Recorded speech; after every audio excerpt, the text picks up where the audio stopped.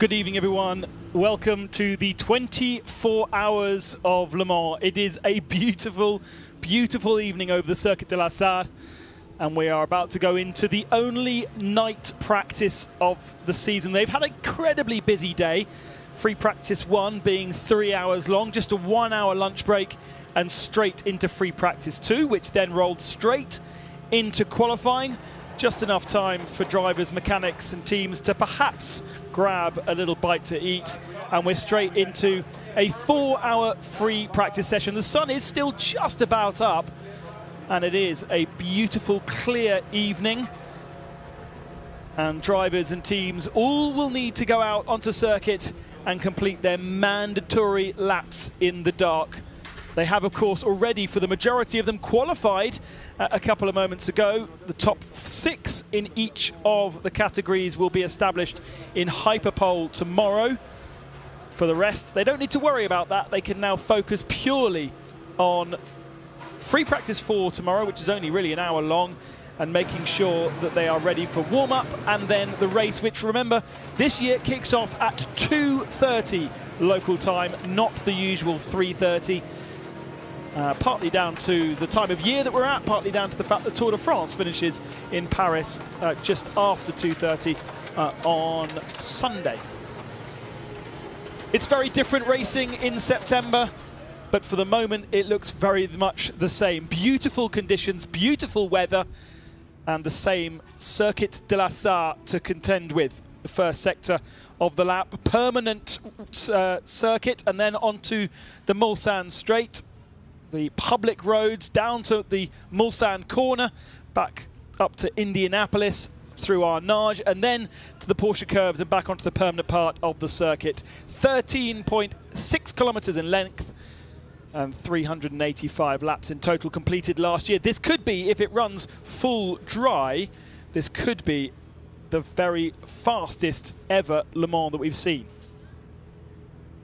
The winners last year, with, of course, that famous victory for Fernando Alonso in the LMP1 category with Toyota. And there is the fastest lap, a 3:18.0 in free practice. We went faster than that in qualifying a few moments ago, but those times kind of get written off because we then go into Hyperpole for our top 6. And, of course, in LMP1, we only have 5 cars. So all of those 5 will contend the Hyperpole session, which takes place at lunchtime, 1:30 local time tomorrow. A couple of cars with a few issues to sort out still, and plenty of cars not quite ready to go out onto circuit when we get going in just over 10 minutes time. One of the biggest losers, Jamie Campbell-Walter, who joins me, unfortunately, was the IDEX Sport team, a team that you have good relations with, both virtually and in the real world. And unfortunately, both cars are heavily damaged in FP2. Yeah, shame to see 2 very different accidents. One on the exit of Karting Corner at the exit of the Porsche curves for the 3 rookie AM drivers in LMP2 come over from America and joined IDEX Sport for this race. And then the other car, the normal IDEX Sport car, the car 28 with Paul Lafarge at the wheel, unfortunately coming a cropper at the second chicane, both with big frontal end damage. And I had a brief message from Nick Minassian at IDEX Sport saying that they hope to have the first car out later tonight, but so fingers crossed for them. Yeah, we'll keep an eye on that. And we have Alex Legui down in pit lane, and she'll be also keeping an eye on exactly the progress of those 2 cars. They were the only 2 cars not to set a time in our qualifying session, and of course they do have to consider the night laps that they might need to do. One of those cars full of rookie drivers that have never been here before, the American car, even Jonathan Kennard, who we know well in the world of motorsport, without much experience here, and therefore needs to do his compulsory 10 laps in the day as well as 5 laps in the night. And the other car with Paul-Loup Chatin, Richard Bradley and Lafarge, who was the man who had the accident, with much more experience. We saw the weather there, Peter, just a few moments ago, flash onto our screen. Can you believe it's still 26 degrees, 30% humidity? It really does feel like June. Yeah, we've hit a pretty sweet spot with the weather so far this week. Roasting hot and ideal conditions on the track. Ideal night conditions now as well. Of course, we know that there's a possibility of rain as we move closer to the weekend, so it's all to play for on race day. Yeah, 30 degrees track temperature, which is quite a lot less than we saw a few moments ago when at the height of the day. That will be one thing I think we'll see a big change in, because the nights will be a lot cooler than the days, regardless of whether we do end up with rain or not. I think it might be quite a leisurely start to this session. They've been so intensely working all day long, the teams. They've lost about 90 minutes worth of track time too to the various red flags that we've had, but ultimately that's kind of what you come to expect when you come to Le Mans. Yes, it always happens, doesn't it? There's always issues. It's the big race for a lot of people every year. Okay, it's in September, but the whole season got pushed further back, and it's a real chance for a lot of people to finally drive in anger around this circuit. And yeah, mistakes happen and issues happen, and it's a unusual one for the teams as well to have so much running on one day. You know, packing in those sessions, making this race event much shorter than normal. And yeah, now we're about to go into a 4-hour session as well. So there is plenty of time for all the drivers to get their mandatory laps, and I think that's probably why we've got such a kind of lazy-looking start about to happen. Because it was really frenetic in the end of FP2 going into qualifying. We kept seeing the red flags come out, and then just queues of cars getting out, trying to maximize their performance before qualifying. But now it really is all about setting the car up for the race, getting those mandatory laps in, and feeling about kind of how the track will evolve. I mean, look at that for the Signatech team there, really not ready to go out at all. That car went through the gravel quite heavily on its last flying lap, remember, so I'd imagine it picked up a fair bit of stones up there under the car. And then, yeah, he was in a very fast lap. It was Thomas Laurent, wasn't it? And he was close to making that top 6 qualifying and just didn't make it. Ran through the Porsche curves over the, and then the final chicane, he was over the gravel, and that ruined his chances of moving into the top 6. That was a look at the IDEC Sport garage that we were talking about. That blue machine looks like it's very much in bits. Whether they're taking so much off because they're going to change the tub, or there's so much damage. I mean, the impact was on the right front and the front of the car, but there wasn't so much impact to the left front. So I wonder whether we might. I wonder whether they have damaged the tub and they need to replace the tub. Hence why it's in such a state of disrepair right now.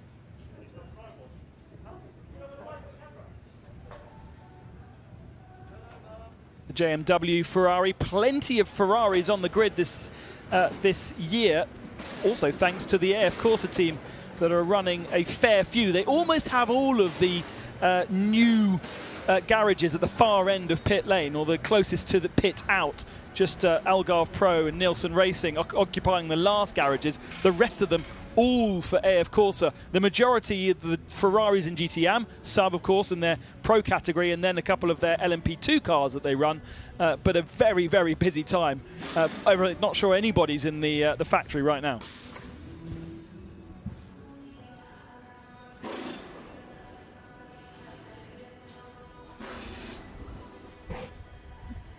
A quick look at some birds on one of our empty grandstands, I'm afraid. Of course, that is one of the very weird things about this year's Le Mans. No spectators allowed into this event. Spectators have been banned from the start and the end of the Tour de France. Recently, the pandemic here in France, the numbers have been increasing, although that's all that's been increasing, just numbers. And therefore, some very strict guidelines in place, and the ASO took a very early decision to make sure there wasn't any fans around. Looking forward to seeing whether we might see the odd local fan find a tree that they might sit up and watch. We saw that at the Indy 500, a couple of guys sitting in trees and finding themselves a vantage point, and because this is public roads, it's quite possible to find yourself a place to sit in a safe environment. And once we get all the cameras out around the back of the circuit, no doubt our director will pick out a few of those viewers. But for the moment, it's just the birds and the empty grandstands. I've just noticed that all the literally, I think the whole paddock of cameramen are sitting beside our commentary box, training their lenses on the sun which is going down. And as Toby Moody said to us as we came back from dinner just now, it looks a bit like Bahrain. It is such an orange sun, and I think the word is diffusing through a little bit of dust which is being kicked up by the activity here at Le Mans. And it's just spectacular, isn't it, Jamie? Yeah, I'm just looking out the window actually, and as you say, the photographers waiting for the cars to come by with the glowing brakes and the sun in the background, which is, they might just, no, we've got 4 minutes, haven't we? So they might, it'll be that first lap that they get the shot with the sun in the background. The money shot, the sun money shot. Yeah, so we can see drivers getting into the car. I've been watching actually, and most of the cars seem to be putting on not new tyres. They're generally putting on the older tyres, or probably finished this last session. So did a couple of qualifying laps, and now these guys will be going off. And this is mandatory territory for all the teams. All the drivers have to do 5 laps in the night to qualify, regardless of who you are. And they check the lights, they check the balance of the car in the cooler conditions now, although it's still pretty warm. Louis Delatraz there giving us a wave from Switzerland. He's a rookie in the Rebellion car, currently racing in Formula 2, and he's been doing a good job so far this weekend. Now, does his 5 laps in the night, is the whole session counted as night, or does the sun have to go down for it to be night? No, this session from 8 o'clock, it's the night session. So he can go out banging in his 5 laps, and then he's ticked that box, which will be one of high priority on all these teams' lists to make sure that that's done, because you never know. If we do have an impact into a barrier like we had earlier on today, it does take a while to fix the Armco barrier, the metal barriers. We did have a tyre stack knocked over, and it took a little less time to fix that. But ultimately, there are lots of unknowns. There are lots of gentleman drivers and less experience. I think we've got 43 drivers that have never raced here at Le Mans before. In our entry, they will all be experiencing Le Mans in the dark for the first time, Peter.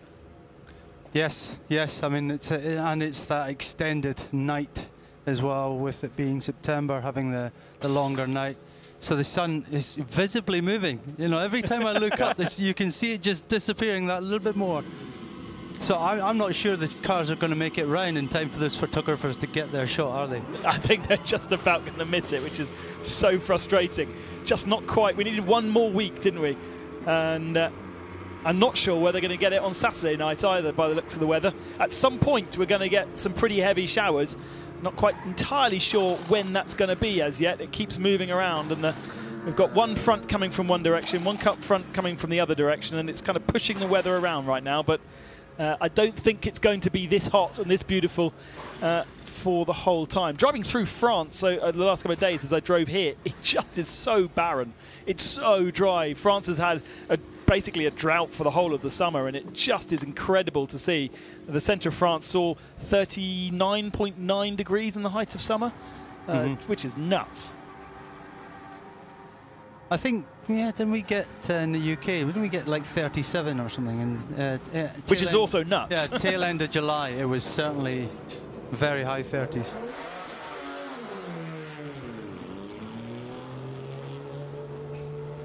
Watching the 95 Aston Martin, this is the only Dane train car. Previous winners, Richard Westbrook joining them. That's the Della Lana, Farfus and Gunn. New addition, Augusto Farfus, ex-BMW factory driver, very experienced. And current BMW factory driver. Yes, current BMW. Yeah. He's good friends, I think, with Paul Della Lana. They know each other well family-wise, and been drafted in. Good addition for that car. Making way for, who was in that? Pedro Lamy. No, it was Darren. Darren Turner was in the car. Yeah, that's right, yeah. So, little change up in the line. Paul Della Lana still, the Le Mans win has eluded him. Been leading the race with 2-lap lead, I think it was, or a 1-lap lead. And, unfortunately parked it in the barriers at the Ford chicane. So let's keep rooting for him that he does a better weekend, but they're looking very strong in the WEC Championship, that's for sure. Green flag then, and cars slowly making their way out. Not as quite as crazy and frenetic as we saw in the early practice sessions, but as we said, we've got 4 hours of this session, so plenty of opportunity to get all the work that needs to be done in. This is the last real practice session. There is a very short warm-up session on Sunday, which counts really for nothing. That's more of a shakedown more than anything else. And I suppose they have an hour tomorrow morning before Hyperpole, which will be useful for those in Hyperpole, and every moment is useful, especially if you've had issues during this day. But crazy to have all the free practice sessions crammed in and qualifying into one single day, when usually it takes a whole week to get through it. Yeah, I mean, well, no, they've got just under 2 hours tomorrow morning, haven't they? 9:30 to 11:15, I think it is, for FP4. So that gives them a little bit more time with slightly different weather conditions compared to tonight. And then that only gives them, though, a 2-hour break to the Hyperpole. So need to be careful, the guys that have gone through anyway to the Hyperpole. And then the rest of the afternoon tomorrow will be spent obviously rebuilding the cars and getting them ready for the race. Yeah, and much less media commitments for the drivers. It would be the traditional parade through the centre of Le Mans, usually on a Friday. But of course, due to the COVID restrictions, that's not happening. And not entirely sure if the drivers have anything kind of media-wise to do on Friday. They'll certainly miss that, though. It's one of those traditions that all the drivers do. Mr. McNish giving me the eye, though, to say. Wow. They love it and they hate it at the same time. I think if you're a gent driver doing it for the first time, it's a thing that you have to tick off the list. Yeah, it's a special thing to do. But it's the fact that it just takes so long. You're there for hours and hours. Yeah. And if you're in one of the lower ranked cars, they say, yeah, you're at the back, and time ticks away, and you end up, you're running at least 2 hours late. At least Alan was able to be one of the first cars in most of the time. Looking at Mike Conway here, I saw this shot earlier on. He looks so close to the wheel. He does, yeah. I know he's short, but he doesn't have that shorter arms. And it's incredibly cramped in that Toyota by the looks of things. It almost looks like a NASCAR driver like this. But he's got an insert in the car. We saw Buemi earlier. He was definitely much further back. So it's obviously just a preference that he has. Every driver's different. I doubt in this car that anything's adjustable pedal and seat-wise. So whereas in GT cars these days you see the pedal and the wheel is adjustable like in a road car, or the pedals are adjustable as well. But it's obviously just a preference for the driver. You know, some like to be slightly closer and some further away. I imagine when he was in his IndyCar career, he would have to be a lot further away from the wheel than he is in that Toyota. And unfortunately, as the cars come whistling past us at the Ford chicane, the sun has disappeared below the horizon, and so that shot that all the photographers were looking for, I'm not sure they'll get. Here is the IDEX Sport garage. Both cars very much stripped back, and another tub there. So actually that 26 car is already with a new tub. Yeah, we're seeing the IDEC cars there, and you can see the glow lamps. So that is basically a repair job that's been done on the chassis there, and what they're doing, this predominantly it's glue, and they're trying to heat up the glue to speed up the process of drying the repair job. As we see a spinner from the Felbermayr Porsche on his outlap, that is, which isn't the best. Yeah, like I said earlier, these teams now, they want these drivers just to go round, do their 5 laps, get the next one in, cycle through. They don't need incidents like that on the outlap. So the team will be on the radio saying, right, can you calm down, do the laps, you've got cold tyres, blah, blah, blah, get into a rhythm and get the job done so that we can get the other guys through. Surprising for Michele Beretta, because he has more experience than that. But the braking skid marks came from a long way back there, and now he's trying to get the car fired up to get it moving again. We can see from out through our window that he has managed to do that. So The window is paying dividends at the moment. We've got various bits that we can see through, and nobody's complaining about being blinded. So I think we missed the most blinding opportunity there. Is there a puncture rear right? Maybe not. Of course, between the two sessions, between qualifying and now, we have had a practice session for Road to Le Mans. They had a couple of incidents. So no, all the tyres, tyres are all flated, so that's good. That car has been off as well, with Horst Filmar having a spin down at the second chicane. I think that was in free practice 1.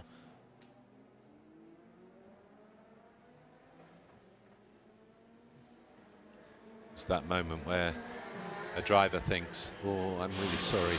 I didn't get to."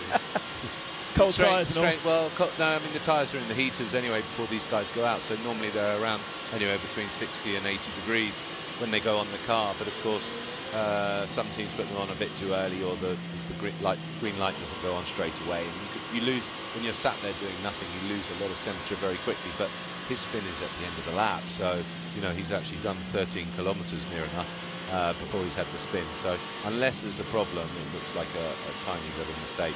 Obviously, cooler temperatures, or getting cooler, not cool, as we see the Toyota, or no, Rebellion, I think, is it? No, Toyota take to the grass to avoid a GT car. Yeah, that was the pro car as well. That's not that's somebody with a bit of experience, the 91, which was Richard Lietz in that car, and just kind of took the apex away from the Toyota completely. Yeah. It's funny, when I was here in LMP1, it's tricky for the LMP1 cars because the GT cars don't want to be overtaken in those Porsche curve section, but of course the LMP cars want to overtake because they don't want to sit behind going 40k slower. And you used to get some drivers in GT that used to really defend from you to try and stop you from passing, and then enable you to pass where it was not going to lose you any time. But it's a fine balance for the drivers, you know, with that in that section, because the closing speed for the LMP1 cars is so huge. Yeah, and then on the other side, you get the drivers who possibly should defend and show that they really don't, and then they sort of, in a way, invite the driver up the inside, then turn in. Yeah. And we saw that last year with the Japanese driver, Hoshino, and yes. Marcel Fassler in a Corvette. Yeah. And same situation, he passed, Marcel had come past those cars in front of him had passed that went by, and in the end, Hoshino-san just turned in, and possibly shouldn't have turned in, and there was contact, and the FIA, the ACO had to sort out the mess. Not a bad first lap from Sebastian Buemi there, 3:20.67, straight out the box. Still benefiting from a bit of light in the sky. Obviously, it's not fully dark yet. Cooler air temperature now, and getting some good laps in, hopefully without any traffic, giving the JMW Ferrari there a little flash just to let him know he's come as he bounces over the car. Actually, with Buemi as well, we saw him quite a lot earlier on when he's sitting in the car talking to his teammates. And I'm pretty sure he didn't have glasses on. Yes. But we've seen him in car tonight, and yes. He's got glasses on, so he's got night driving glasses.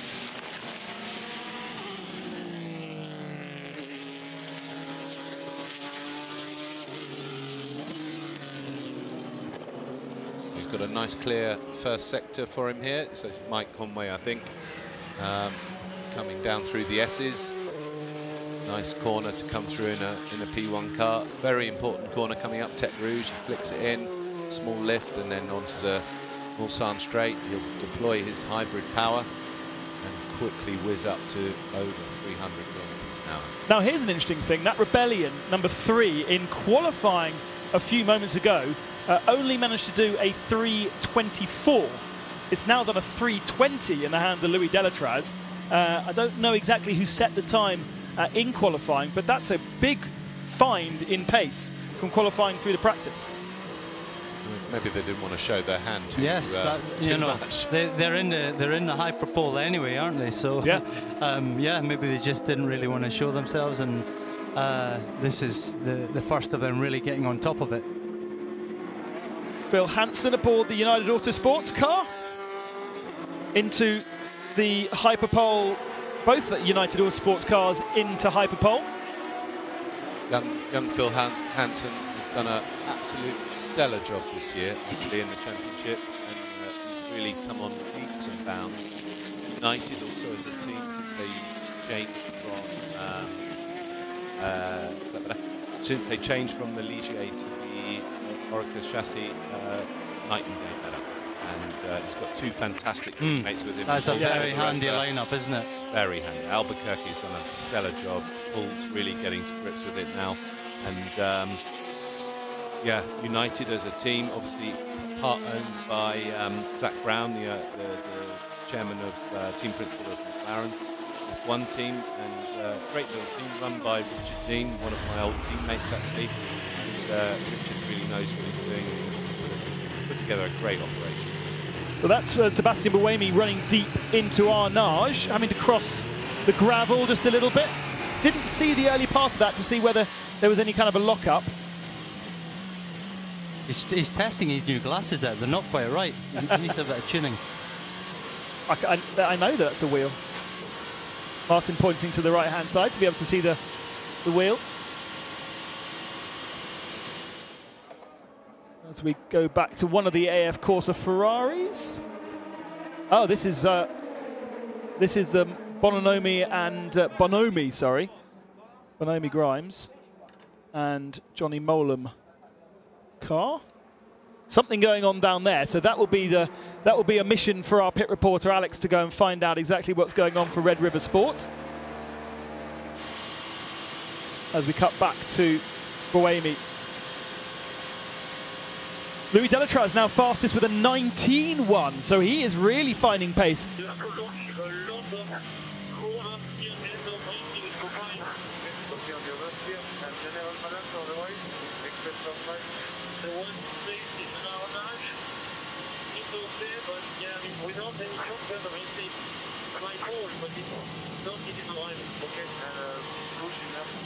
Perhaps Sebastian contacts today. Funny how he would just wear glasses at night. Yeah. Yeah. But maybe the contacts at night time dry out. That could be something for Alex to find out as well. Car in the gravel at the Dunlop Bridge on the very exit, or not even the exit of the first chicane, and that will require a slow zone because that's just on the edge of the track. Has he driven all the way through the gravel? It does look like he has, but how he's ended up at that angle, having driven through the gravel. I think he's lost it in the left. Yeah, I think he's spun it. Yeah, spun in the left and ended up backwards in the gravel. Part of a nice fleet of Iron Link sponsored cars.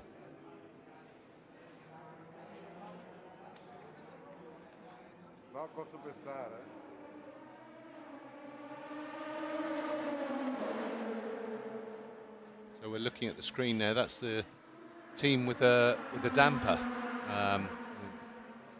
Damper from the Ferrari that we're looking at, the 72 car. That's them just checking that the valving's good and the dampers are working correctly.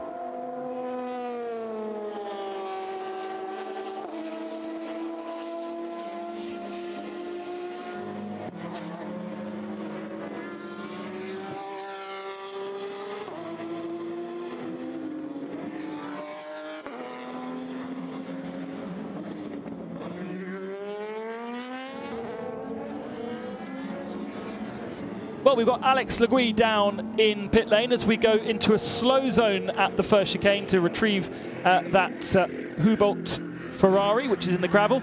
And Alex Legui is soaking up the Le Mans pit lane for the very first time. And what a special place it is to roam, Alex.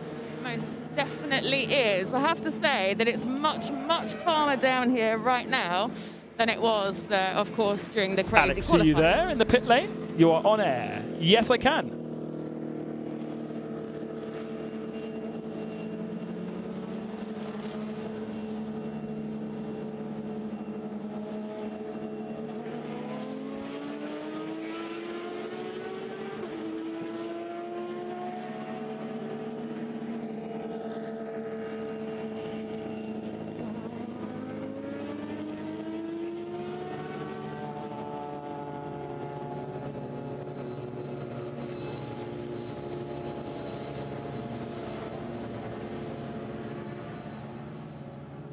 Team manager car 60, team manager car 60. Go on the apron as far as possible and do a few Thank you very much, and Alex. And the next mission for you is to head over to Red River Sport at the far end and find out exactly why there are so many mechanics underneath the Ferrari down there.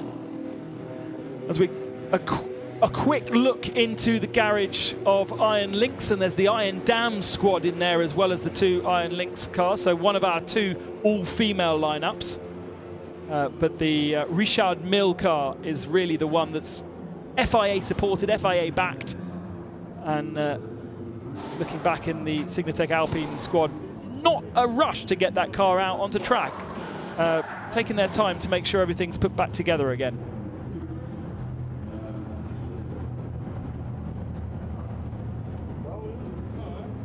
That was Claudio Schiavoni in the Iron Lynx AM car, which at the moment actually sits 29th. We haven't had that many times come in, especially from the LMP2 category.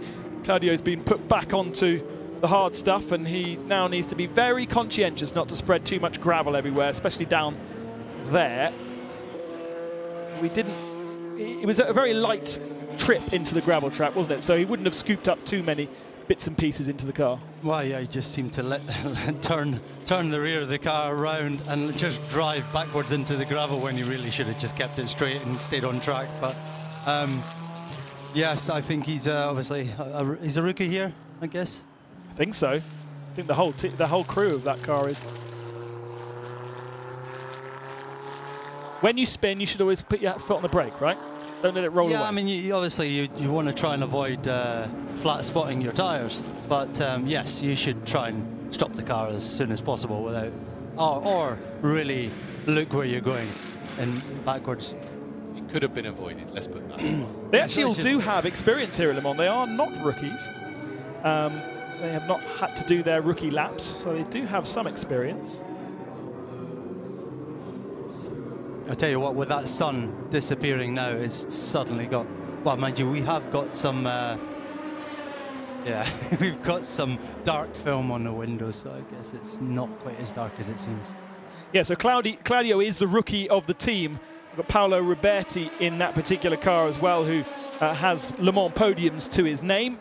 The gold driver of that, 8th start for him.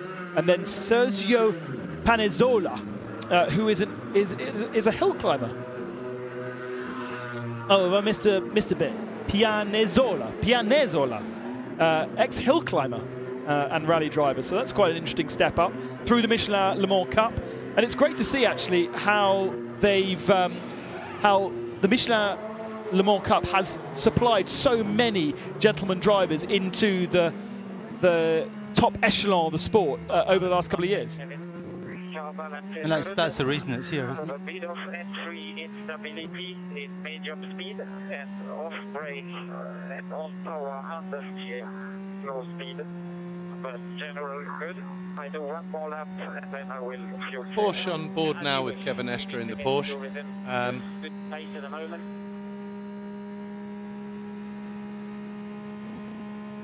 Yeah, just complaining of understeer, yeah? Yeah, complaining of understeer in low speed stuff. One more lap and then he's going to come into the pits. But I always find it incredible how calm the drivers sound when they're talking on the radio, despite doing the speeds that they're doing. Well, for sure he was on the straight at the time, so you're not really doing that much on the straights here. But I was surprised in qualifying to see them behind the Astons and the Ferraris, having looked quite dominant earlier on. Ferrari again off into the gravel. Ferrari's obviously pretty tricky to drive in these conditions.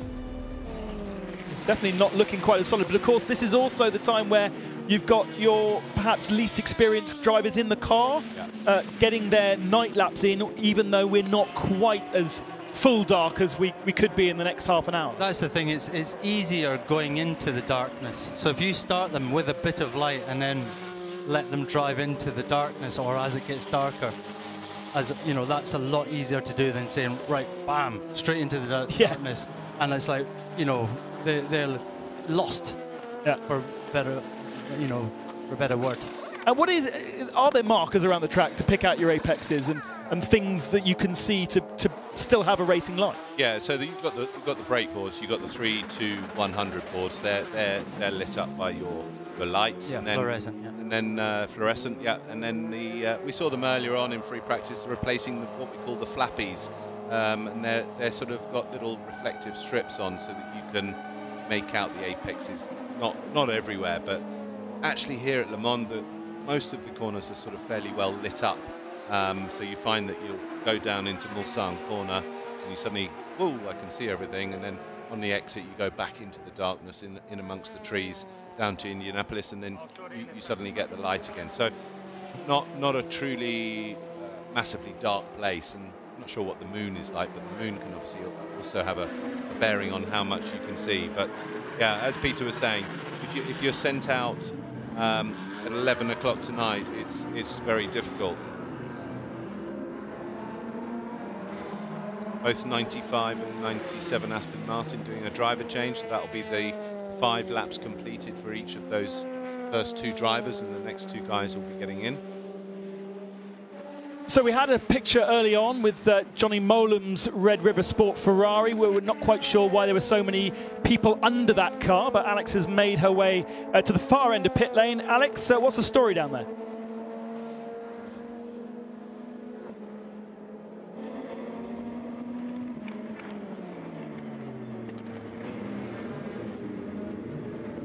Aircon, very nice. Well, not if it's not working. Johnny's quite old now, so you know, and fat, so he needs, you know, aircon is one of the priorities. Especially for his gent drivers as well, knowing that they're on their first experiences. You need to try and make it as comfortable as possible for them.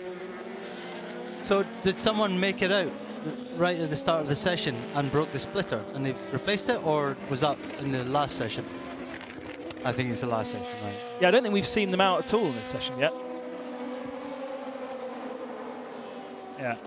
Yeah, it was in the last session. We've actually not had about half a dozen AM cars have yet to get out onto track. So waiting to see laps, even from the likes of Dempsey Proton. Christian Reed's car, the 77, yet to go out on the circuit. TF Sport haven't gone out yet either. So about half a dozen of our GT AM cars, and about the same, a bit more actually, more like 9-10 of our LMP2 cars yet to go out. We won't see either of the IDEX Sport cars, and we're certainly not going to see that car for a while yet. Plenty of time being taken to get everything onto that. Interesting, it looks as though they're putting on a gearbox, so the trip through the gravel would have damaged the gearbox, possible? I don't know. I looked at his lap afterwards because we were talking about how he still had a chance to attack another lap, but his times were way down. So yeah, there was an issue with the car. Yeah, so maybe the issue was the gearbox, and that's he couldn't down change to avoid the gravel trap. So front well, nose. no, he clattered off the curbs. Remember? Yeah, it might have been that he just couldn't get the speed off. Yeah, you're right. Yeah, no nose change there for the Toyota car with dive planes. That one. Yeah. One that came off, no dive planes. This one. So again, more aero checks, more balance checks in the night. Obviously, the balance as the temperature starts to cool and the track temperature's lost the sun beating down onto that black tarmac gives you a different feeling in the car. Everyone probably at home is thinking, well, what are you talking about? It's just tarmac.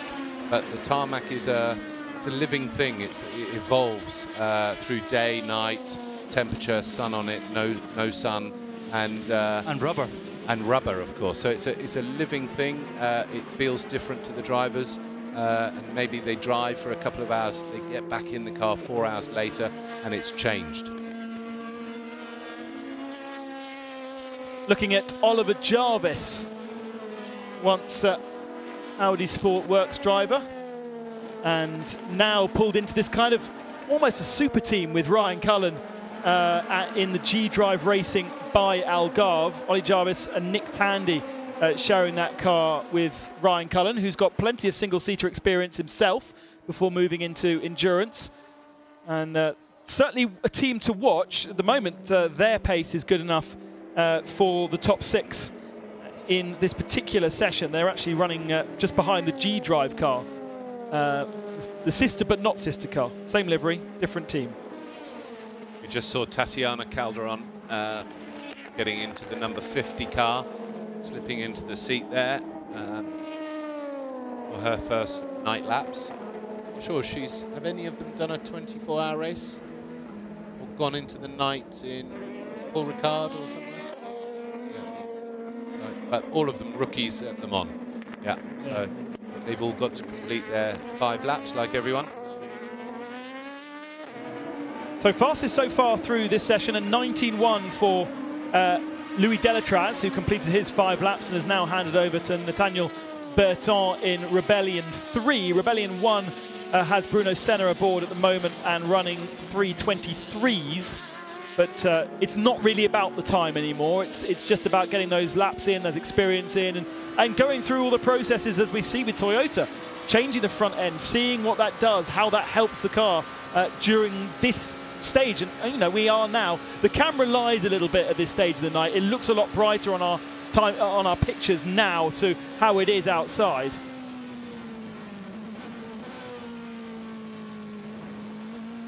And a nice orange glow in front of him as he goes into Arnage, but that's certainly not the case out of our window. And I think it's kind of the camera playing tricks. So it's definitely night now. It's only 8:30, so remember this would normally be in June. This would be conditions for what, 11 o'clock at night? Yeah. That's how much extra darkness these drivers are going to have to contend with throughout our 24 hours. Not only this end, but also in the morning. It's not going to rise until about 7:30 in the morning, the sun, if it's bright and cloudless. Great on board, looking at Bruno there, going through the left of the Porsche curves. Bear in mind he's going around about 270, look relaxed, focused on the apex, coming out the Porsche curves back up to sort of nearly 300k, 6th gear, and he dives into the pit lane. Nice first sector of the lap for Bruno. The last lap he set was the best that car has seen this lap, session. We haven't seen the Bicoles out either yet. For the moment, no sign in the garage that anything is up, just not come out yet. They will have to at some point, but there's plenty of time to be able to do that.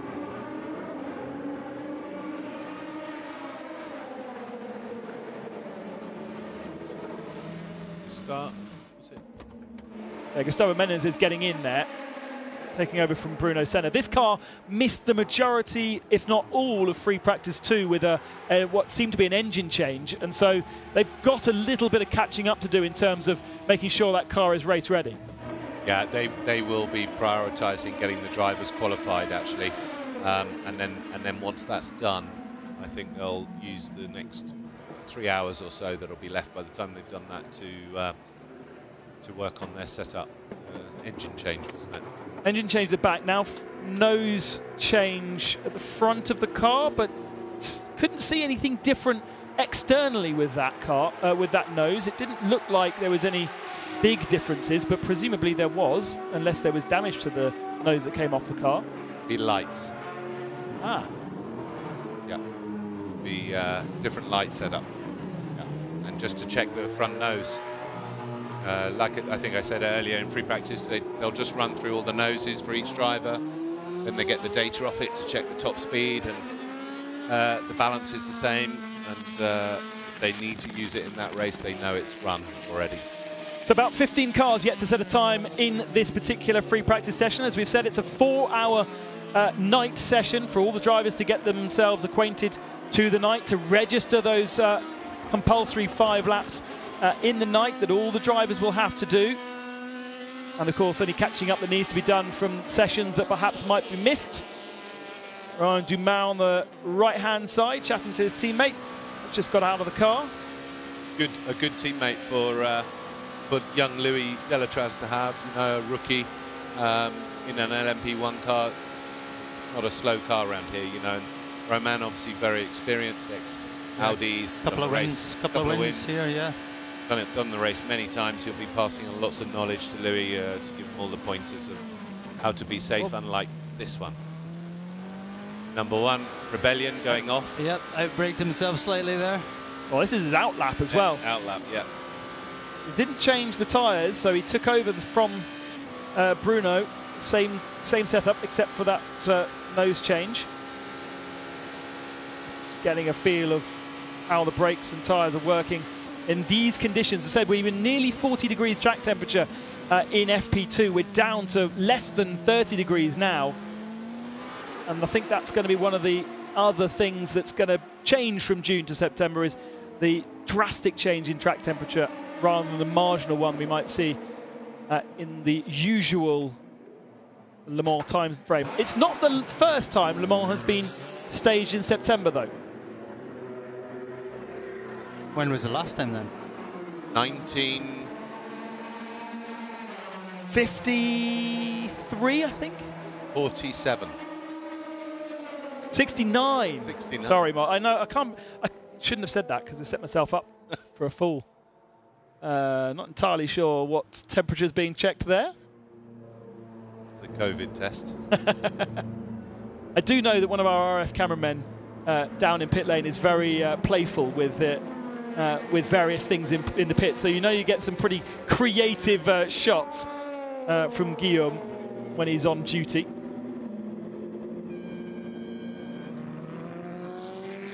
And now we get the chance to try and work out what the cars look like with the lights blazing at the camera. And that's it. Aston Martin and Harry Tinknell hasn't yet set a time. This will be the first time set for that particular car, but had traffic in front of him. And that is good enough. Is it? That's not on our first page it's yet. It's on 31st, so he's on the first of the second page. You are the master of the second page, Peter. I've got all the pages here. You have. And you've got the eyes to read them. Well, just about still, just. Yeah. So it's interesting to see that. So we've got still 14 cars not set a lap, not bothered to go on track yet. So that's interesting from the different teams, like the ones that want to get out straight away and really get those mandatory laps, and then the other ones that are a bit more relaxed and you know, they're doing a bit more work on the car and just getting all prepped, and then they'll run. A message on our timing screens, a reminder in fact to the AF Corsa team running the 51 car that Alejandro Pierre Guidi abused too many track limits in free practice 2, and therefore they have been given a 10-second stop-go penalty in this session in the pits. 10-minute. Yes. I said 10-minute, did I not? You did. 10 seconds. Oh, sorry. Not concentrating. 10-minute stop-go penalty that they will have to serve in this session. But they actually have to go out and do a lap to serve that penalty. So they actually haven't done any laps yet. So they've got to get the car out, dig the car out, drive a lap, park it in the pits, then they can get their 10-minute penalty done, and then carry on.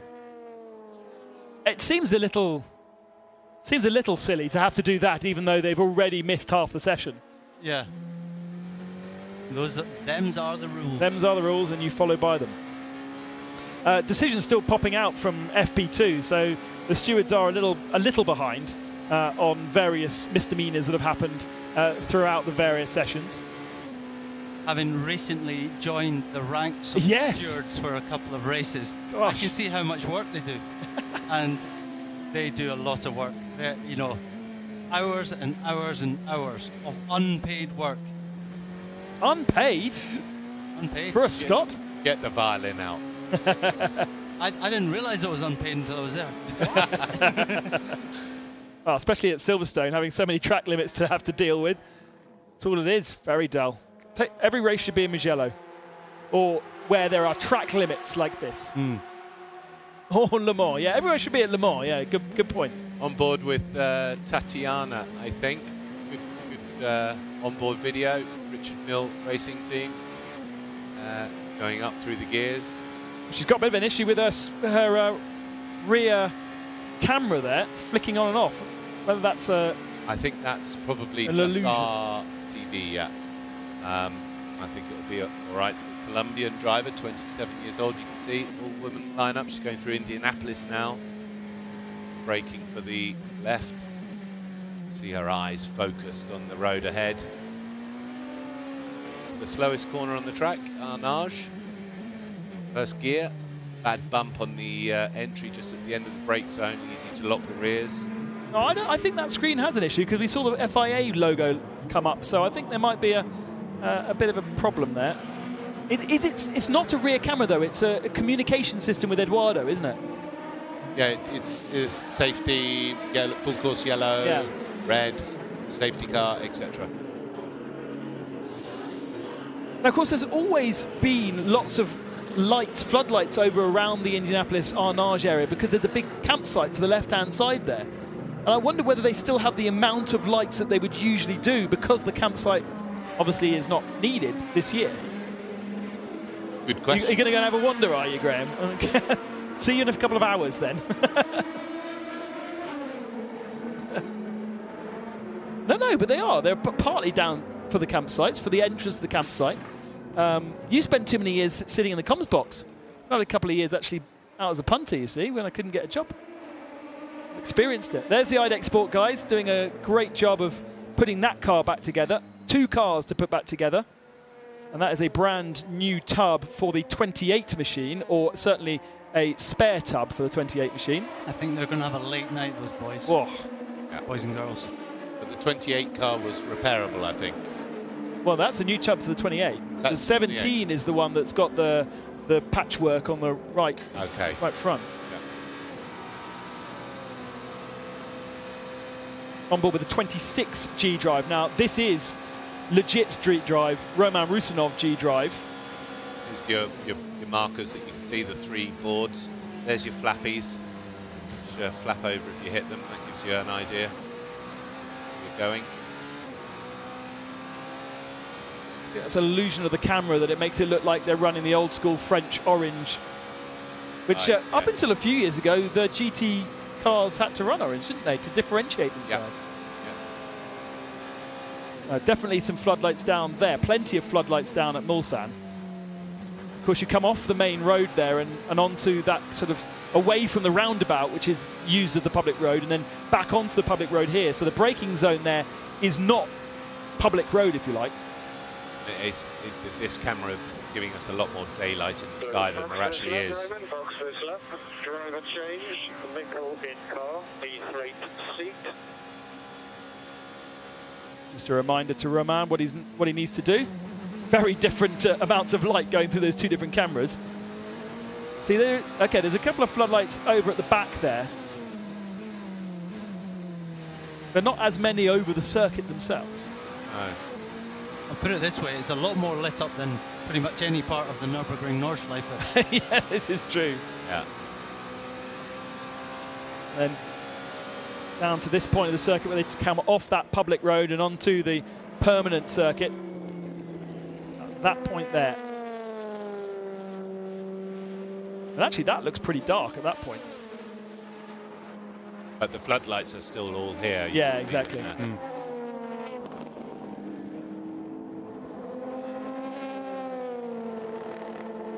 Sebastian Buemi with a faster lap time than before. We got a black flag out there for number 11. That's Christoph Danzenburg, the slowest of our, 30th position, slowest of the cars on the first page of 30. No more information than that right now as to why he's got a black flag. But could be a majority of different things in the night.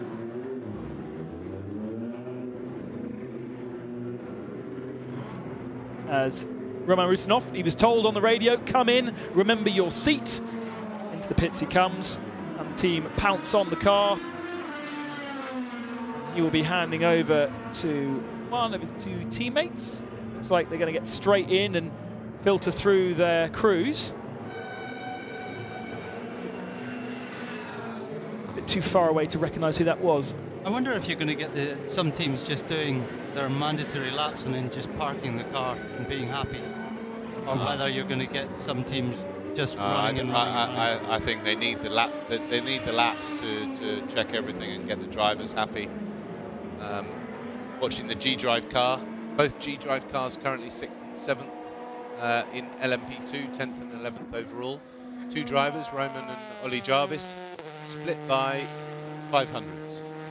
Incredible. And 2 Done teams. by 2 different teams. Yeah, exactly. The G-drive bit is literally just the paint on the car. That's the only sort of similarity between the two.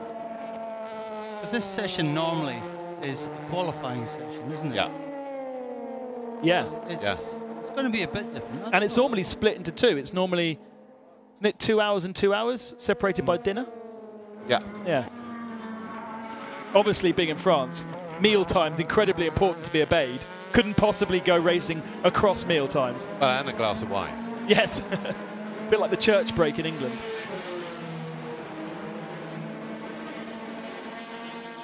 So that was Mikkel Jensen getting aboard the 26 car, heading out onto circuit, taking over from Roman Rusinov.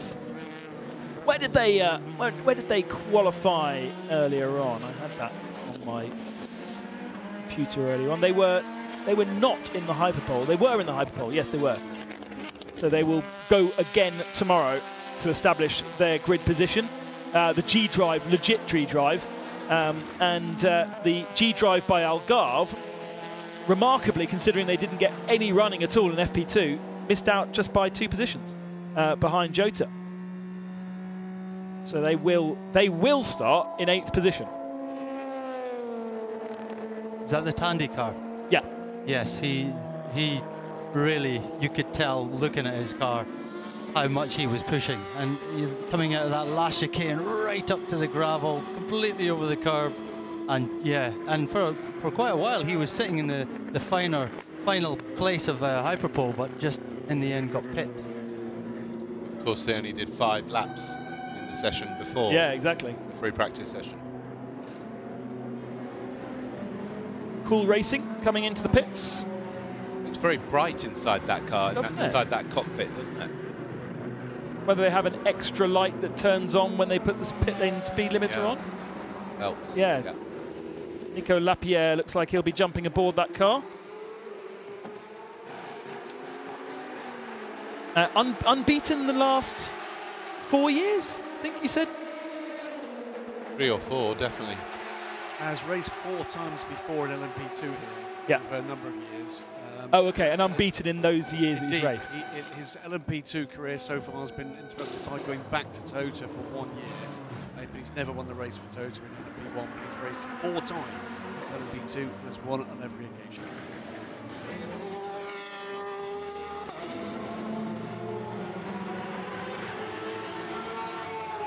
The JMW Ferrari into the pit lane. Sort of coming up at a time where the 3rd driver will now be getting in for his 5 laps, so that's why we're seeing sort of 5 lap stints and then a pit stop to get the night laps done. Still 3 hours, 3¼ hours to go in this night session. It's not quite the same when it's not qualifying, is it though? No. You know, there's not really anyone, you know, doing any stonking lap times. I think they're all just cycling through. And contact between 2 Ferraris there though. 66 car just late coming into the pits, worried about damage.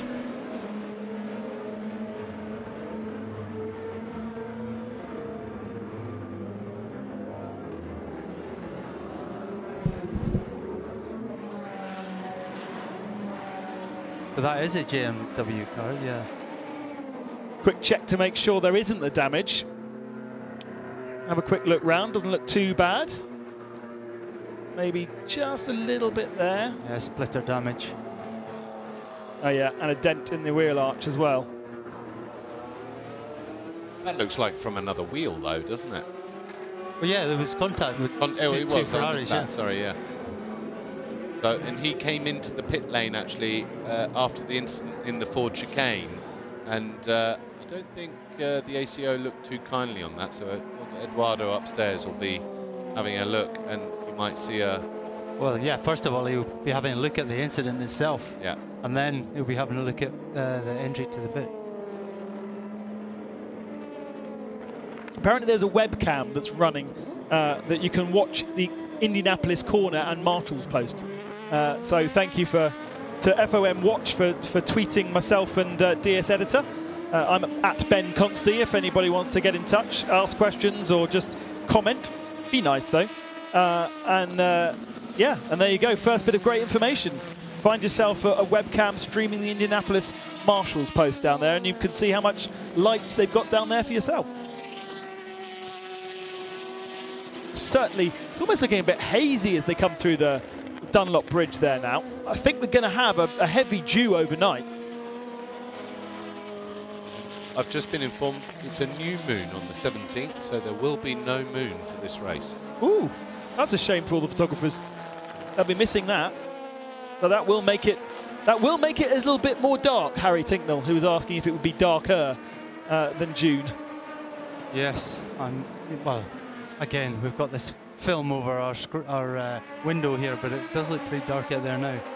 Now, so another nose change for the 7. This time, this is the nose without the dive planes.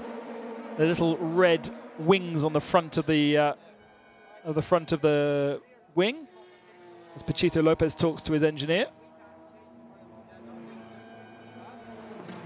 I think for the first time I read it was the 7 ahead of the 8 in pre-qualifying, if you like.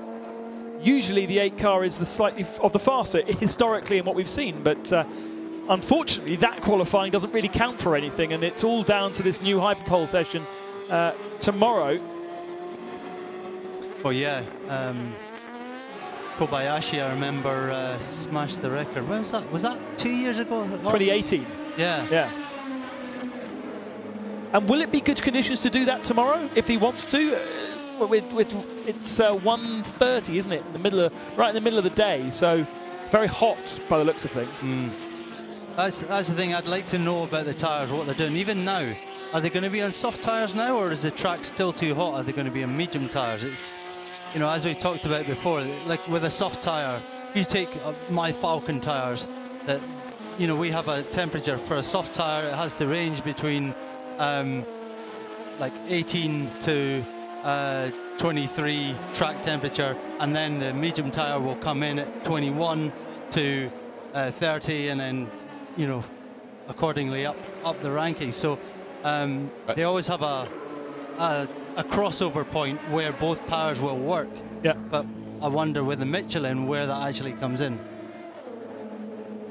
Well, if Michelin are listening, they're pretty friendly and helpful in other championships they work with. So perhaps they can give us a little bit more information. So track temp, we're still thinking that it's about 28 to 31. So normally that would be medium.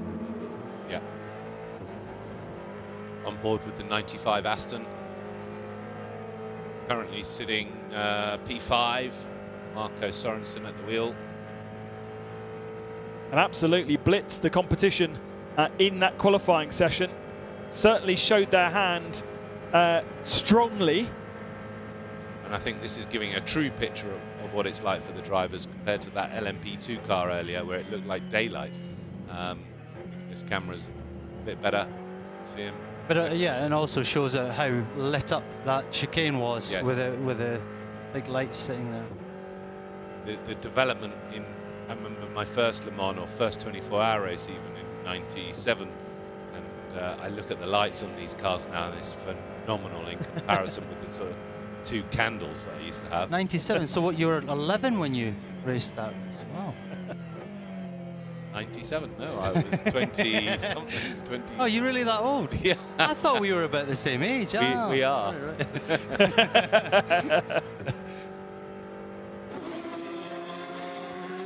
Right. Here is the fastest car in this session so far. Now Romain Dumas aboard that car. I don't think it's going to be going any faster. Louis Delatraz definitely showed his hand. Went 5 seconds faster than they managed to do in qualifying. So they knew that they were going to get through anyway because by dint of the amount of cars in LMP1, and therefore did not push for a time in qualifying. But Delatraz with a 19.1, much closer to what the Toyotas were doing, but then the Toyotas perhaps were also not pushing to their maximum. If they can do 15s, which usually, the fastest time is usually done at the start of the night session, isn't that's the kind of optimum time. Yes. So middle of the day, on a hot day, it's not going to be completely correct. It's not ideal. It's not ideal for the tyres. It's not ideal for the engines with the air being so hot. It's the cooler temperatures that the engines like. That's how they get the extra bit of power down the straights. a new initiative from the ACO. We haven't even seen it in any of the other WEC rounds. So a first for Hyperpole here. And I think previously wasn't planned for Friday. It was planned to be kind of the qualifying would move to Wednesday, and then they would have Hyperpole on Thursday, giving them a bit more, giving the media a bit more to talk about, and kind of making a bit more of a show for qualifying. I was just looking and chatting with Graham, and Philip Hansen, I think, has just boxed, and he's done 11 laps. He did his fastest lap on the second lap, and I think that was a full stint from him, from the United. So I think the United guys have decided to send their 3 guys out for a full stint, just to get the guys used to the night, the car, do a full stint, see how the balance changes from start to finish. I think we'll now see Albuquerque or Paul di Resta get in the car, and they'll just do 11 laps as well. So check their fuel, check the tyre wear, check the balance, let the drivers do their 5 laps. We've seen a lot of people doing just 5 laps, and United guys have actually gone, right, you're going to do your 5 laps, but it's also to learn something about other things other than just the night laps. And not a bad job from Philip Hansen. Obviously, he's the slowest driver in the car, but by no means a slow driver, but not as experienced as his 2 pro teammates. And he's up there in P2 at the moment, in LMP2, and 6th overall, 3:30, which is probably a good race pace, you know. Yeah, it'd be interesting with the strategy computer we've got over there with you, Peter, to delve into the lap times and see how consistent he was on that pace. 3:30 was the fastest of the times. I'll get my assistant Alan to do that, yeah. Hansen. Alan, we're going to look at the Phil Hansen average time for his stint. Well, we could also show Peter how it's done. I think at some point he might have to go solo on that one. Yeah. Bruno Spengler works BMW driver coming through the Dunlop chicane by Collis Racing Team car. This car for me is never, no, I respect them. I think they've tried hard, but they never deliver for me. And they've got, you know, actually 3 great drivers in Spengler, Tom Dillman, and Ollie Webb. I really rate Tom Dillman. Bruno Spengler, obviously a past DTM champion with BMW, and there's Tom on the right. But for me, they just under-deliver in terms of performance with the car. Not entirely sure why we haven't seen them out earlier, but this is only Bruno Spengler's 4th lap. So they did, by the looks of things, a shakedown lap, and then and he's now out on a stint. But they are a good 10 laps behind the rest of the LMP1 field that have been pounding around and doing their laps already. By Colles kind of, you know, fighting with rebellion in terms of that LMP1 subclass, and then picking up the scraps. There is a podium to be picked up for sure, and then you've got the question marks over anything can happen in Le Mans, so it's not a guarantee 1-2 for Toyota. Definitely not, especially with the weather that might also come into play. Yeah, and that's a part of it, isn't it? You look down the list, and the sort of top guys in LMP1 are doing 14 laps now, so 10 laps behind, as you say, and that's missed information, and a lack of running at this stage in a free practice session is you really lose that data and you lose that information. The drivers also lose those laps, and you can't get them back. And that's where teams have to be on it, and you always see with the factory teams, you know, they don't miss any opportunities. Porsche going slow, must be a slow zone, is it? No, it's not a slow zone. No. He's in 3rd gear, medium revs. Oh no, hang on, something was flashing there. That's a white flag for a slow car. That was a white flag. So that's for him. Yeah, so 30. So that is the fastest car on track right now, Kevin Estra. But let's have a listen to radio. Take care. We've got a rear left puncher. Okay. Yes. Rear left puncher, but no alarm. Okay, I'm driving slowly. So that's interesting. So he's got a puncher, he can feel it, but actually normally there's live telemetry in these cars. One, he should have tyre pressure sensors on his dash. He should be able to have an alarm coming up once they go, if they're running 1.5 bar, once it gets to 1.2, an alarm comes on. Also, the team and the engineers in the pits should be able to see his tyre pressures. And he said no alarm, and he's just felt it. So he's slowed down to about 100k to bring the car back nice and slowly to avoid any damage. Because if a tyre explodes around here, yeah, it's not the puncture that's the problem, it's the damage that the flailing tyre causes to the inner wheel arch, the bodywork, and can damage the rear wing, floor, everything. And you can lose a lot of laps in your practice session from coming back too quickly as a driver. So interestingly with Kevin Estra is that that's his 14th lap of a stint. So he left the pits at the start, and that was his 14th lap, and bang. Okay. So they're good information then. Yeah, very good information from Michelin to figure out, okay, how many laps they can do, and it might be a case that, well, they're gonna, obviously they'll examine the tyre. Here you go.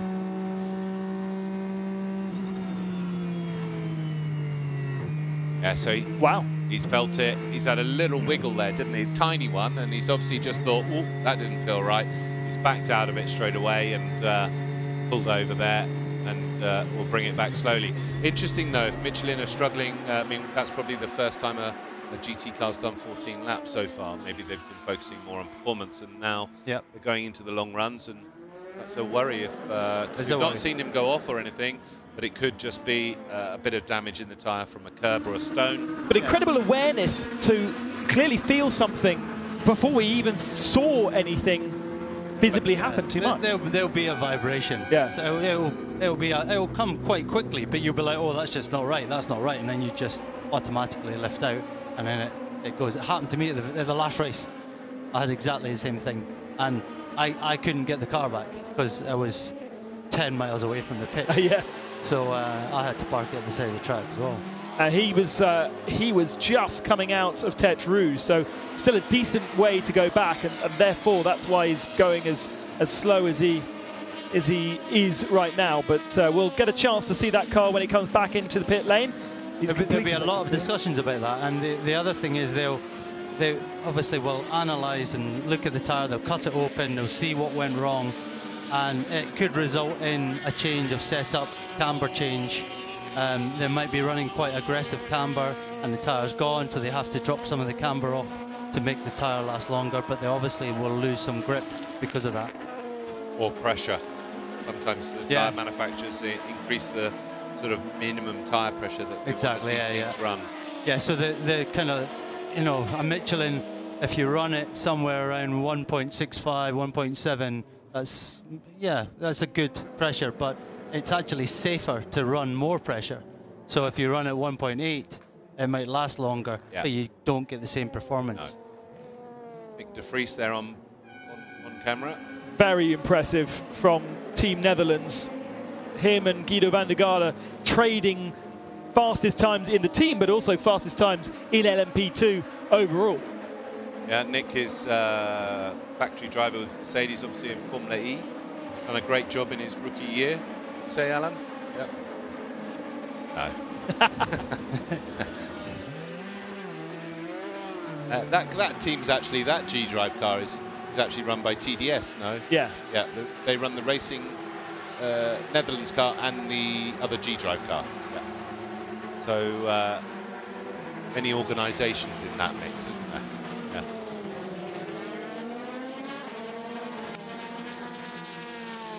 There's a report on the screen here for about 20 cars that don't have their side numbers lit up, so the race director has known that. 10 and 12. 12 cars. So that you can see as this car comes down the hill, I think that's one of them. And they're not reflective, are they? They're powered. It's backlit. Yeah. Backlit, yeah. Yeah, so... Yeah, you can see that car has no side numbers, and on the left side it does. Yeah.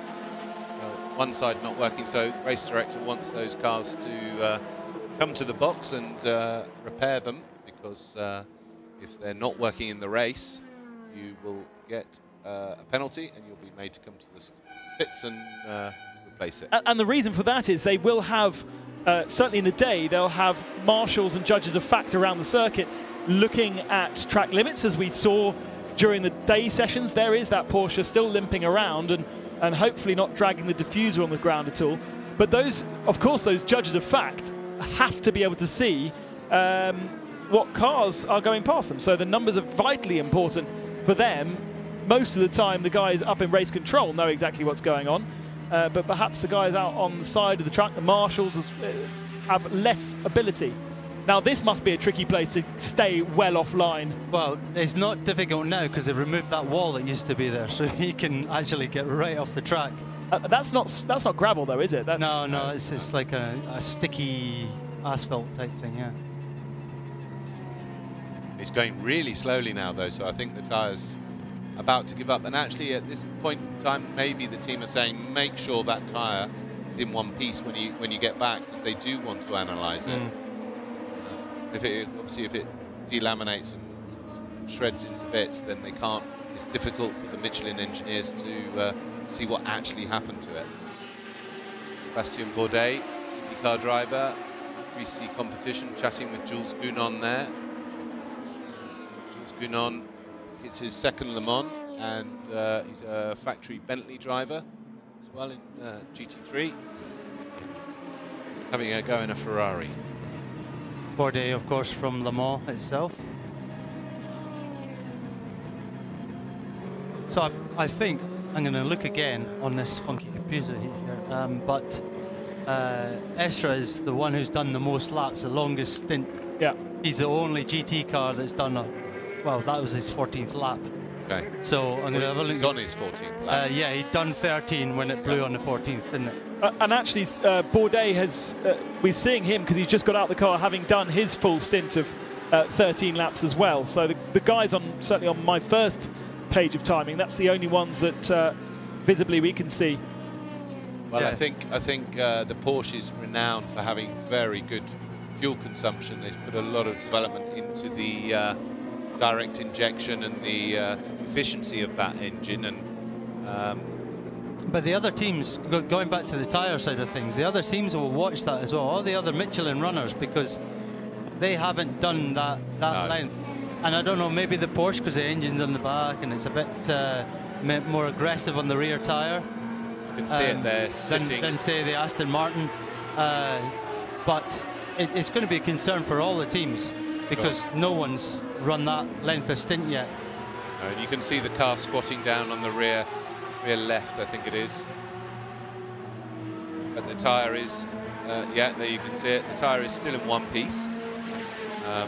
Probably not looking too good, but he's done a good job to get that back. Well, it has shredded itself, but yeah, ultimately it's stayed together, hasn't it? The bit that would flail has stayed together, and the bodywork is still pristine. So Kevin's done a fantastic job there. Yeah, bit of damage on the splitter wrist diffuser there. You can see it's ground down on the floor, but that won't be too bad. This Porsche, though, is no longer really a rear engine car, is it? This one, it's very mid. It's very sort of mid. Yeah. Yes.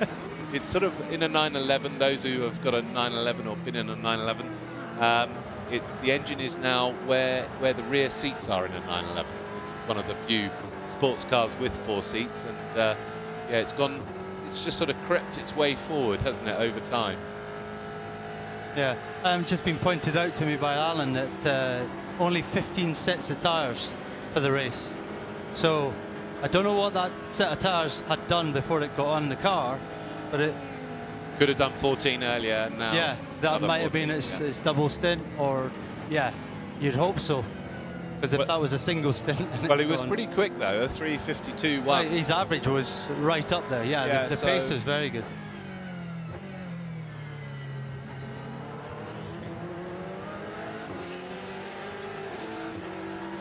Yeah, so I think 14 laps in a stint in the race, and yeah, let's assume that was the second 14 laps on that set of tyres, and they just wanted to push it to the limits.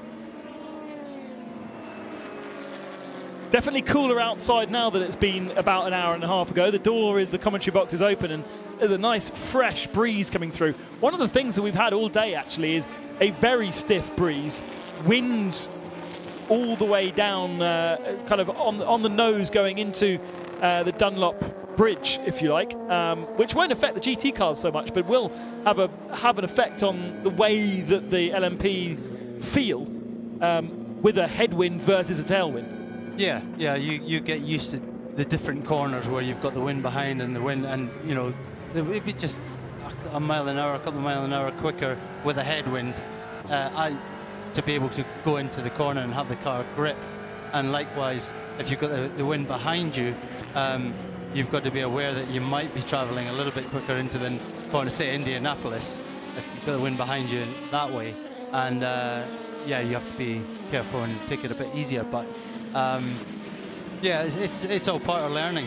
When you go out there, you learn what it's like on that day, and they'll have more running tomorrow. The wind might be different tomorrow, and then of course it should be very different come Saturday, Sunday. So it's all a case of getting your head around all these variables. Sophia Flörsch still aboard the number 50 Richard Mille Racing LMP2, getting her experience, getting her laps in. I think that's her first time out of the pits. The youngest, not the youngest, the second youngest, nearly fell down the same hole as you did earlier, Graham, of our competitors here. Amazing variance, all the way up to 72 years of age is our oldest entry. And it's incredible how Le Mans attracts all kinds of people. This is very much supported. We tried to fix the trouble with Marelli display, because the National complained a lot, saying that it's impossible to drive. So we put a film to make more black and to don't have disturb, and at the same time we contact Marelli to try to have another display. Yeah, so they're talking about the display on the right-hand side there. We picked it up earlier that it was flashing on and off. That's flashing on and off in her eyes. Yeah, Sophia Flörsch on board now, and you can see it. You can see it in her visor, the reflection.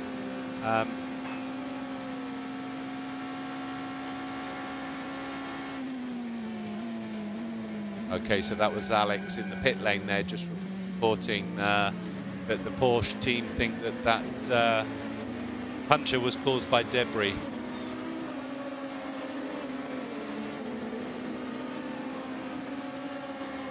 Yeah, so the team, Richard Mille's team there, saying to Sophia that they're going to talk to the supplier of that screen and try and get a new one, because that is mighty frustrating, very distracting, especially going into corners like that. Oh, Dempsey Proton off on the grass, not on the gravel. And Christian Reed at the wheel. Oh, that's just in front of us. We looked out the window, we'd have seen that. Well, you can, because it's dark. Now he's also going to come into the pit lane.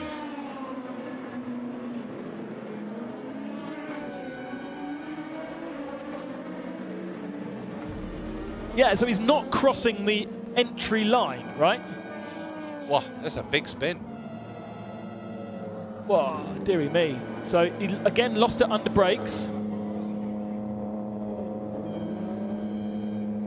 How dusty and dry the grass is.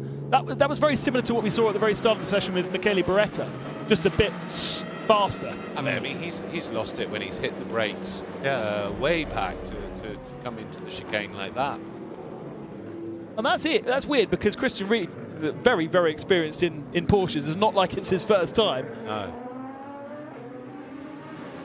Ah, now the Signatech back out onto circuit. We saw them working on that car. Didn't look like it was really going anywhere for the first hour. And indeed, as we click past an hour and 10 into this session, they head out onto circuit. That's the wrong one, Martin. It is the right one? It hasn't been out. Yeah, so that is the one that we saw being... We have a full course yellow at the moment as well. Being repaired. And full course yellow now. About to start. Yeah. That's probably to clear up that gravel, no? From the Porsche. 10, 9, yeah, no 8, sign of the 7, two 6, cars. 5, 4, 3, 2, 1. Full course yellow, full course yellow.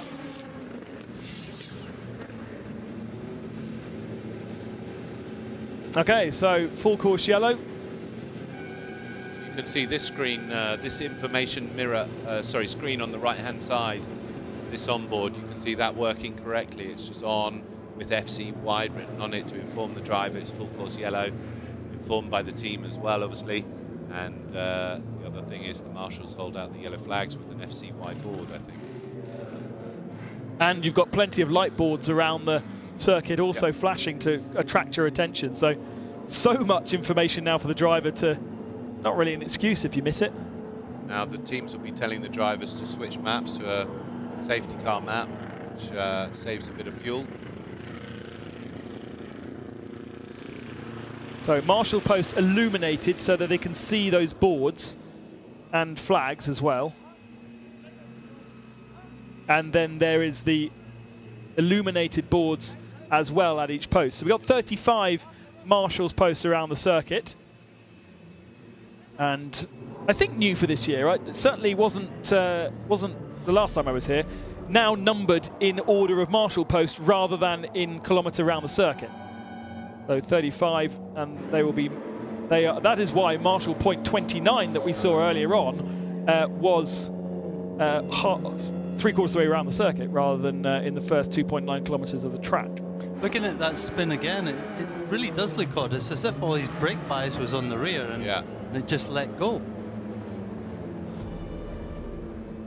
Because the other thing is that the car won't let you shift down. If you're trying to shift down as quick as possible, it won't just select first gear. You know, it will say, no, you're going too fast. And it will only let you select the gear for the right revs. So, so you can't over-rev it and spin it like that looks like it was. Yeah. So that looked like he was hard on the brakes and you know, too much braking on the rear, or I don't know. Strange. He's still sat in the car, isn't he? So tyres are off. He'll have a new set. They're pretty wrecked, those tyres. But the team probably just holding him and just saying, let's have a little look at the data, just go through everything and make sure you didn't have any issue, because he did just lock the rears and swap ends. But these cars, of course, not unlike road cars, have no ABS. They have traction control, but nothing to assist them in the braking zone. So it can be that the driver just used too much pressure or had the wrong brake balance. But that's what I'm saying, because if there's too much pressure, normally it's the front that's locking up, not the rear. Yeah. Full course yellow, we're assuming to clear up the debris at the chicane, but for the moment outside the window, no sign of anything being done. It could be just a darkness full course yellow test. Yeah. And we are going to go back to green flag running in 45 seconds. So Christian Reed stays aboard for the moment, the Dempsey Proton, that he shares with Matt Campbell and Peroda as well in that machine.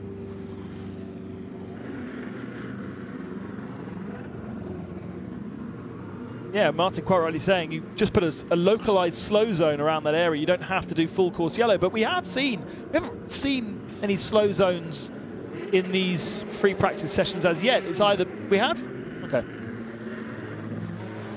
Back out on the circuit. As you can see, a screen that's, well, that's actually Sophia Flörsch's screen at the moment working. 2, 1. So it's working at low speed. Yeah, so it's working when there's a message, but it's faulty when, there you go.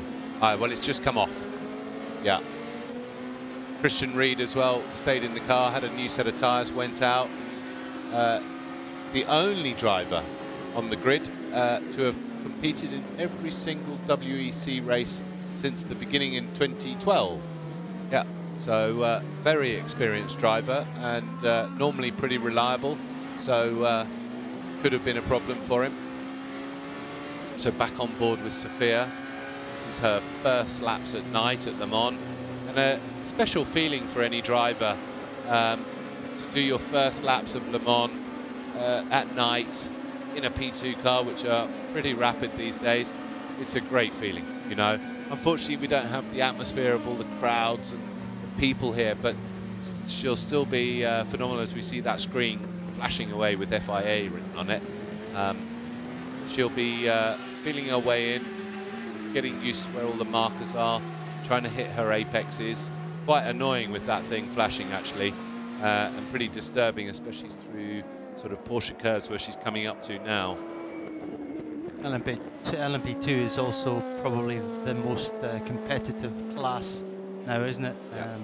Alan's just give me a few more stats. So quite a few drivers have done pretty much a stint or just under a stint, looking at average lap times. And Mikkel Jensen, 33.9 an average, which is pretty hot pace.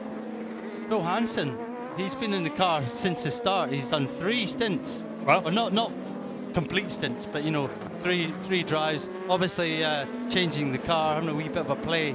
But 33.1 fastest time, and he's the silver driver in the car. So again, that's really impressive. Really strong driver lineup in that car. I mean, the driver grading system is something that many people don't like. Some Yes. people don't mind it. Phil is he's done it the right way. He's done it properly. He's competed in all the races and all the tests that he could do. He got 2 very good teammates to come and show him the way. And actually what's happened now, because we had the super season, he's been a silver a long time, but actually, to be honest, he's a gold now, because his pace is gold.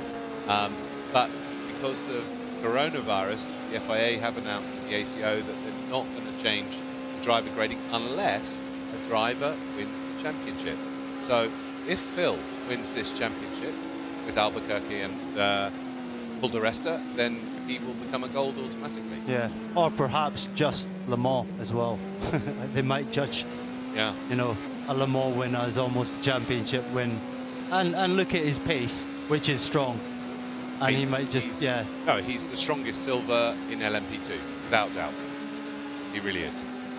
It's as you say, it's a real bone of contention all over the world, because of course it's in IMSA as well, it's Europe, the driver rating system, and they call them super silvers, so you've got to say Yes. he is a super silver. Well, and actually on the screen now, going pretty quickly, is Mikkel Jensen. Yes. And Jensen is another... Is he silver as well? He's a silver, Oh, and I've seen that guy win an FIA F3 race. I've seen him finish on the podium at Macau, and he's a factory BMW driver.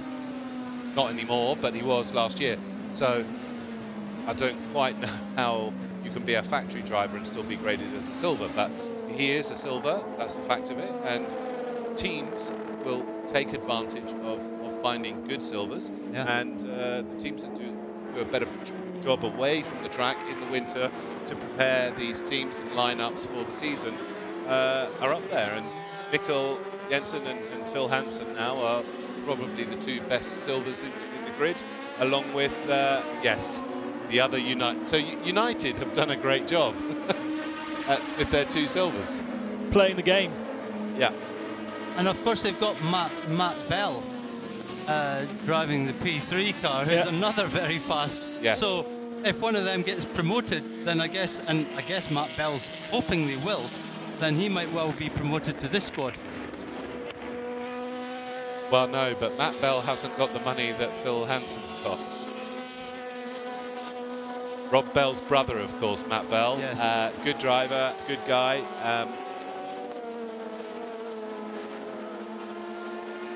He used to be a very good Matt Bell karting driver, but he focused on shooting like Jackie Stewart, and ended up representing England in the Olympics for shooting rather than karting. But that was my era rather than your era.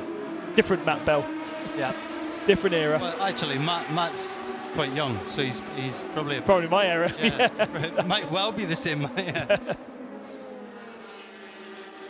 We were just looking at the 24 car of Alex Kapadia being followed by the 37 of Hoping Tung, those 2 running together. The Alex Kapadia Nielsen racing machine doing very well, 9th in class, considering none of those guys have driven at Le Mans in a P2. Alex has done the race before in GT, I think. Yeah. Alex is a great kid. Good, really works hard, I think, does a good job. Good to see him in a P2 car. Didn't he drive in the old P2? Maybe. No, GTE AM. Right. He did a test day in a P2, I think. Yeah. But never got the chance to race it in Jota. Is it Jota? It was white. Murphy, that's right. Did a number of LMS races. I think got a podium in LMS in the old style of it. He was in the car with Karun at the time. Correct. Yes. But never got the opportunity to race P2 here. But Jamie's absolutely right. One of race with Team AAI and the Heures du Mans Series Championship. An older Porsche that I'm afraid caught fire in practice, rebuilt the car completely, got both cars to the finish. So you're right, very hard working. Yes. And that's a solid performance. They're being run by the Algarve Pro team. They're not being run by they're just next door. They're next door to them. It's an Algarve Pro car. Oh yeah, okay. So it's a brand new car, in fact, for the car that the replacement car that was rolled at Paul Ricard's last race out for ELMS. It's a brand new chassis. I think there's a bit of LMP2 technical support from someone who got his team next door. Is Sven Thompson's main Nielsen Racing Group. Very successful team in LMP3. And you're right, Ben. Absolutely their first chance at a shot at LMP2 this weekend. Rebellion had popped up into second place with Norman Nato getting himself 1.4 seconds away from the ultimate time right now, which still stands from Louis Delatraz's early laps in the 3 Rebellion at a 19.1. The two Toyotas are running consistent pace. We haven't seen much of them on our screens, but they're out there doing their thing, getting the data that they need to collect. Yeah, I'd like to know, Peter, from the data how the averages are for both the Toyotas compared to the Rebellions, because although the Rebellions are a little bit up the road, it'll be interesting to see what the Toyota's average is. Yeah. I'll get my man on the job. One second. You're a good lad. Michael Christensen jumping in back into the not back in because he wasn't driving before, back into the 92. That was the one with the puncher no. Yeah, and interesting they rolled that into the garage to do a bit more checks than simply just bolt on a new tyre and send them back out again. Well, of course, they might have now changed the setup slightly. The camber, as Peter was saying earlier, cambers, pressures or whatever, once the Michelin guys had a look at the tyres, etc., and now off they go again. Speculating that it was a debris issue, but actually, so far, I guess because of the compressed schedule, this hasn't been particularly hectic and chaotic like we've seen at some practice days of Le Mans. We've had the unfortunate IDEC incidents mainly, and that was 2 of our 3 red flags. But ultimately, we had a red flag in FP1, but we didn't know what that was for down at Indianapolis, and the car came back under its own steam, so it could have been gravel.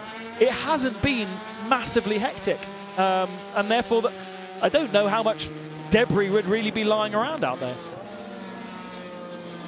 No, I don't think we've seen a few off at the Ford chicane, 2 GT cars, but nothing really major at the moment. So I think we've pretty much got an answer to your question. Average speeds of the front-running P1 cars. So yeah, we've got the 2 Rebellions, 1 and 2, but on their average pace, the Toyotas are what, 3 seconds faster over, over a 6-lap run kind of thing. Yeah, that doesn't bode well for Rebellion. There was a bit of a yellow flag there, wasn't there? But is that a white? That's a whiteboard. That's a whiteboard, yeah. So there's a slow car up the road. Somewhere. It doesn't look white on our screens. We've now got a yellow flag at Marshall Post 6, which is Tête Rouge, which is where we've just come through. So there was a car there somewhere going slowly. But for the moment, we haven't seen exactly who that is. And difficult to pick out those cars at this time of the evening. Coming out, it's Marshall Post 6, which is before Tête Rouge, and Marshall Point 7, which is on the exit. So it's somewhere around there. 2 hours and 35 minutes still to run in this practice session. Please, we have debris on track at Marshall Post 6. We have debris on track at Marshall Post 6. There's a decent amount of car. There's a few bits of yellow on the left-hand side, but plenty of debris, and the cars are not really slow through there. That could be an Aston or the JMW. Wheel arch from an LMP, a yellow LMP. There's not so many of those. Yellow. Well, turn 6 is quite miserable. Ah, the turn 6 is quite miserable, says Eduardo. Oh, there we go. There you go. Oh, where's the car? He's lost his. A lot. He's lost a lot. He's got no lights. Wow. So we've gone to red flag conditions. So he's certainly made contact with something there. And is it the Bicolis car? Is it the Bicolis? Bicolis yellow? I think it's the Bicolis car. 37? That's Hoping Tongue. Yeah. Okay. Oh yeah, black and yellow. Yeah. Has he just hit one of the flappies on the exit of the corner? No, and it's bigger than that. Surely it's bigger than that. He's been in the wall, hasn't he? Look, is that the dent in the wall right there? Nah, no, it's not. So red flag. Time continues. Remember, we are in free practice conditions rather than qualifying conditions. But there's a whole front end missing off one of our LMP2 cars, and Bicoles is shown as stopped on circuit, so it's quite possibly the Bicoles. Good spot. Bruno Spengler was at the wheel of that car, and well, our TV director thinks it's Bicoles. Was there skid marks onto the inside? Did you see them? It's stones and skid marks, as if it's been spun round onto the inside. It could, of course, be he's come out the pit lane and it's not been fitted properly, the front nose. The front nose as opposed to the rear nose. I do that every time, though. Hoping Tongue is also running slowly on circuit, so we're a little bit... actually, they all are, because they're under red flag conditions. Actually, Bicoles' first sector of the lap was a decent pace, so I don't think it is the Bicoles. You need to find someone who's gone slowly through the first sector of the lap. What was that car that just went by that was yellow? Was that... Okay, so second sector of the lap. Alan correcting my sectors. The way the Bicolis cars are being filmed, and yeah, it's Bruno Spengler because he's stopped on track. Yes. Yeah. So Bicolis. I don't know. The timing screen doesn't suggest that. Because it's got a red S beside him. I know, but that's possible because it's under red flag conditions. So, what about your second page? I know you're still on the first page over there. Who's got a second page going? Actually, there's loads of cars stopped now, so no, that means nothing. Yeah. What we need to see is somebody in the second sector that's had a very slow second sector. Well, we'll know in a minute because the one that doesn't have there we go. P. Bruno's now corrected on our timing screen. Yeah. So it's very slow second Bruno sector. Spengler in the Bicolis car. So interesting to try and get a replay of that to see exactly what's happened, if he's crashed or clouted a curb. Could have clouted the apex curb as well at Tête Rouge. I think there's some pretty big sleepers there, isn't there? Yeah, and on the exit there's the dump dips, isn't there? Yeah, dips, yeah. So, but the flappy was still there. The flappy survived. Yeah. No, but the one flappy was replaced as well. Marshall was putting one in. Ah, I see. So one was there, but yeah, so who knows? But a flappy... You wouldn't want to. You would hope the flappy wouldn't do that much damage. No, I'm not thinking the flappy rip did the front damage, end off. But yeah. If he ran wide, then you would have obliterated the flappy. Well, when we saw the car coming down the straight, it was sparking at both sides of the front, so it's lost. It looked like it lost the left front wheel. So he's gone off. Where you come over the brow down towards Tête Rouge, and we've seen cars going off on the dirt. Yeah, that's possible. He could well have come off there and hit the barrier and ripped the left front corner off the. And if you're going across those flappies on just the chassis, that's going to pull him out the hole in the ground. Yeah. Well, we'll hopefully get a chance to see him as he is touring around. He hasn't fully stopped, I don't think. So we will get a chance to see him as he comes back to pits. Well, he's still got his wheels, hasn't he? But yeah. Right. He's got a 5-minute sector 2 time. No, hang on. We're looking at the barrier here. Yeah. I don't think he's touring around. So that's the exit of Tête Rouge. That's Tête Rouge there, going always to the right, turn 7. Yeah. So he's gone off on the left-hand side. Barrier looks okay, but there was concern over the area near the barrier. But it's not protected by tyres on the inside. Oh. On the outside there, because that's past where your trajectory in the corner is going to take you. That would be a strange part to get the bit they were looking at, because it was kind of around the corner. And including the front as well, it's completely white. Okay, we have rear is stable, also the brake. It just has some understeer the high-speed motors, but from my side it's completely fine like this, just drive during the race. To be thank you.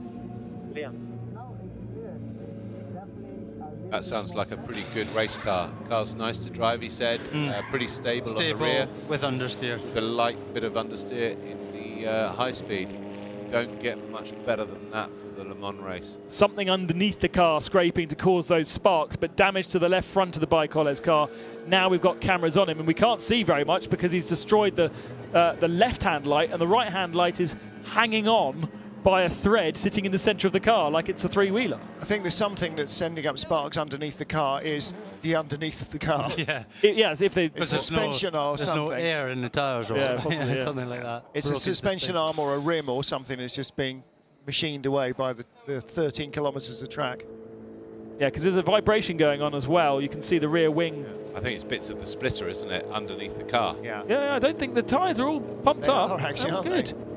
That's a right mess. So he's nosed it in, a la Lucas Luhr there. Remember that one in the Audi? Yeah. Went off.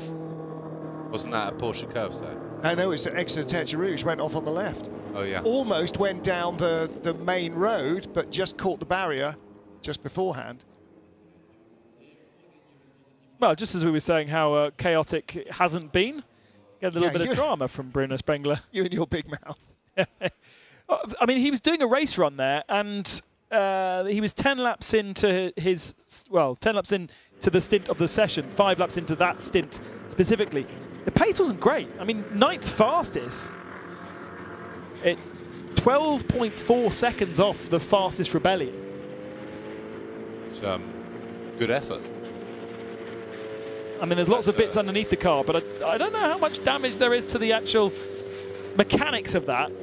Of course, if he's hit the left, which would make sense if he's gone off on the exit of Tertre Rouge, but because the front noses are all one piece now, it could have just dislodged the whole thing and off it's gone. But he was on his second run. That was he was in lap 6 of his second run. So he'd done a five lapper at 3:32 average, and then he was slightly slower with another 5 lapper. So yeah, that wasn't all one stint that he was doing there.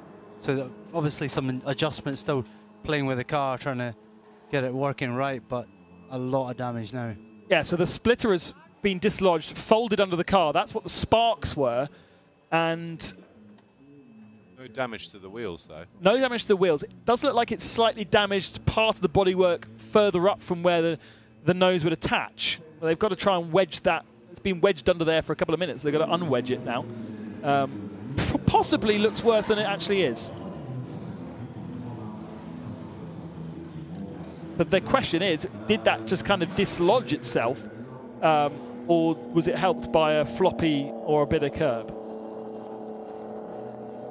Well, he's definitely hit something. Yeah. He's got to have hit the barrier. With the barrier guys now there to repair the barrier, he might have actually got away quite lightly with something quite large. Yeah, well, it doesn't look that large because it's not moved any of the posts. You can see the top rail, and that was straight, but then the nose of the car's not high enough to have hit the top rail, but there are no tyre walls there, so he has, I don't know, either something has snapped him sideways, it's, tank slapped its way and nosed into the barriers, but it was enough to take most of the nose off, but not actually anything rearward of that.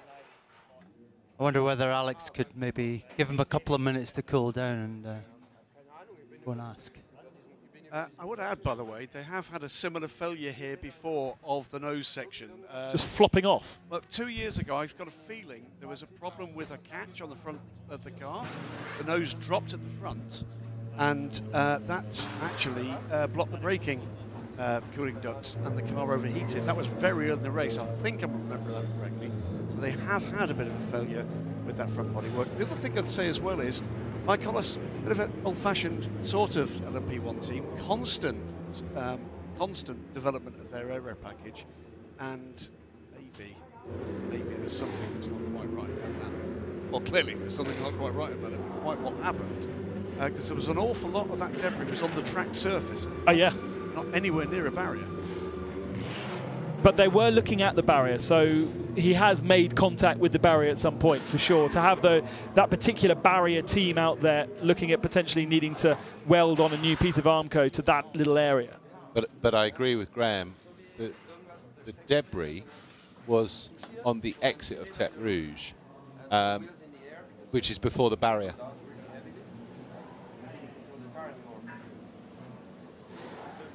I think the nose has blown off it somehow. Yeah. And then he's obviously gone, holy moly, and which is why he's hit the barrier in a bit of an odd place, because it sort of just glanced it and then, made his way back. Good news from Stewards' decision 34, by the way. That's the situation with IDEX Sport 17. They will be allowed to start the race if they can get the car ready. And there's obviously various regulations that they will need to be waived to allow that to happen. And also, it's subject to the driver being cleared by the medical team, because he was slightly shaken up by the accident and was taken to hospital for a checkup. But ultimately, they will be able to start having not taken part in qualifying, having not done any night practice, which is the worry that we had. There's one other thing that certainly occurs, which is that certainly the two, Carl Tilley, Dwight Merriman, both took part in the Rolex 24 Hours at Daytona, so they have done night racing this year. Now, okay. Jonathan Kennard has done this race before, albeit quite a long time ago. He did it in KSM Lola some years ago. But it may well be that they've force majeure in terms of the unfortunate is this year. Any other year, it would have been, well, not fine, but better. Yeah, I think there are 3 or 4 different articles that they're having to have waived, and they will start 1 lap down. They have to wait for the full first lap to be completed before they can join the race. That's how I read it. But ultimately, that's great news for that American team to be able to experience and continue their Le Mans journey, because, you know, that's what it's all about for a team like that. They are, as Jamie explained in one of our early practice sessions, they wanted to do Le Mans, and they've managed to make it happen through IDEX Sport and Nick Minassia. And it would be sad for it to end in the first day of running. Bit of music playing down in pit lane as it all goes quiet. Let's go down to Alex, who's been chatting down at Bike Hollis to find out a bit more information as to what happened to Bruno Spengler. Alex, you are on air.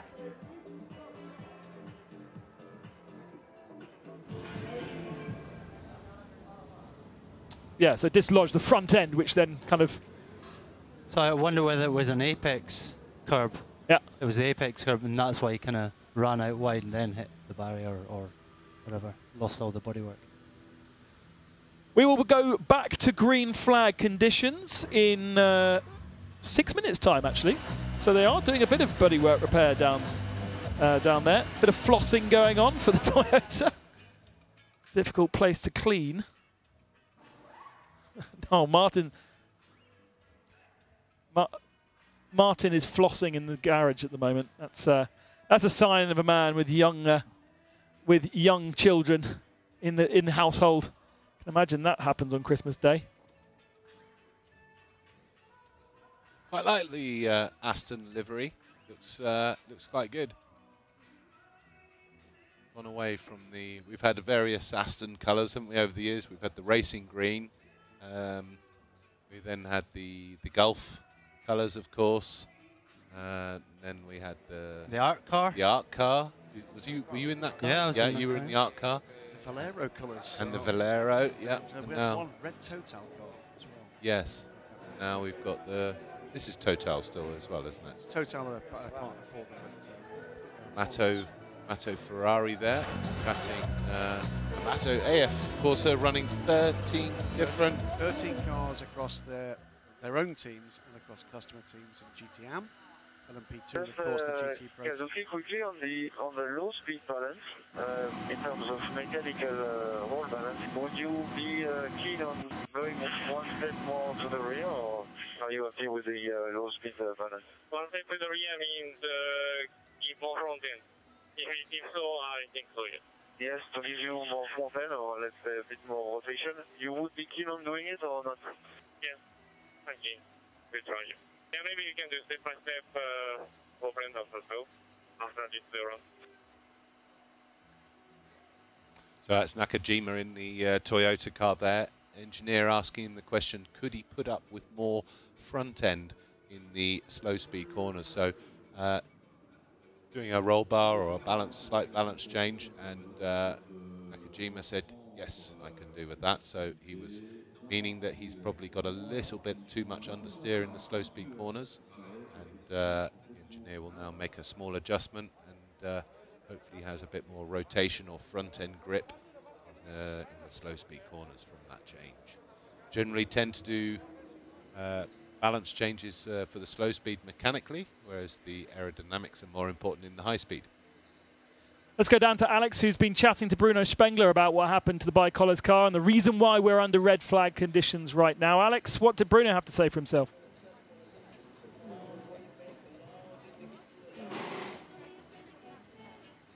Yeah, so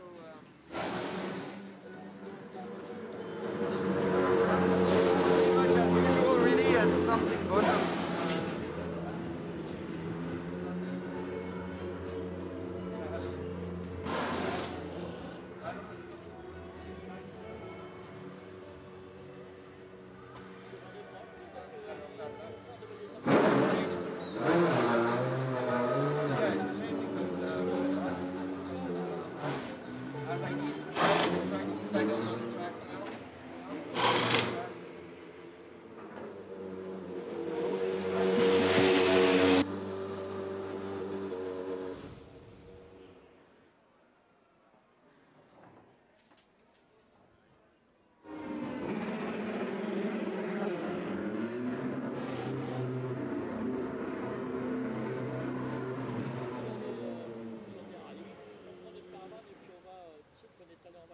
Thank you very much, Alex and Bruno Spengler down there. Amazing to think. We've been assuming that he's got experience here, but he's actually a Le Mans rookie, such as his pedigree, a platinum driver here, but made his debut at Spa in this car, and that was as a warm-up for this. And he's a debutant. So yeah, getting to know the circuit. He only needs to do 5 laps because of his experience as a platinum, rather than the 10 for most of the gentleman drivers, but ultimately, he is still a Le Mans rookie. And the bottoming, Peter, sounds like something fell off to make it bottom. Well, there is, I think, I haven't been out there this year, but they dug those grooves. Inverted curbs, right? Yes, yeah. to stop you using that area.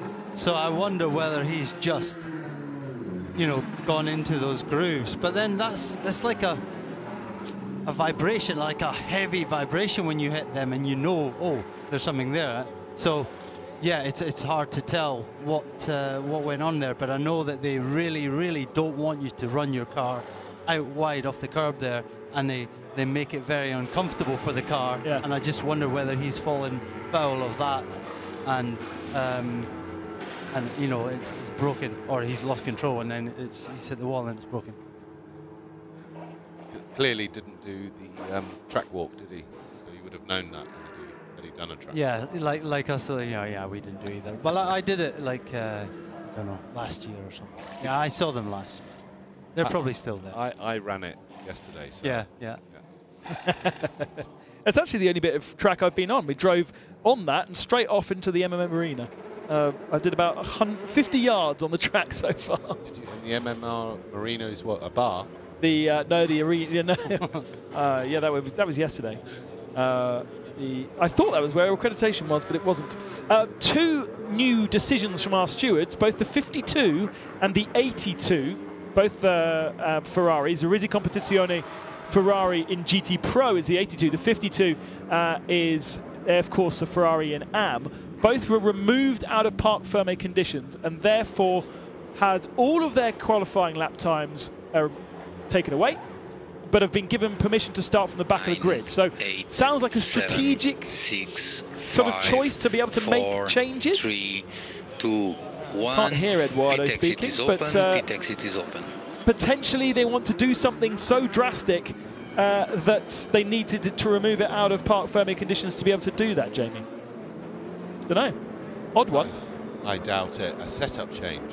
I mean, I think they've done something illegal. I mean, two cars both lifted out of Parc Fermé conditions. Yeah, but so Parc Fermé conditions means when the qualifying is ended, there's a marshal at the front of your garage and you're not allowed to touch the car until Parc Fermé is closed. And obviously what's happened is someone from the team has gone and taken a wheel off or something, anything. You can just open the door and take the wheel out or move a seatbelt. You're literally not allowed to touch the car. So if they've broken that, that's a clear break of Parc Fermé rules, and the stewards will just be like, okay. They don't really care if you've cheated or not. The fact is you're not allowed to touch the car, so I think it's probably more to do with that. Not such a big deal for AF Corsa because they were the slowest qualifier.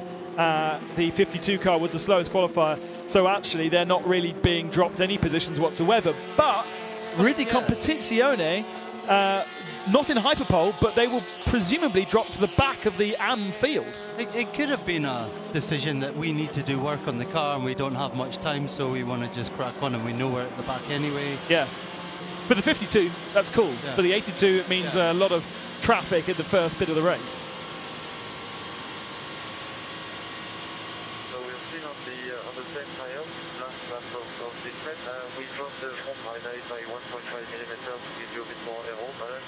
And then throughout the run, at one stage, I'd like to try the boost schedule we did for all tires, which is giving a bit more boost in 7 and 22 according to the lower apex speed. Yeah, copy. So 1.5 millimeters drop in front ride height. Front ride height. That sounds, is that a big or a little amount?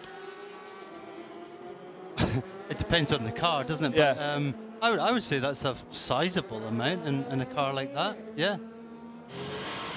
And how does that, instead to affect the aero balance, how does that kind of change how the car will feel when you're, I mean, 1.5 millimeters generally will make the car a little bit more pointy. Right.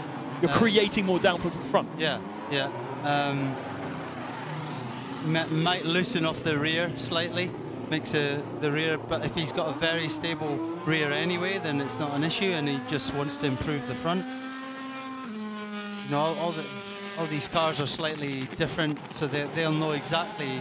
These engineers will know exactly how that's gonna affect the car. But as Jamie said, the track is constantly evolving and changing, and now they might well be on a different tyre than they were on earlier today. The track's probably rubbered in a fair bit more than before, so you're going to get these little changes that they might not necessarily start the car in the race on, but they could probably make these changes quickly during a pit stop, or the little things they can do during pit stops to just aid it, or you know, they might be looking now at the ultimate, right, we know we're going to do the hyperpole, so we need the absolute best for the car on setup for a light fuel load, or, you know, adversely to that, they might be looking at, they're on full tanks now and they're not worried about qualifying anymore, they're just looking at a race run. But the thing I didn't quite understand, he was talking about something about the tyres in two different corners. I didn't quite get that.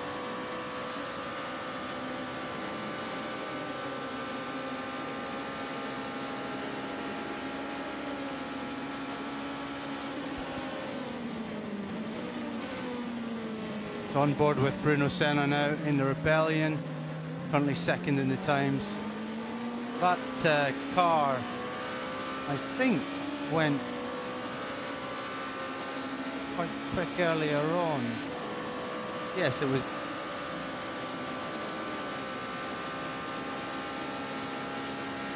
done 2:20. You can see there Bruno lifting and coasting a bit, not much, but about 50 metres before his break point. He's lifting off the throttle to practice lift and coast, which is what we see in Formula One and in the hybrid cars, to save a bit of fuel. And doesn't make a huge difference to the lap time, but if you're tight on fuel, just hear him lift off, leads out the throttle about 50 metres before the brake zone, and then hits the brakes in the normal way. A bit of action here with 11. So the 29 car really taking that other car by surprise there. Yeah. Adrian Tombe aboard the Euro International 11 machine and having to take evasive action to the right-hand side. There is a look into IDEC Sports, who are not going to have much sleep tonight. They've taken away the third tub, so the 28 cars, which was having a tub change, that tub has now been removed out of the garage, and they're just now working on rebuilding the 28 on the left-hand side and the 17 on the right-hand side.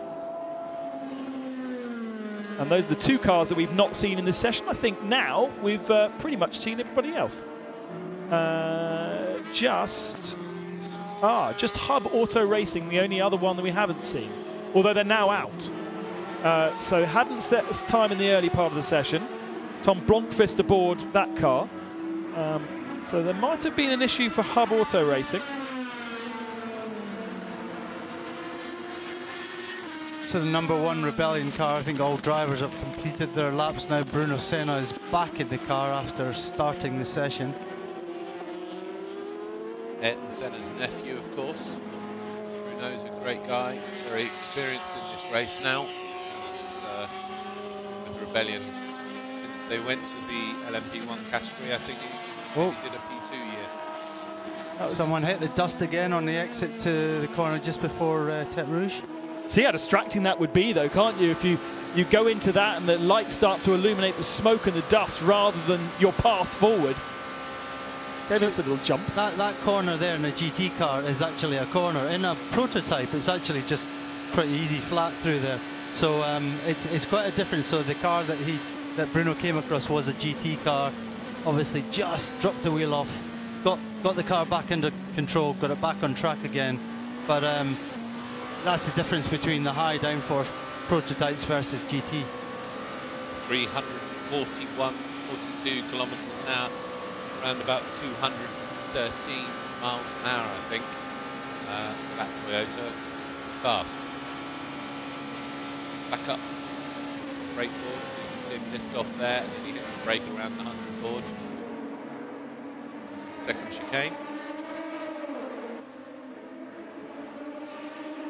That's the thing, you know, as it gets dark like that, you obviously have done the laps in the daylight, and then you kind of got to trust what you did in the daylight and then trust that it's going to work in the darkness as well, because obviously you can't quite see as much, but you know you brake there in the daylight, so therefore you've got to just do the same in the darkness, and it's a little bit disconcerting to begin to... Oh, the tub is still there. Yeah, the tub is still there, and I think that guy was taking the fuel tank out. So obviously the tank sits behind the driver, where the filler is here, and the fuel tank will be okay, so they're taking the fuel tank out of the damaged tub, and we'll stick that into the new one. This is the car that's getting repaired. And that can be a really tricky business. Remember, years ago in the Group C era, one of the NPTI Nissans had a fuel cell leak, and they spent most of the race trying to do that. It's just a bag. It's a rubberized bag or Kevlar armored bag, but any tiny little piece of anything that pierces that, and you're going to leak fuel. Ooh! That's a replay of the dust. Ferrari. Yeah. That's kind of where I thought maybe Bruno Spengler might have run out of road. And this is what it looked like from Senna. Actually, it doesn't look quite as bad. It was 2 cars ahead of him, wasn't it? Yeah. That was the thing. Look at all the pointy bits of stone and gravel, though. That's not gravel from a gravel trap. That's stones from the basic underlying earth. Yeah, earth here. Yeah. So it's not rounded and rolled. That's where all the sharp little bits that puncture tyres come from. And this kind of work that we're seeing IDEX Sport do on 2 cars would usually be done over days in the factory. Very, very rarely do we see a car with so little, bare chassis, bare monocoque with so little bits on it, sitting in an open garage at Le Mans. So huge work for IDEX Sport, and a real achievement already if either of those cars make it to the grid on Saturday afternoon. The mechanics will have already felt like they've done a 24 hours before they even started. The real heroes, in my view, of the race. You can see the amount of work and effort that goes into preparing 2 cars, because ordinarily they only run 1 car in ELMS, and those guys would have had a lot of work, and 7 days a week for the last few weeks to get ready for the last ELMS race. And you know, you've got to imagine this weekend they are not going to sleep, and tonight they are not going to sleep. No, for sure not. So, you know, we think about these guys not sleeping over the race for the 24-hour race, but imagine having 7 days a week, a fair old few weeks to get ready for this race, and then arrive on Thursday and start running, and then have an all-nighter. And they've still got to work all day tomorrow, and then prepare the car as well for the race, and then do another all-nighter on Saturday night. Real heroes of the race. Of course, the drivers, yes, they work pretty hard, but actually they go and have a break whilst their teammates are in the car. The mechanics have 1 crew per car, and they don't get to go away, and you know, they literally get given a packed lunch throughout the race and just mosey on through. So hats off to those guys. They work bloody hard. Grab sleep when they can. Toyota Gazoo Racing, number 7, Kamui Kobayashi, up to within 4.5 tenths of the fastest lap time. So a little bit of a push last time from Kamui. He's doing it again on this lap, so we might see an improvement once more. We're still a good couple of seconds away from their pace in most of the sessions, to be fair, including our qualifying session earlier on. But the Rebellions have certainly found speed in this session in comparison, and a little bit closer to the Toyotas. We don't really expect them to be racing each other, certainly in qualifying anyway, but it's nice to see them not 5 seconds away from each other like they were in our qualifying session this evening. Riding on board with Michael Christensen. This is the car that had a puncture with Kevin Estre aboard a few moments ago. Still the fastest of our GT Pro cars, and actually has done a decent amount of laps, 17 laps in total, in comparison to the AF Corsa Ferrari behind, which is 5 laps to the less. So, you know, there are a couple, if you look down the order, there are a couple of cars that have done very few laps in this session, and certainly as yet have not managed to get all of their mandatory laps in to make sure each driver has done 5 laps in qualifying, which is, 5 laps in the dark, which is the important thing. Yeah, so Kevin Estre did 14, so Michael is the next driver in. He's done 2 so far. So, yeah, they still have the 3rd driver to get in, who is Vantour, is it? Yeah. Yeah. Vantour Lawrence.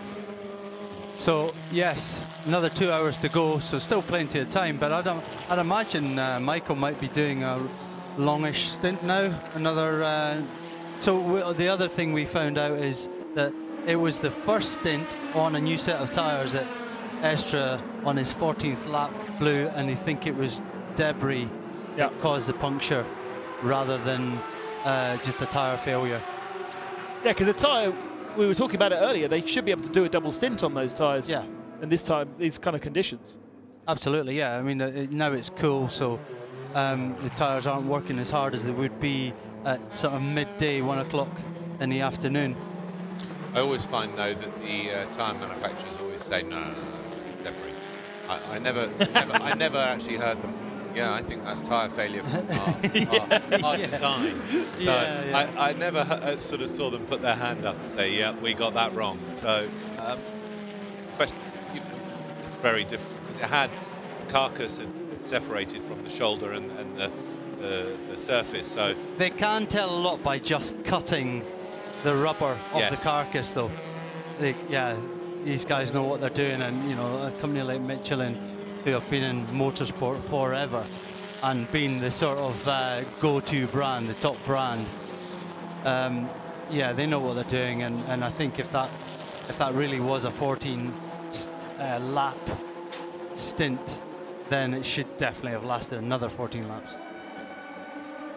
For all of you wanting to know where Racing Team Netherlands have been in this session, well, they are one of the slowest of the LMP2 cars. They've been right at the top of the timing screens for the majority of our sessions when Guido van der Garde and Nick de Vries have been able to go and get laps in. But I think for the moment, Frits van Aert is just pounding in the laps. I mean, love to know how many laps he's managed to do so far today, but it's been a fair few. And the moment he's doing 3:44, so it's about 15 seconds off the pace. And the key thing is, as we see Nick de Vries getting ready to go in, there is the car. So Nick de Vries will certainly elevate that team to a little bit higher. You're only as fast as your weakest driver, Jamie, right? Yeah, and they will prioritise to give him more laps, as we see him now on the screen, coming through the final chicane. Yeah, he's the silver driver. No, he's a bronze, is he? He's a bronze. One of the few bronzes in LMP2, predominantly held by silver drivers, isn't it? But a true gentleman driver. Yeah. And don't forget, it's 15 months since he last raced in the dark. Yes. And the other thing to say is the only bronze driver to have won an LMP2 race in the WEC in WEC history. So I think it was Fuji from memory. Not one that only had about 3 or 4 laps in the drop. No. This was racing conditions. This was last a season. proper job, and showed that they turned a real corner with the switch from the Polaris to the Orica, and a much happier Frits van Aert as a direct result of it. But, yeah, he's finding his pace. What he struggled before with has been consistency, and I suspect that 3:44 might well have been a bit of a traffic lap. 3:42 this time. and that's why he's in the car now, because he will be doing night driving and he will want to make sure that he is keeping as much speed in the car as possible. The other two, it's guaranteed they'll be able to do it. That's why they're in the car. And Frits, like all the other gentleman drivers, wants and needs as much nighttime racing running as he can get, because that's going to be really key. That's when you're more likely to give away time than during the daytime when everything's quote normal again. So. And also, you know, we talked about it, the pro drivers, there might be half a second a lap round here, long lap, maybe 6 or 7 tenths between all the pro drivers. Whereas the AM drivers, whether you're silver or bronze, it can be seconds difference. And, but you know, on a clear track, it might be, 2 or 3 seconds because it's 13 kilometers. In traffic, every time they double think themselves, should I go for this gap or not? That's another second, another second, another second, and especially at night, those tough calls that professionals make instinctively because they've done it so many times. Professional businessmen don't have that experience and that confidence, and as a result, they are likely to drop more time by trying to make sure they bring the car back alive during the nighttime stints. But he's got a huge amount of motorsport experience, even from a young age, even though ultimately he is the gentleman driver, the money behind it with his supermarket company Jumbo. He has been racing since a young age. He has a fleet of ex-Formula 1 cars. He's done the Dakar 5 times in a truck. So he really does have a huge amount of varied experience. He also owns 3 Spitfires. Really? Yeah, according to Wikipedia. Right? Well, everybody loves a Triumph, don't they? And he was the very first sponsor of Max Verstappen. So he's done a lot of supporting of various young drivers, including Nick de Vries. And in fact, he has not only is he a big supermarket chain and supports the drivers personally, but he supports Dutch motorsport wholeheartedly. The Jumbo race days, which are free admission, a 3-day weekend at Zandvoort featuring Max Verstappen and a whole host of other things, that gets 300,000 fans in. Also personal sponsor, by the way, for another young Dutch hopeful in sports car racing, Job van Utrecht. Yep. And someone who's backed him and has put Job in the car when Nick de Vries has not been available for service. So very much backing his home motorsport. And there is just the possibility that on Sunday, Frits van Aert could not only be a Le Mans winner in LMP2, but his team may also win the Tour de France. So it could be a very big day for Frits van Aert. Yeah, so, the Jumbo Visma team is super competitive. He's just starting his 19th lap of this session as well. Yeah. So this is a double stint, a nighttime double stint for him. And, do you remember when a couple of years ago, Fernando Alonso had the track to himself when it was wet? And then they were saying, okay, do you want to try the intermediate now? Do you want to try the wet tyre now? Do you want to... So this is what happens when you stay on the slick when it's this wet, and this is what happens when you change. Well, that's exactly what Fritz is doing. He's learning how the track is going to evolve through a double stint on the same tyres as the track temperature changes, as the darkness changes, and all of the other stuff. So it's just experience that money can't buy. You need that time. Yeah, and he's following another car there as well. So the last few corners he's been, so that gives him a basis as well that can help him to speed up and move his pace up to keep up with that car that's just passed him.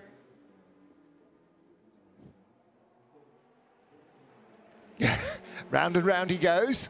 So Nick de Vries waiting for his turn. Of course, part of what they're doing here is not just doing the driving.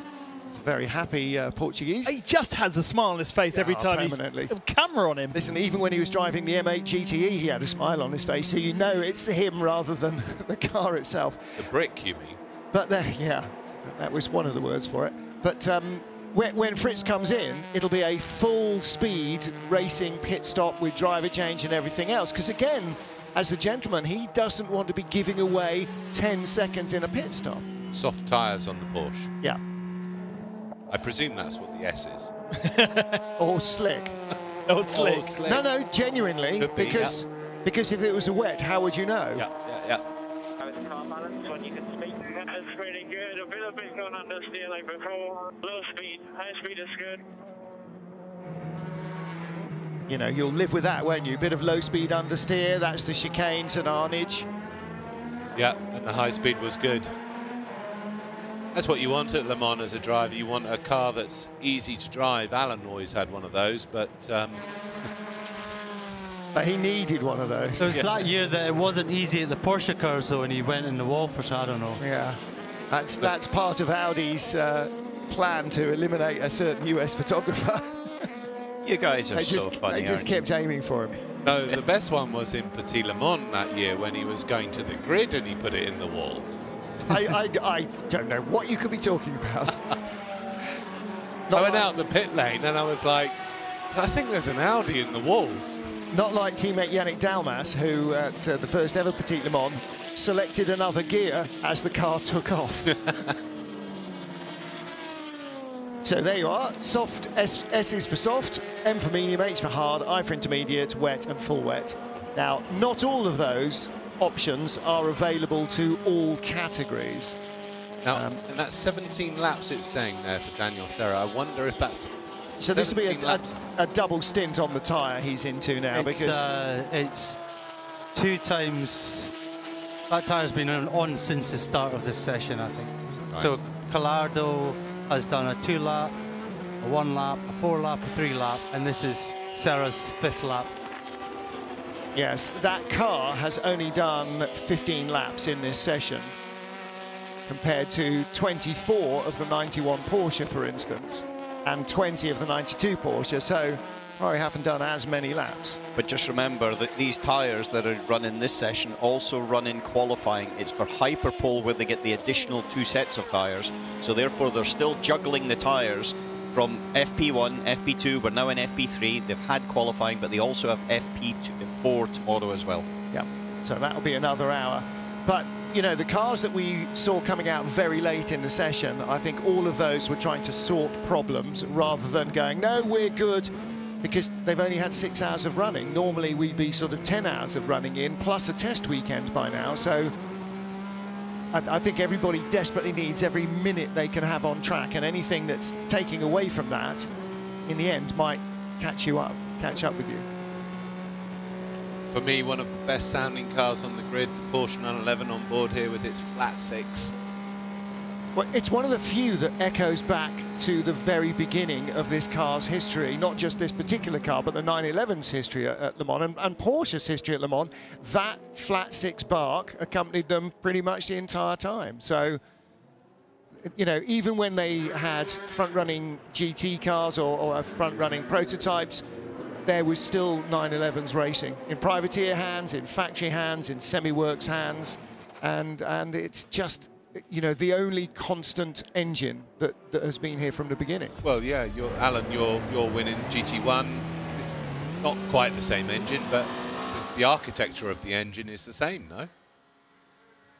I apologise, I wasn't actually listening. We're talking about the flat six engine of a Porsche 911, still a glorious sound. And still flat and still six-cylinder, you mean? Yeah, from when you won Le Mans in the Porsche GT1. Yeah, but even long before that, they had that engine running in road cars and also in races for a long time, and it served them very, very well. Obviously, technology moves forward and then things do evolve from there, but it's fundamentally gets the centre of gravity very, very low. Metzger? Metzger, exactly. Yeah. And it gets the centre of gravity very low, and also in terms of that, it's also quite short in length. Yes. And so from that perspective, it's very good from the vehicle dynamics as much as it is from the actual the engine power itself. Yeah. Right, having made them leave their dinner early, we're now going to send Ben and Peter and Jamie off to find the most essential piece of Le Mans equipment that we didn't get in the supermarket today. Which, the French for which, Ben, is what? Something bouche, yeah. Yeah, corkscrew. So that we can have a little apéro after the show, as is our wont. So, meanwhile, with Alan McNeish and Graham Goodwin, I'm Martin Haven, and we will continue on chatting. Graham's headset appears to have died, or he's killed it, one or the other. So we'll catch up with that. So we are now into the 10 to 12 session. This would be the witching hour normally on a Thursday, where you would very likely see, particularly on an evening like tonight, after a long hot day, cool of the evening, good track conditions, you would see the fastest laps coming in. That's not going to happen now because we've already done qualifying this afternoon. So now it is about getting your race runs right, finding out how the car performs over a full tank of fuel, and most importantly, if there's any human way you could possibly somehow at some stage squeeze an extra lap out of the car by wearing your featheriest of feather boots, or whether you are stuck with a stint length the same as everybody else. And all the teams will be working really, really hard now, just trying to fine-tune the setup and make sure they've got what they need for their drivers for the race. 91 Porsche back in the garage. 3 lights on the side. Is that running third? Is that correct? It is indeed. 3 lights on his shirt. Indeed. One quick thing. We've seen a fair amount on social media about 1 or 2 of the mics being set a bit low and just swapping around, and see if that helps. But I know that a number of people didn't hear Bruno Spengler's explanation as to what happened to the bicolis. What Bruno said to Alex on pit lane was he'd gone wide on the exit at Tête Rouge, over the curbs, and grounded out violently. The car had briefly got all 4 wheels off, and that put him into the barrier. That was the explanation that Bruno Spengler gave. I know a number of you were asking about on Twitter and other social media, so sorry you didn't hear that. So it gives a good impression of just how matte that red is on that car. The adjustment at the front there, so the bumper at the front of the 91 Porsche is off the car. International Sign Language being employed again. Having a bit of a search as to when the last time we had Marshall's post numbers in the hundreds, and I can't find. A couple of people on Twitter have found maps from 2014. I know that sectors came in when we introduced slow zones, so the track was cut up into a number of sectors, not timing sectors, but physical sectors where slow zones and next slows and green flags and so on were distributed, but that didn't necessarily always correspond to the Marshall's posts. And the Marshall, because we had this conversation, we now have Marshall's posts from number 1 to number 33, number 34 actually, number 35 actually. So number 1 is the flag Marshall's post at the start line, 35 is going into the Ford chicane. But it used to be that whatever distance your Marshall's post was from the start line, if you were 8.2 kilometers away, your Marshall's post was post 82. If you were 12.2, it was post 122. But now it's not. So I'm just trying to find out. Just because now I need to know. Looking at the G-Drive car of Jean-Eric Vergne. sharing with Roman Rusinov, and those two have been a partnership over a number of years in European Le Mans Series, World Endurance, and here at Le Mans. The new boy to that is Mikkel Jensen, who Graham will know from European Le Mans Series. He's been essentially a GT driver up until this season, so, or 2 seasons ago. So, I mean... LMP3 champion from last year. From last year, but was he champion in a Ferrari a couple of seasons ago? No, you're asking, wasn't he? He's very rapid. He was in a Ferrari, definitely, I'm sure. Yeah, very rapid. Rusinov did a 10-lap stint. 340 was his average. Jensen did a 10-lap stint, 333.9. Wow. Verne is now on a 8-lap stint, 333.8. And so Jensen definitely is... now, it's difficult to tell tyre life and everything else, but Jensen is definitely, at the moment, looking like what in the top 3 of the fastest in LMP2 on averages across the actual stints themselves. The other person that's been very quick is Job van Uitert in the United car on a 33.6, and that's a 10-lap stint as well. I think someone was discussing on the show a little earlier about this crop of very rapid silvers. I know Job van Uitert was mentioned, Mikkel Jensen was mentioned, several others were mentioned. Most of those guys, by the way, were initially upgraded and then downgraded on appeal this season. It was a strange year this year with the FI driver rankings this year. I think you've got to remember as well that it depended when the championship started. So this, the super season, it started in the previous year. Correct. Or this current season, I should say, it started in the previous year. And so therefore, if they could get upgraded for one championship, being the European Le Mans Series, is that only ran in 2020. But because this started in 2019, then it wasn't able to be upgraded until the end of this current championship, which now, as we know, runs on to Bahrain.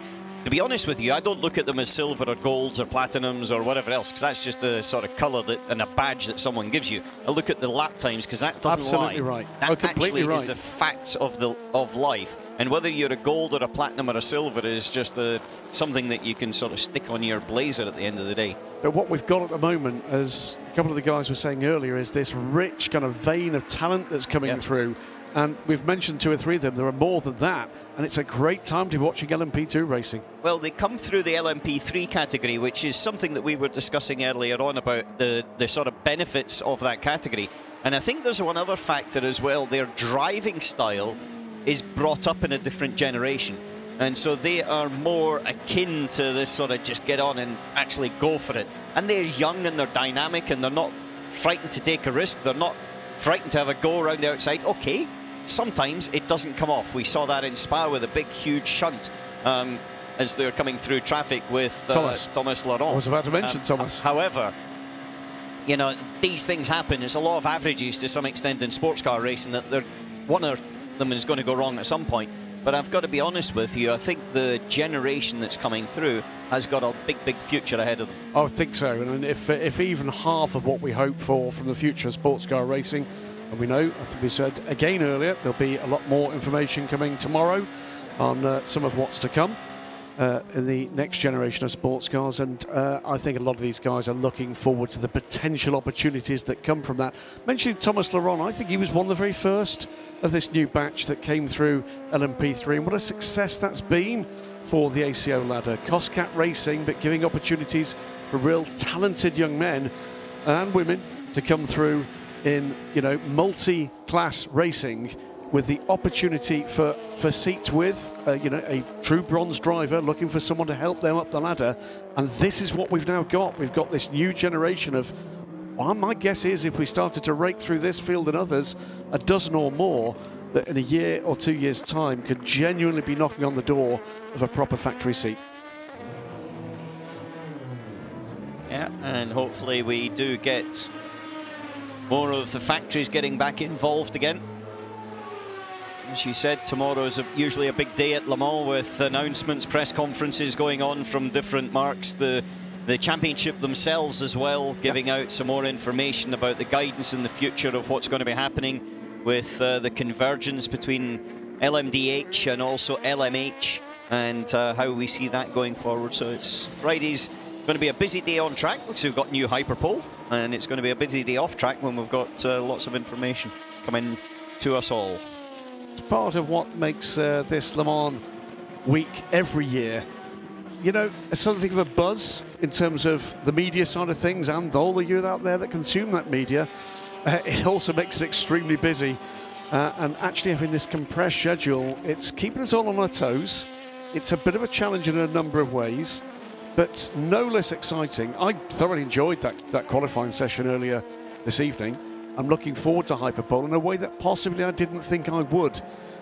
Because, let's face it, some of us are a bit traditional and don't like the difference, don't like the change. I'm looking forward to it. I think it could be spectacular. You'd never like to see that. Don't think I've ever seen that in a Le Mans pit lane for a long time. That is proper old school, isn't it? If he doesn't get out a lump hammer now, I'm going to be very disappointed. Yes. That is some subtle technical adjustment going on there underneath. You can see the front suspension being rebuilt. That's a steering arm going on there. You can see the end of the rack. Is that Colin Collis? And that's Colin Collis there, just that was bending down at the front, taking over proceedings. Dr. Colin. He's a Zahnarzt. He's a medical, a dentist, and very skilled by all accounts. Had to extract a wisdom tooth that had gone rotten from one of his Formula One drivers before one of the Turkish Grand Prix. Tiago Montero was whisked into hospital, and Dr. Colin wasn't entirely pleased with the way that the hospital dentist was treating his patient, stroke driver. So did the extraction himself. Really? Yes, yeah, genuinely. I thought you were joking with this story. I didn't think this was a serious story. Did he use the same angle grinder? did a long podcast with Tiago among all the World Touring Car drivers in lockdown, and he was telling me this story, and honestly, how many other team bosses could do a root canal? I've got to be honest with you. I've had a few team bosses in my life, and they're the last people I would want to see in a hospital with me. Do you think your guys in Formula think the same? Yeah, coming at me with a pair of pliers. You'd be more likely to punch their teeth out rather than do an extraction. Oh. See, now, when you get a team together for a number of years, you learn different things about them, like the boss is a dentist, and you hope you're never going to need that, because suddenly most team bosses, as a dentist, you think of the boys from Brazil. Is it safe? No. and when you've got a team together, you learn that Jamie Campbell Water doesn't make a bad brew. He's very good. I have to say that he does make a good brew, but it's not perfect. However, there's time to perfect it by practicing more often. I had a message on social media from Mrs. Kay McNish of Monaco, who wanted to know who had put Alan's mug on the top of our stack of mugs. And was that just so he couldn't reach it?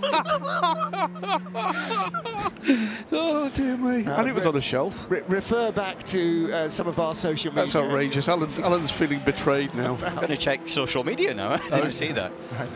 What I'm going to get is going to get Alan to get on the strategy laptop pretty soon, because what we've got in front of us is a list of those drivers that do need to complete either 5 or 10 laps. We are now, just under 100 minutes to the end of free practice, so the final nighttime free practice for the Le Mans 24 Hours. If we've only got 100 minutes left, you better start on that lap list pretty quickly. There's a long list. Yeah. There's a long list. I mean, we know some of these guys have certainly worked their way through it, but we'll have a quick look through. That handy piece of kit we've got here will tell us how many laps each of these drivers has actually done in this and other sessions. But it's at one of those periods in this session at the moment, it's not that quick at the top of timing and scoring. One man who has just improved, and I think improved fairly dramatically, is Ant Davidson. Pops up 6th quickest in LMP2 in the 38, Mighty 38 Jota Orica. And that is a 3:30.837, 10th overall. Not the quickest Goodyear lap so far today. No. That's the 31 Pan. Going to have to get my head around that Panis Racing are now on Goodyears, because that's not something that we've had to deal with so far this season, is it? Yeah, well, they went Dunlop, Michelin, Goodyear. So they've tried everything, really. But they've been quick. They were in the mix at Paul Ricard last time out. Yeah. And that's why I have to say I'm quite excited by the prospect of potentially mixed conditions for this race on Saturday and Sunday, because that's where I think this tyre war could really come into its element. Yeah, that's what we saw in Spa, is that the Michelin tyre seems to have a little bit of an advantage over the Goodyear when it's very wet, but in mixed conditions, when Goodyear can run the intermediate, the Goodyear runners are very convinced that their intermediate has a wider operating window, both in terms of wetness and temperature, than the Michelin Inter, and they're going, if it's a bit rainy and a bit drizzly, they won't see us.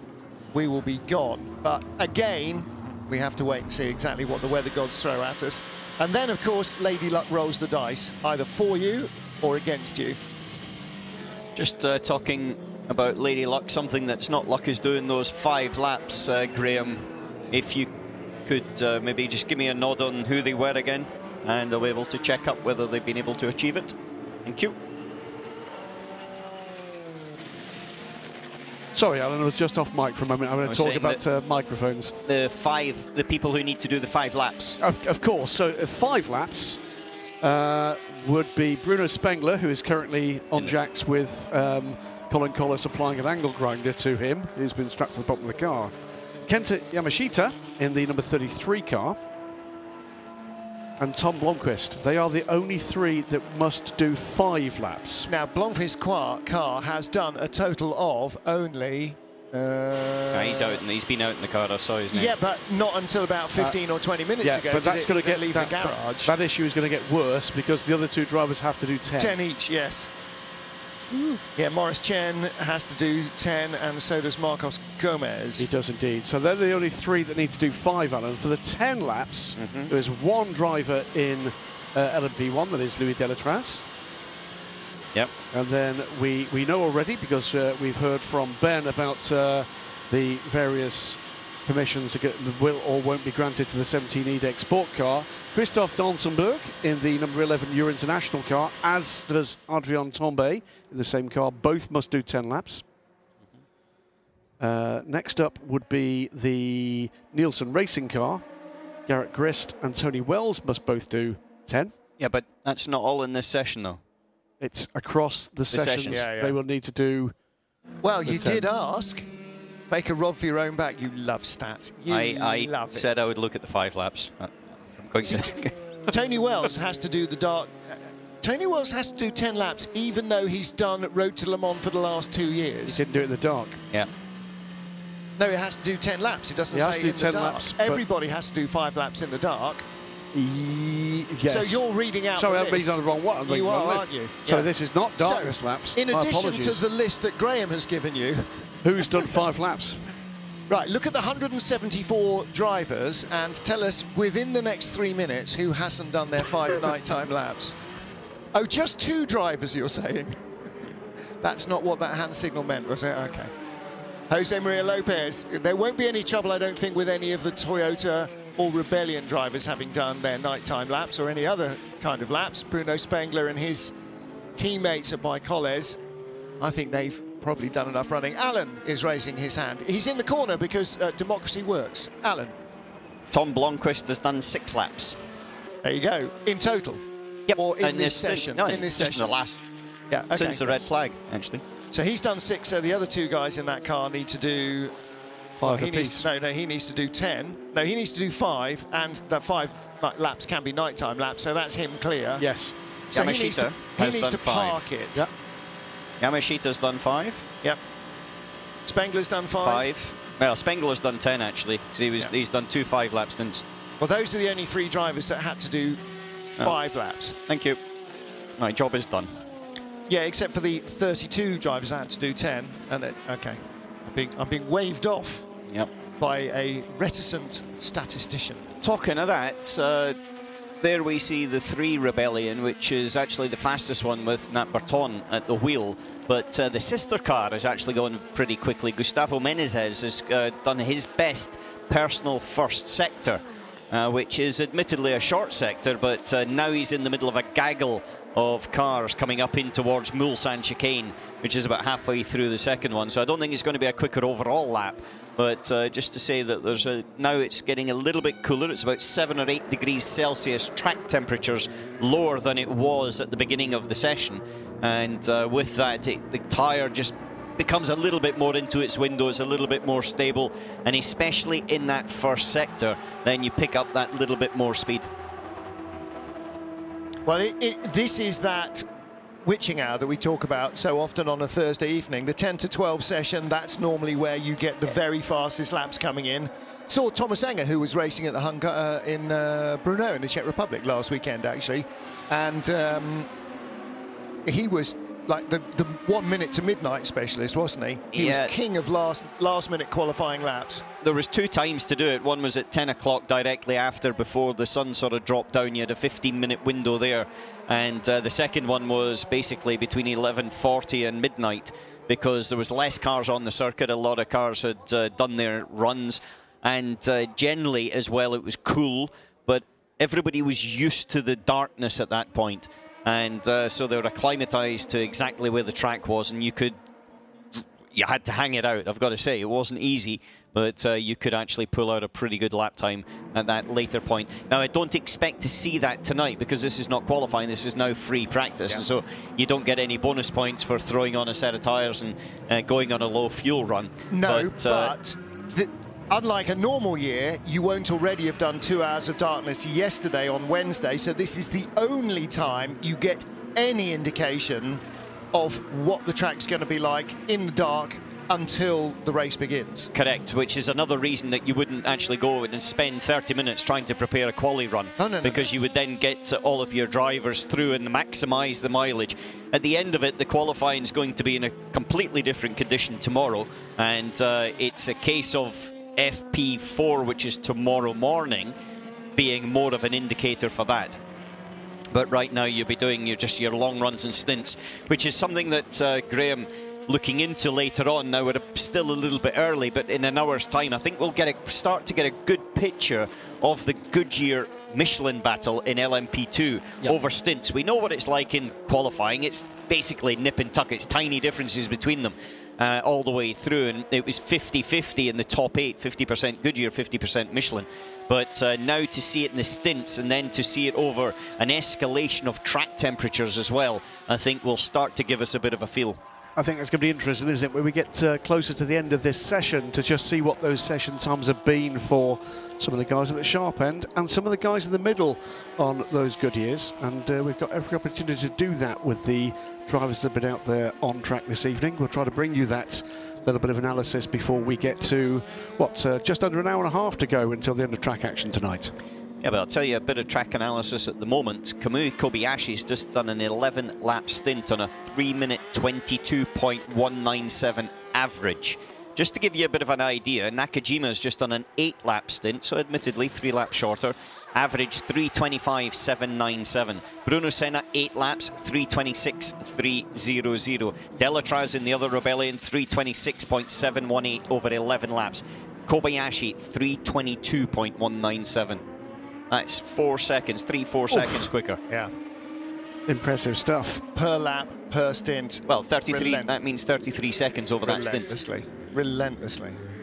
Tristan Gomedy brings the number 30 car into the pit lane. Where are they currently? Oh, they're top of the timing screens. Duquesne Engineering. Now, Duquesne have taken over one of the franchises in LMP3, haven't they? Norma became Duquesne, the new Duquesne D08. We'll be seeing some of those cars out in the Road to Le Mans support races later this weekend. Spooter Race Ferrari being pushed back into the garage. Saw Duncan Cameron or Aaron Scott get out. Are they just done for the night, maybe? No, come on, there's 90 minutes of running left. We lost 90 minutes in the first 2 free practice sessions. Are people just going, yeah, it's Le Mans, we've been here before, we'll just run for 20 minutes and we're done and we'll park the car and get some rest? Possibly. That is definitely a new, not normal. Anyway, Duquesne racing in European Le Mans Series for the last couple of seasons. Is this their first Le Mans as a... Second. Second Le Mans. Second Le Mans as a team. They took a cautious approach to joining the Le Mans 24 Hours. They've now separated out the 2 parts of the business, the race team and the car manufacturing side of things. Did they run the car for the car that had all the hand controls a couple of years ago? Was it not Gilles Duquesne's team that ran that? No, Gilles I know the reason you'd asked that. Gilles Duquesne is obviously wheelchair bound. But no, that was an Oak Racing effort. It was the Ligier team that did that with a whole range of other industry partners, including Orica including, I think, Alan, I mean, there was certainly some support from Nissan, and I think at one point there either was or was supposed to be some Audi support for that. They were running an Audi engine at one point, yes, initially with the programme. And it was a fantastic program, to be honest with you, what they were trying to do and how they did it, and then to see it, because, you know, Le Mans is, I sort of compare it in a way to climbing Mount Everest. Not that I've ever climbed Mount Everest, but it's a challenge, and it's a different type of challenge for different reasons for everybody on the circuit. For me to come, it was, the challenge was winning. Some people it's purely and simply to finish the race. Others it's to try and get onto the podium at some point. And in that respect, you know, Garage 56, which is the garage, which is for one-off specials, and it's for something that is going to advance technology. It's not just necessarily, you know, just for fun. It's actually got some purpose behind it, and that was something that I think it was used for its absolute best. And I have to tip my hat to everybody that was involved in that program. Astounding. And by the way, the only Garage 56 effort that finished the race so far. We should, of course, seen the next phase in that program, because the Sosei Academy car, another Orica 07, was due to have competed this year, and unfortunately one of the terrifically sad outcomes of the COVID-19 pandemic has been that both the commercial and the opportunities to actually practice and race for those guys disappeared with lockdown, and we will not now see them until next year at least. But that continues to be an inspirational project with Fred Sosei, the number 99 car, Julien Andlar. Luckily, at the wheel. Yes. I have been reading up on Viticorn. So on our entry list, the third driver of... but that's his first name. Of that car, yes. Yeah. He is entered as Inthracapovusak.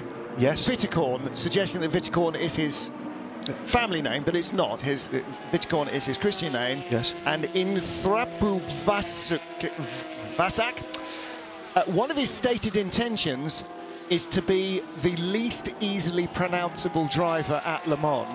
I think he may be nosing ahead in that competition. I think you're giving up too easily. It's pretty clearly it's a fine name. He's a fine driver with significant race experience and championship winning experience, both in his home nation of Thailand and in Pan-Asian competition. I think a reigning AM champion for the GT World Challenge Asia, as it is now, Blanc Pan Asia as it was then. But here comes the number 88 car through now. He was the Pro-Am champion in the GT Series Asia last year in a Porsche, 45 years old, raced in Carrera Cup Asia as well, so up against Earl Bamber and Earl Bamber's team. He's raced in European Le Mans Series. I bet you didn't pronounce his name in his European Le Mans Series entries, and in Japanese Super GT. However, what he has not done is he was supposed to race in the LMS, but he didn't. Aha, okay. Yep. So due to have raced in European Le Mans Series. Yep. So he did, however, race in the FIA World Cup a couple of seasons back. Do you remember when Turkey won it? With the Nations Cup. The Nations Cup at a very wet Mugello, wasn't that? No, the Motorsport Games was at Vallelunga. The year before was Bahrain. 2 years ago was Bahrain, that's right. And supposed to be at Ricard this year. Turkey won it in the end, didn't they? Yeah, Salih Yoluk and Ayanchan Juven. Yes. Who was the third place driver in Porsche Mobil 1 Super Cup this year. Oh, Johnny Molam. Johnny Molam was saying, I retired. You know, he was Reading Sportsman of the Year 2005. He was once Reading's fastest sports car driver. He was. He may still be. Answers on a postcard, please. Yes, with Charlie Honnings and Bon Grimes. They've already taken the splitter off the underside of that car. I would say front, but you don't have a splitter at the rear. There is a splitter at the front and a diffuser at the rear. There is actually a fantastic sports car racing stat, which will reach Johnny at some point after I've said these words, so I'm going to get punched at some point in the future. He's won more races, and I believe more championships, since he retired than he did before he did. I think that's right. Okay. Not to say he wasn't successful before, he's just been massively successful since retirement. Let's not forget. Possibly his best career decision ever. European Le Mans Series champion for Ram Racing back in the day with a Ferrari, I think there was a 458 back in the day. But Johnny, I tip my hat to any driver that manages to stay as a top professional for a decade and more. Yep. I mean, Alan, come on, that's got to be a very tough game to stay at the top even with your supreme level of talent and good looks. And Alan's microphone seems to have broken. not really sure what I meant to say to that comment. It is not an easy game to stay at the top, is it? Oh, no game's easy to stay at the top. Not certainly when you're in a competition and it's cutthroat, and at the end of the day, you're only as good as your last race. But that's just the way it is. But you know, it's all about a lot of grit and determination, as well as your talent and that sort of tenacity. Sometimes the things that get you through it. And you know, you talk about that, Johnny, I have to say, has got a lot of that tenacity. Oh, yeah. To be able to work out what the right thing to do at the right time is off the circuit as much as on the circuit. And we all know that from a racing driver's point of view, I would have said now 75% of the job is actually outside of driving the car. 16 Ferraris in the race this year, and AF Corsa, Amato Ferrari's team, are running Graham Goodwin. 12 How of many them. of the 16? Only 12. 12 plus the Dallara. I think that is just setting the bar ridiculously low. It is not a record number of Ferraris in the race. It has to be a record number of cars being prepped by a single team. 16 Ferraris being run by 4 teams. One team is running 12 of them. The others are not pulling their weight. It's like the Ferrari Challenge, isn't it? By AF Corsa. WeatherTech are running 1. It's WeatherTech, Rizzi, JMW, and Hub Auto. Oh, JMW! I forgot about that. Hub Auto. And Hub Auto. That's hang a minute, but they're not a customer team for AF Corsa. But the factory are running 2. The factory are running 2 with AF Corsa. Oh God, yes, of course they are. Dear, and by the way, one thing I will say, because tomorrow already known, because it's already written, that tomorrow Amato Ferrari will receive the Spirit of Le Mans award, and correctly so. 12 times, I'm assuming. I should think so. But I was, oddly enough, chatting to one of his long-time customers at Paul Ricard last month, and it was an eye-opener in terms of the openness and honesty in which he deals with his customers in business terms, how fairly he treats them.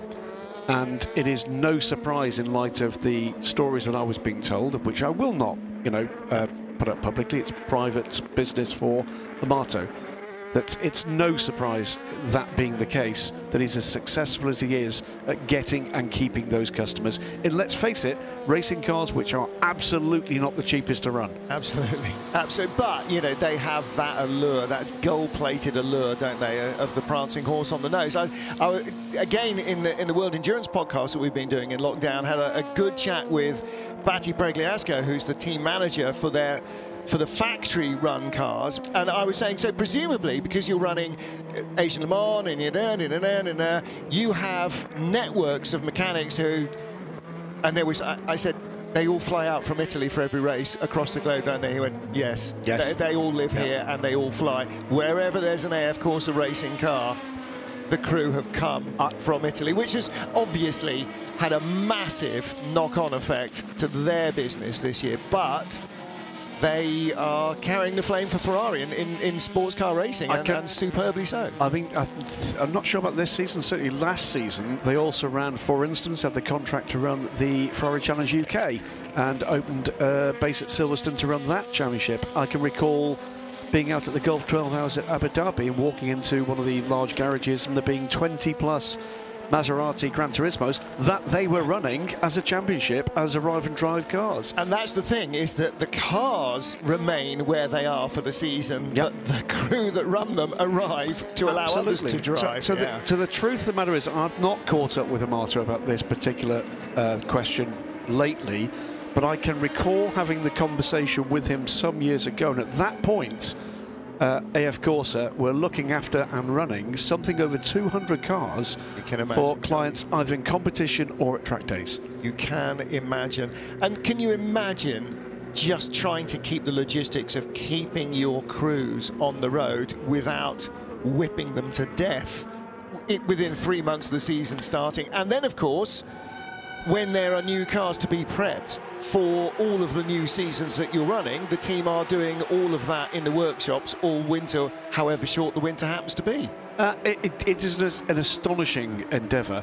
He's actually a very private man. He doesn't mind in any way chatting off the record, at times on the record. Doesn't like to be interviewed, I have to tell you, publicly, but likes to keep a lot of stuff private. But he's very open about his thoughts about his own business and about the scene. Very approachable. I can recall very early on in in my WC kind of reporting career, talking to, I think it was, in fact I'm certain it was Matt Griffin, and asking whether or not a Marto might be available, and being given the answer in the accent that only Matt Griffin can perfect, so I'm not even going to try, saying, you want to speak to a Marto, that's like getting an audience with the Pope. Yeah. And it just isn't like that, actually. He is incredibly approachable, as are his senior cabal of team managers and number ones. Batty, for instance, by the way, first time I met Batty, he was actually driving a Ferrari 360 in F1 GT racing. Right. The turn of this century. They are a fabulous group, and it's what a travelling band to be a part of. Yeah.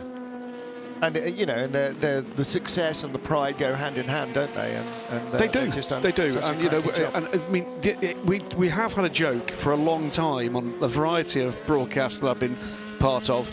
The team with you and Alan, the team with Radio Le Mans days, Asia Le Mans, etc., that actually the law is that you can't have an international sports car race without there being an AF Corsa Run Ferrari there. Well, if you have one, is it actually a sports car race at all? I could probably count on the fingers of one hand, with the exception perhaps of the Nürburgring 24 Hours, the number of races I've covered in the last decade that didn't.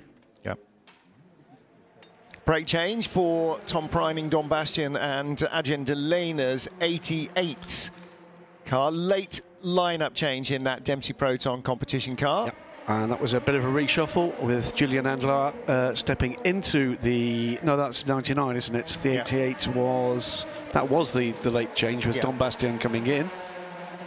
And as we said again earlier this evening, Dom will become, on Saturday, the oldest starter for this great race at 74 years old. Which is an astonishing achievement, whichever way you slice it, to be physically and mentally fit enough to race cars of this caliber. And don't think because GTE-AM are the slowest class on track that they are in any way slow or easy to drive. No. If you were sitting in the passenger seat of even a halfway quickly driven GTE-AM car around here at night, you would be absolutely certain the driver was going to kill you before the lap was over. That's 13.6, very fast and really pressurized kilometers per lap. I am sure, despite your how can I put this, excessive frame, that you have been alongside some spectacularly talented drivers and some spectacular cars in your career, Martin Haven. Oh, even Callum Lockie. And Callum Lockie. And but for me, it's always a surprise where that performance comes from. Yeah. And it's always a surprise to experience just what these guys can do. And that's, by the way, both top pros and some of the very talented amateurs. Yeah. And it's always a privilege to sit next to these guys to do it. I mean, I'm not a guy that actually, craves driving a racing car myself. And I've always explained it in these two ways. I've got two problems with doing that.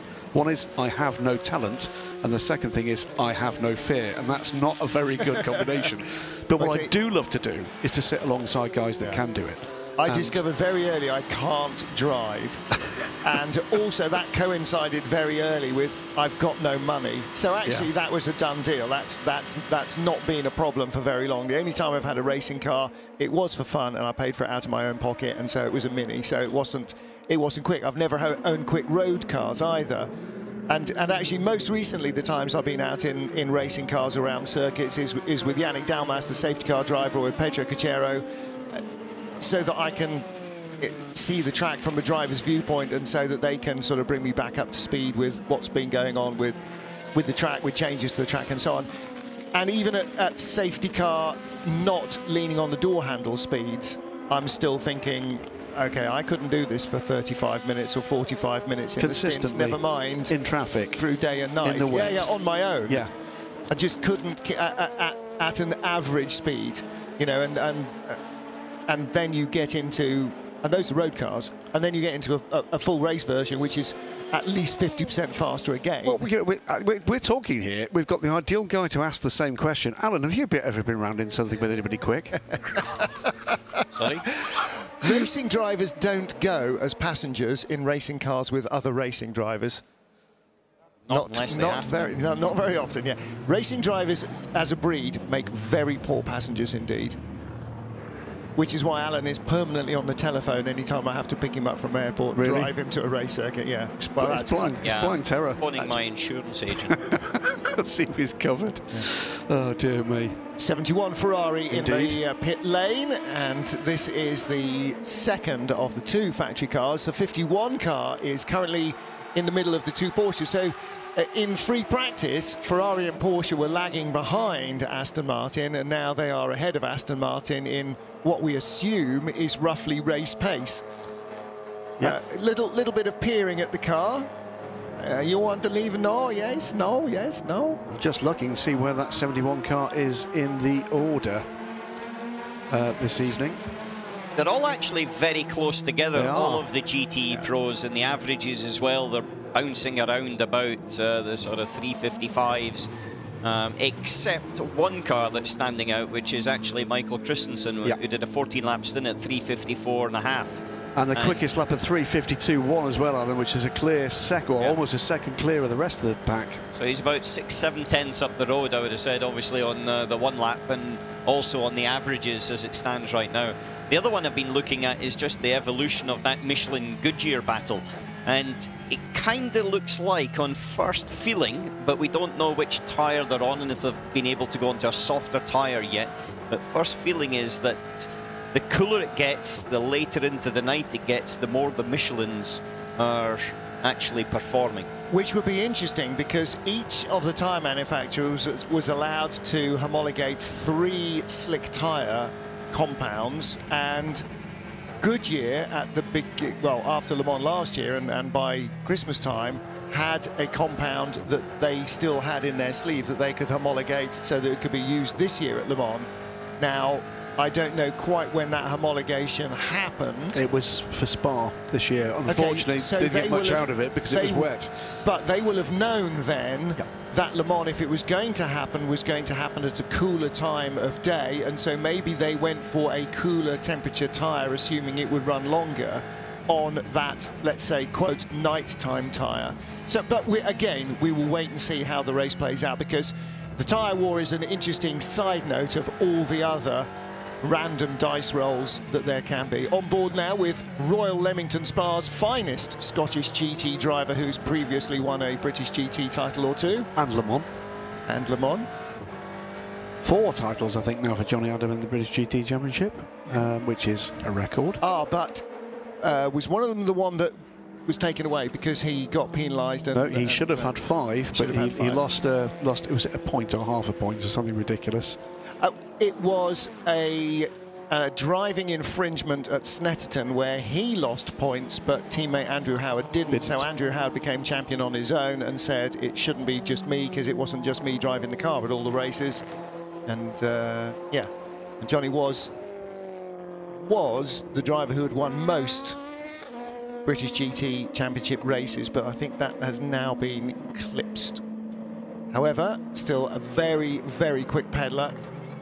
Indeed, and I think will always be remembered here at Le Mans for that epic late battle between the Corvette and the Aston Martin, and the 2 years ago, 3 years ago now. So they're all starting to blend into the distance, aren't they? And the pass for position being made along the start-finish straight was just one of those great Le Mans moments. And it was one of those great motor racing moments where cars were thumping the curbs and skidding around, and there was nothing left in the tank of either car, was there? They were just being ragged by drivers who were driving it like they'd stole it. Yeah, and you know, in the annals of this, the modern era of this sport, when we think back about Audi versus Peugeot, there's a special place, and there always will be a special place for Aston Martin versus Chevrolet, because that survived through the GT1 years into GT2 and GTE Pro, and remains to this day. And it's Real sadness that we're not got our friends from Corvette Racing here this year. I'm sure they will be back with the fabulous Chevy Corvette C8R. Yeah, can't wait to see that car. It looks such a beast. Even more because the C6 was sort of quite rounded and soft a little bit, you know, like the Aston Vantage was, and then the C7R had a really sharp suit, yeah, and the C8. It's a weird Batman's thing. race car, isn't it? We all have our favourites, don't we? And I love the C5, but in all its forms, C6 never quite did it for me, but it was the most successful of the lot. C7, that was another step, and probably hung around for a year too long. I think everybody would probably recognise that at Corvette. And the C8 is an entirely different beast. Lots of work going on at Toyota. Yeah, it looks like it's in preparation of going back out again. So being dropped down off the air jacks onto the dolly wheels. Replay. Yeah, that's just it, going back into the garage and dropping it off the jacks onto the dollies and rolling it back in. And the reason cars go back into the garage is not that they're not fixable in the pit lane, it's just that in the pit lane you're only allowed to have 2 mechanics working on a car. In the garage there is no limit. So working around the front normally means either a fairly major damper adjustment or a damper change. It might be something conceivably to do with a hybrid system, but that seems less likely. I think we were just flashing by the 38 Jota Sport car, judging by the yellow across the back of it.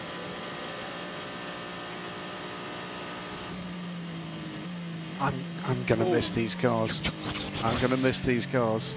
It's been such a delight to watch the progression in these cars over the last, what, just over half a decade.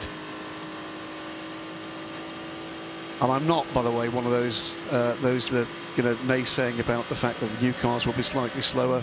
Come from a generation where 330 used to be the red line here at Le Mans, not that long ago. Is this the last lap of a double? 20th lap for the, or tyres have been on for 20 laps? Yeah, it's 20 laps. It's Kobayashi and then Lopez. Kobayashi did 11 laps, and that 322 one that we were talking about, Lopez has taken those tyres over and has done 9 laps on a 324.2. Right, so 11 is a race stint then, rather than 10, okay. Yeah, 11. 11. Delatraz has done 11 laps as well, so has Romain Dumas in the number 3 Rebellion. Yeah, but of course they've got a different amount of hydrocarbon fuel on board. 11 is the mark. Yeah. Hartley did 11 laps as well, 323.6. But again, we don't know the fuel, the tire mileage. There's Brendan as we speak. On the balance and the evolution on what we did on this racing, keep on your steer. Yeah, maybe the tools help a little bit, but yeah, still a lot of atmosphere to go now with all the apex, so that's much less performance than what we had earlier. That's why I was trying to answer on the radio, just check the numbers on for the error. Just been surprised by the lack of grip, particularly with fresh loads.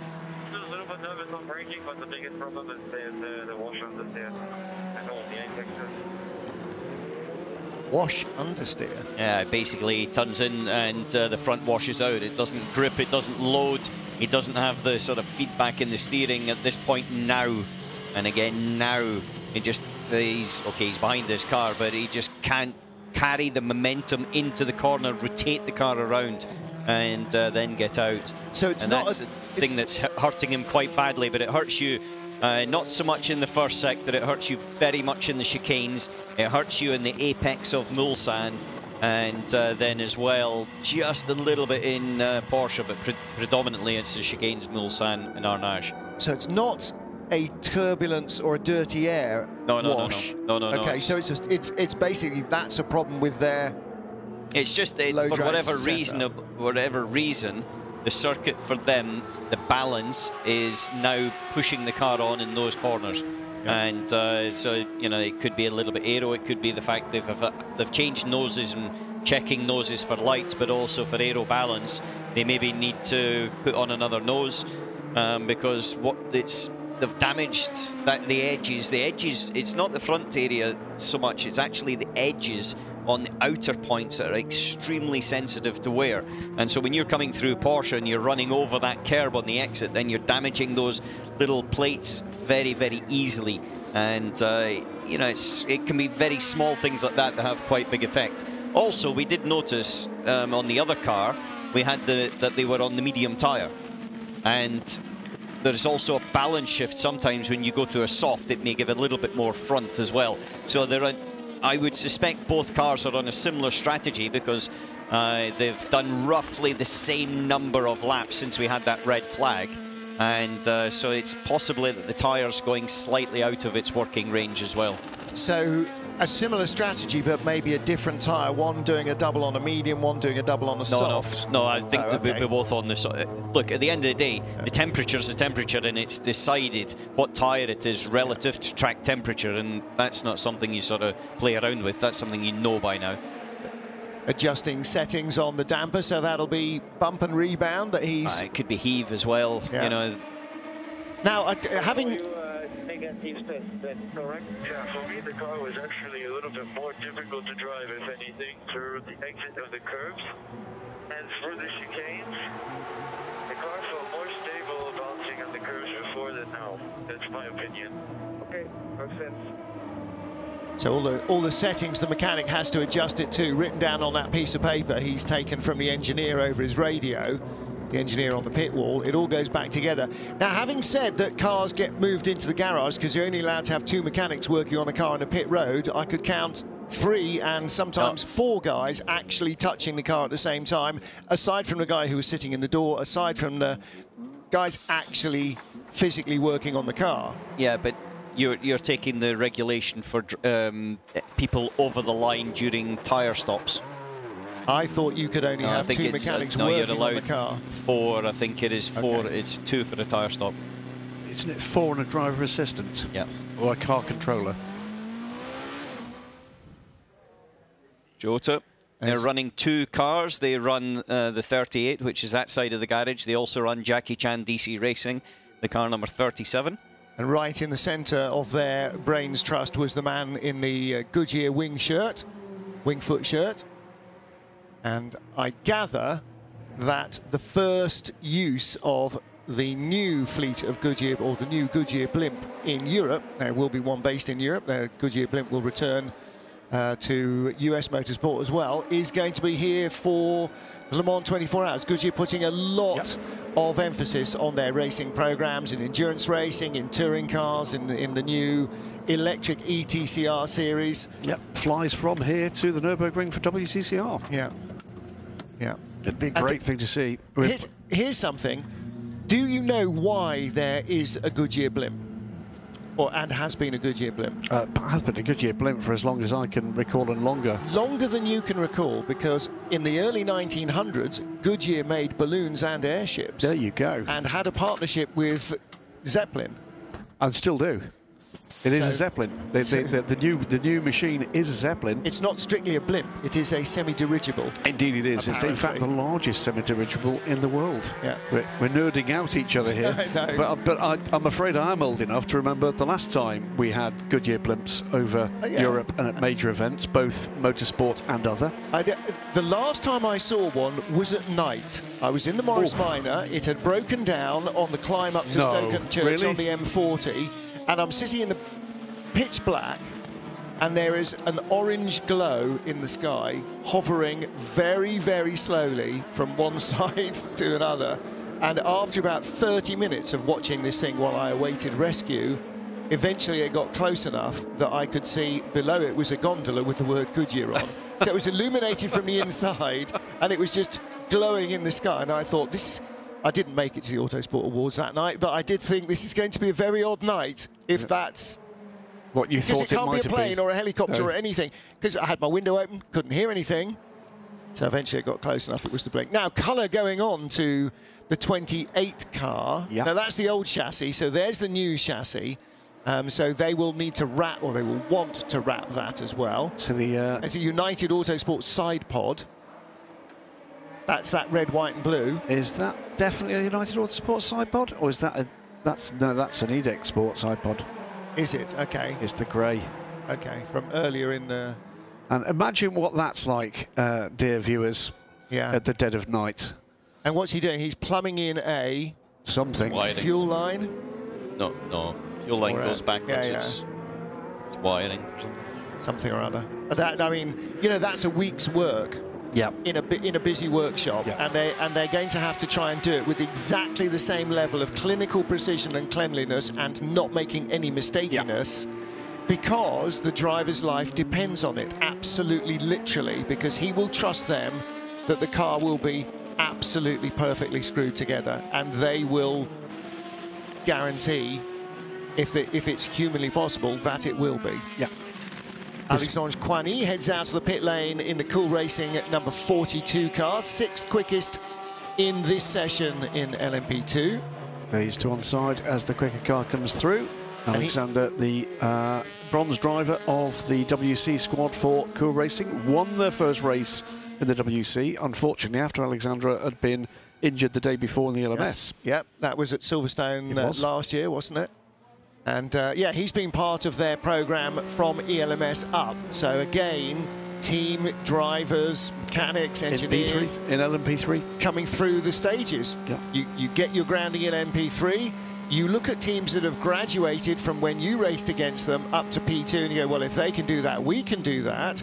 And then if you can do it in ELMS in P2, then suddenly World Endurance is a budgetary difference and, you know, a competitive difference, but the car remains the same. So suddenly that ambition is now the next step on the ladder. Well, if you look right now at where the timing screens are for the LMP2 class, Duquesne are involved in LMP3. United Autosports graduated from LMP3. Yep. G-Drive Racing, that's a slightly different story. Panis Racing, Panis Bartes started in LMP3. Jackie Chan DC Racing started in LMP3. Cool Racing started in LMP3. We could go on, and we could go on. That's a mark of the success of that ladder system that was established, what, half a decade ago.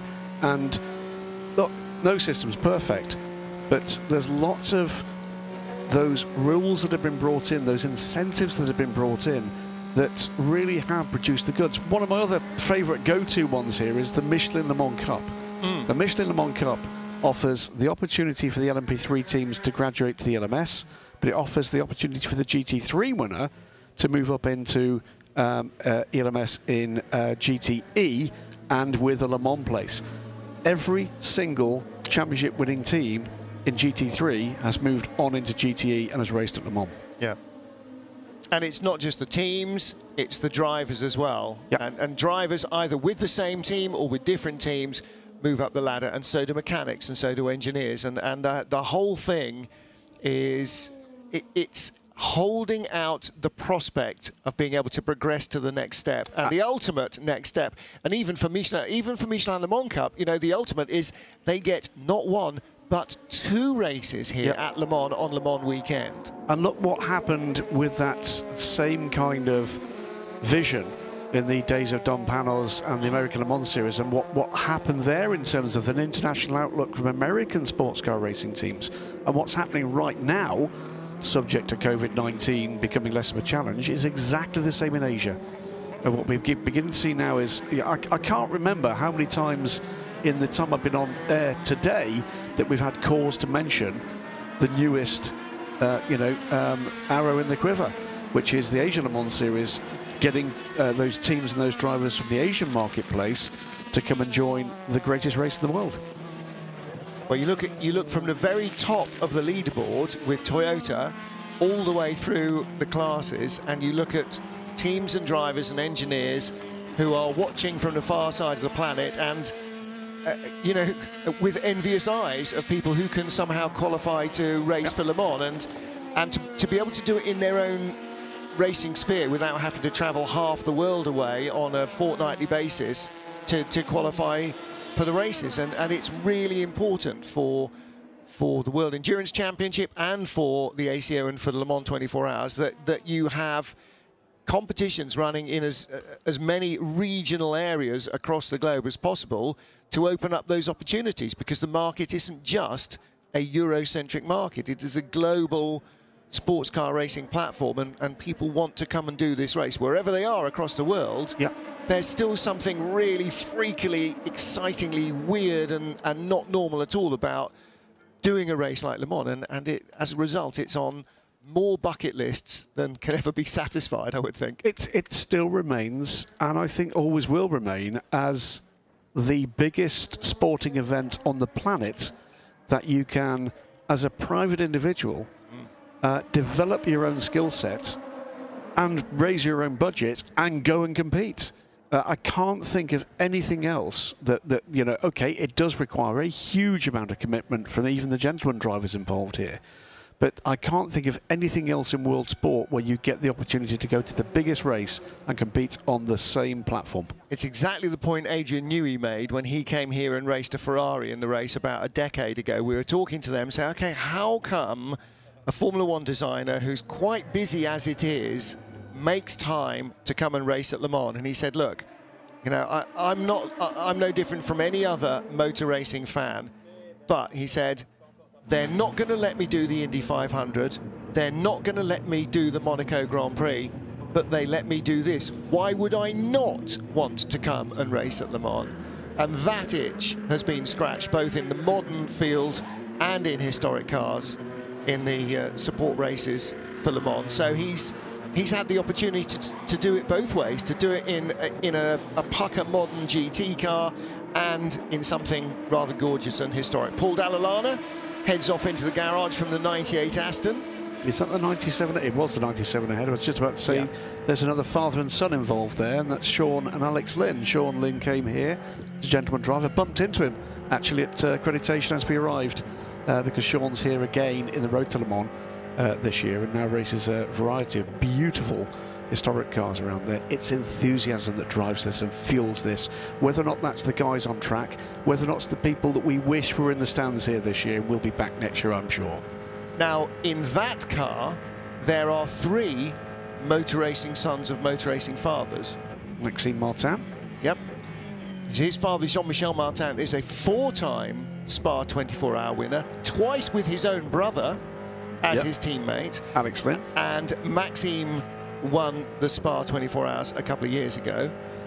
I said, so how come you haven't done it yet with your brother? He says, he's not really a racing driver, but we've done the Fun Cup, so yeah. And did Harry Tinknell's dad not race?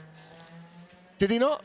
No. Okay, maybe not. I thought maybe I had a suspicion somewhere in the back of my head that Harry's dad had raced as well. So all right, so there are 2 sons of racing fathers there. Alan McNish has been hunting around the booth for the remote control for the air conditioner, his own individual private air conditioner. It's written into the contract, mate. What can I tell you? This is the most Italian team in the paddock. Everybody's Italian here. You've got to be Italian even to walk into the garage, but it's not quite true. See, if we were Italian, we'd remember to pronounce it Cetila, not Setila. But, you know, a proud team. This, I think, will be the last Le Mans we see of them in LMP2. They'll be moving, they'll stay within the WC family. I believe we'll see them in GTM next year in a Ferrari, which is good news, because they are super competitive, super enthusiastic, lovely, lovely people. And unfortunately for them, this is a program that just has not produced the performance they were looking for. Well, only 2 non-Italian items there, the tyres and the engine. Very good point. Because the chassis is Italian as well. It is the only Dallara in the field. Ben Hanley is the man who has brought in the Dragon Speed 27 car that he shares with Henrik Hedman and mine's gone blank. Renger van der Zande. Renger van der Zande, indeed so. Indeed so. Oh, look at that. Sadly, data sheets. Sadly, I think what have been 13 cars that have featured on the entry that are no longer here was another Dallara. It's the Dallara that's won races this year. And that, of course, was the Thunderhead Carling car. And I hope you're listening. Happy birthday, Jack Manchester. Hope you come back next year, young man, because what a pleasure it was to see you out there with Harry Tinknell and Ben Barnicoat and taking wins with the Dallara chassis in Asia this year and in Australia. Battling away. Great stuff through those 4 races, and I hope we can see that back. It's a little bit early to be nodding off for a kip in the back of a garage, but you've got practicing that as well. Got to practice everything, haven't you? Yeah, absolutely. New moon tonight, so it is blacker than a witch's cape outside, so there is no added moonlight. But the good news is, because it's a very clear evening, this in from Aston Martin, Simon Strang, is that he can see Goodyear through his caravan window. Not Goodyear, Jupiter. Jupiter? Yeah. Is that the same thing as Goodyear? It's not Fireman Sam's fire engine. No. No, I'd say, oh, get off there, get off there. That's not the track. It's very mucky. That is the 52 car, isn't it? And that's Jules Gounon. 82 car, that's another Spa 24-hour winner. Another motor racing son of a motor racing father. Yeah, his father stole my car once. True story. Did he drive it like he stole it? I hope not. Was he gentle because it's a rental? No, we did ask him to sign the dashboard, but then realised that Jean-Marc Gounon signing it might just take some money off the value. But quite a lot. I'm not entirely sure. You're in a very, very sarcastic mood tonight, Graham. Got to rehearse everything. I'm not entirely sure that Jean-Marc Gounon's car is quite as healthy. It might be. That's not Jean-Marc. That's Jules. Oh, that's the 50. Oh, sorry, Jules. It's an awful lot of smoke. That is the 52. As it came into the pit lane just then. That's the 52, isn't it? Not the 82 there, though. I think we've seen two different shots of two different cars. Yeah. They are remarkably similar in the dark. The 52 is the car with the Carrera branding on it. Ah, right. So they just put up the graphic that said 82. I think it was 52. It was 52. Yeah. So my apologies to Jules and indeed Jean-Marc Gounon for everything I've ever said about him. He's a lovely man, by the way.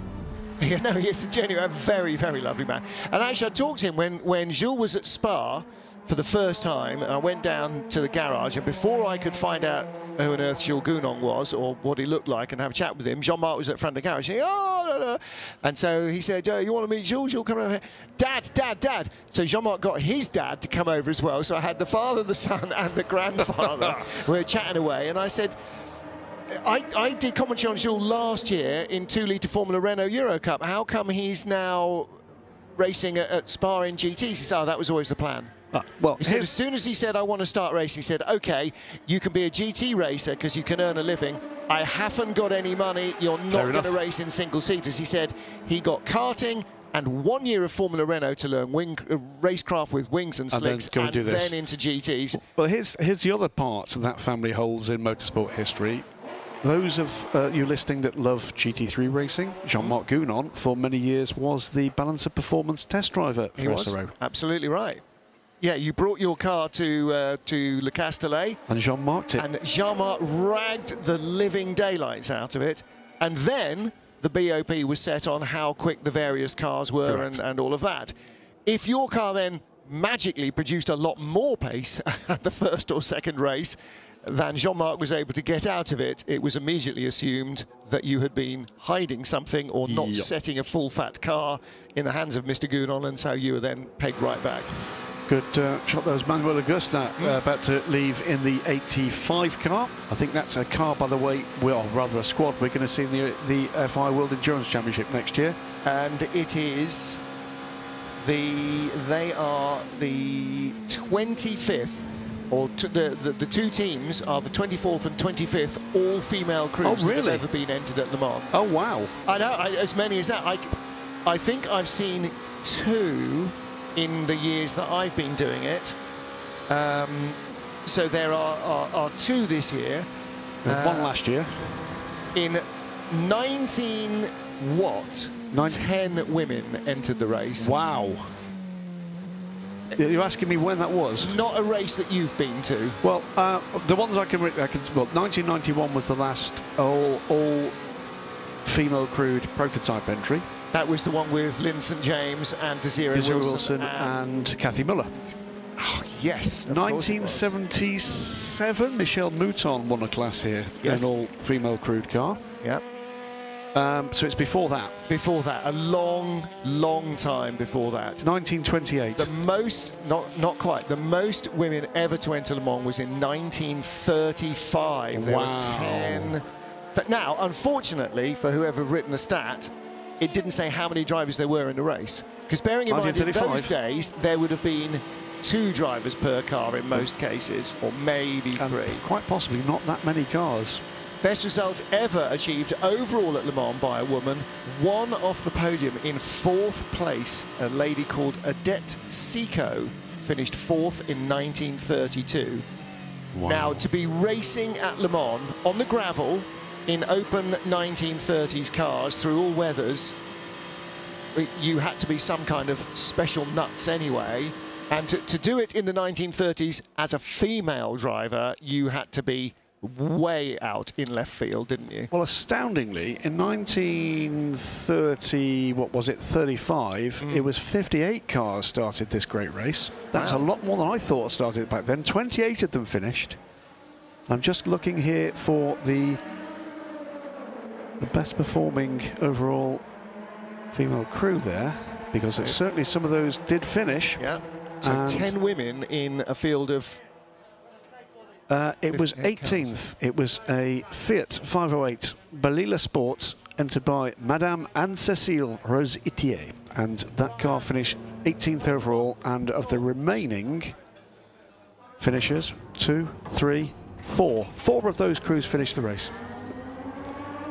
Two driver crews, as you absolutely quite rightly say. 2 of those crews were in MGPA midgets, entered by Captain George Easton. Oh, right, so they were full. In fact, 3 of them were. They were full factory MGs. They finished 24th, 25th and 26th. Entered by a world land speed record holder. There you go, George. Wow. Yes, indeed. And the lady with the most starts at Le Mans is... Oh, now that I do. That's much more recently, and it's a French lady. Yes. In Group C days. Anne-Charlotte Verny. Yes. Started 10 Le Mans races. I only know that because I think she raced in 79, because one of my local readers for Daily Sports Car in the Marseille area, Laurent Maillet, hello Laurent, I'm sure you're listening, gave us some fabulous photographs that he took here in 1979, and there was a great portrait of that lady, and I didn't know enough about her at that point and actually read into exactly that. So yeah, there you go. And she had some good results as well. Full brake change here for the TF Sport Aston. Are we at the Nürburgring a week too early? Actually, it's Spa 24 hours, isn't it, that they factor in a 5-minute technical stop?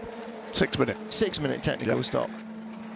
And Spa 24 hours yet to come up. It's going to be quite a month of 24-hour races, isn't it? Well, it's Nürburgring next week, isn't it? Yeah.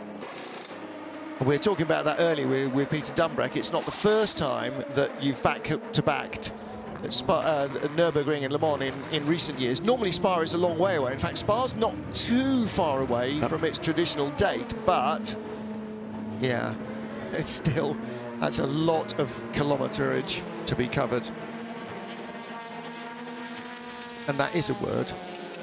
Kilometerage? Yeah. I simmer down in what's the word I'm looking for? Don't know. No, I don't know. Just leave you hanging, or should I say something? I have a little bit caught up on my sleep from this week, but really not enough. Well, let's just say at this point, just under 38 minutes to go till the end of track action this evening. That will come at midnight local. And what a very different rhythm this day's had to what you and I, and I'm sure Alan as well, have been used to in Le Mans over the years. In some ways, I've, as I said earlier, thoroughly enjoyed the change to qualifying, and we've got more of that to come tomorrow. Yeah, that's going to be fun, isn't it? And it's going to be fun when it sort of goes back to, you know, what the original plan was, which is to have it all on Thursday. With 250,000 people here. Yeah. Because actually, that fascination with all 4 classes, not just with which of the Toyotas is going to set the fastest lap and is it ever going to be a record and so on, all 4 classes, and not just one car, but half a dozen cars, or a dozen cars, or 2 dozen cars trying to get into the top half dozen. That's all good edge of the seat stuff. And in fact, there was so much edge of the seat stuff going on in 3 classes that we missed out on 2/3 of it, obviously, because such is the law of telly. But I think that is going to be something that the crowd here will grow to love if that stays around, and I think it will. I think it's televisually, it's exciting, and I can see a crowd trackside getting behind that. It's an odd thing, isn't it, when something brand new and very different is first proposed. Our very nature tends to be to criticise, and I think that's what hit the airwaves. What we're looking at, Alan? looking at Piccini here in the Ferrari, the Iron Lynx, and he looks like he's actually going to be one of the first ones to record a quicker time in the last hour. Thomas Enger style, doing it in the last half hour. Yeah, and the other person that's just done exactly the same thing and recorded the car's fastest lap of the session so far is Mikkel Jensen in the G-Drive 26 in LMP2, who's actually putting in a stunning stint. Has Kay Cozzolino just gone to the top in GTM? I think he just did as well as I just he has. refreshed the... Kay's just gone, exactly, gone to the top in MR Racing. That yellow car guy's car has been sort of a bit right at the tail of the field, and suddenly, bosh. To explain, by the way, if you're watching the pictures and looking at the pictures of the cars and looking at the entry list and wondering why that's not called the car guy car, to explain, MR Racing, the number 70 car, is a full season WEC entry, which Kay Cozzolino happens to be one of the drivers for. Ishikawa-san, who is the principal funding driver in that car, his day job is in the care homes business back in Japan, and correctly he's decided that this is not the time to be travelling internationally, whilst of course there are major challenges for both his business and, for that matter, the people who he takes care of. He has opted to stay at home. That entry has been retained by MR Racing, but taken up, if you like, by Car Guy, who were here for the first time last season. I think this is the, sorry to jump again, I think this is the sort of time and track temperature, which is 22 degrees Celsius. Now, we started at track temperature 26 at 8 o'clock. At 10 o'clock it was down to 24. Now at 11:30 it's down to 22. It seems to be around about 24 degrees is when people are switching over from the medium to the soft tyre, because you can see quite a step in the lap times that are coming in now. So Jensen, for example, I mentioned him on a 31.127 over a 7-lap run. You've got Paul Di Resta, who thumped in a 31.7 over an 8-lap run. You now as well have Ho Pin Tung actually in the Goodyear in the sister car to this one we're looking at right now, with Roberto Gonzalez getting in, and Ho Pin Tung in the Jackie Chan DC Racing car, a 31.443 over a 6-lap run. And then on the flip side of it, you've got Mathieu Xavier, who's done a 10-lap full stint run, but I assume he's on a double stint medium because his average was 37.479. And so, like I say, I think this is now where the switchovers are coming between the mediums and the softer night tyre. Excellent stuff. We'll keep watch out for that when we get into the race proper.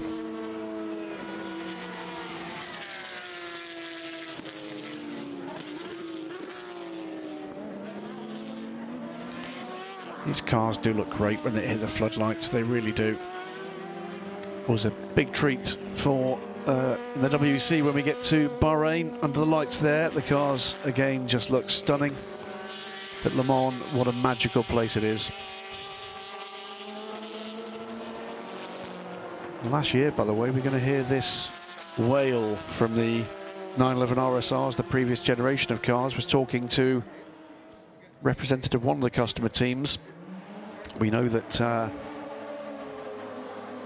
MC Proton Racing, Proton Competition, have got 4 of the new spec cars already delivered. We'll be starting testing those cars in the coming days after Le Mans. To ask the question whether or not we might see some of these cars stay in competition, in WEC competition, beyond this season, to which the answer from someone who most certainly knows is the current factory car is such a step that actually there would be no point. It would not be something they would feel was saleable as a competitive proposition. So whilst they visually look very similar, pretty clearly those in the know that the performance is a significant step forward with the 2019 spec, the side exit exhaust that we've currently got in factory hands, that makes its way into customer competition from 2021.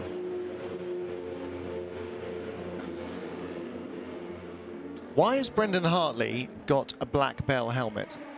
He had a silver helmet on earlier on during the day. It was like a chromey coloured, if I saw it. And Yeah, there's one reason inside is you get less reflections. Didn't appear to have any of his normal livery on at all. It just had a bell sticker on the side. I think it was a sort of matte black. But I only saw it very quickly and briefly. But you do try to have non-reflective materials, even in the gloves and things like that inside the cockpit, because it picks up on all the lighting and distracts.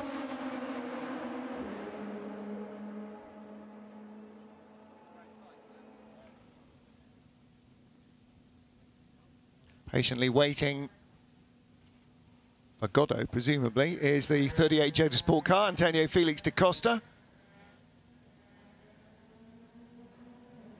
Although, I think Antonio brought that in. I don't... Yeah, he did. That's not Antonio's helmet, is it? No, not that's Gonzalez. Oh, yes. It's Gonzalez that's switched in. So he jumped into the car, but they've been working on it for 3 or 4 minutes. And talking of working on it, car number 90, which is... Yeah, it's got to repair its right-hand side door number. Remember, earlier on, there was a whole list of cars that were being... sort of focused on and checked to see if that was actually going to, if their door lights were working, and now it looks like 90's got to actually do a stop to fix it. This is the Ferrari that's just gone top of the list in GTE AM. Kai Cuzzoloni at the wheel. He's staying in by looks things, refueling.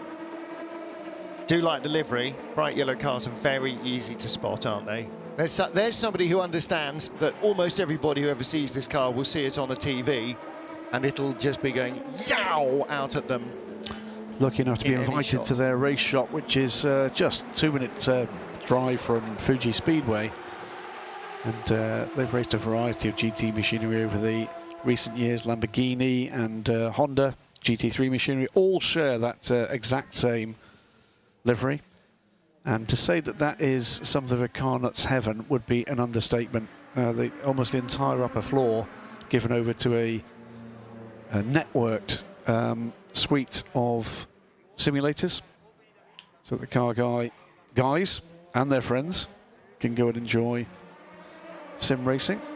From Stockholm in Sweden, interesting point. We talked earlier about all the leaves at the side of the track that we saw in daylight, and how there was very little of the yellow coating of pollen that covers everything during July.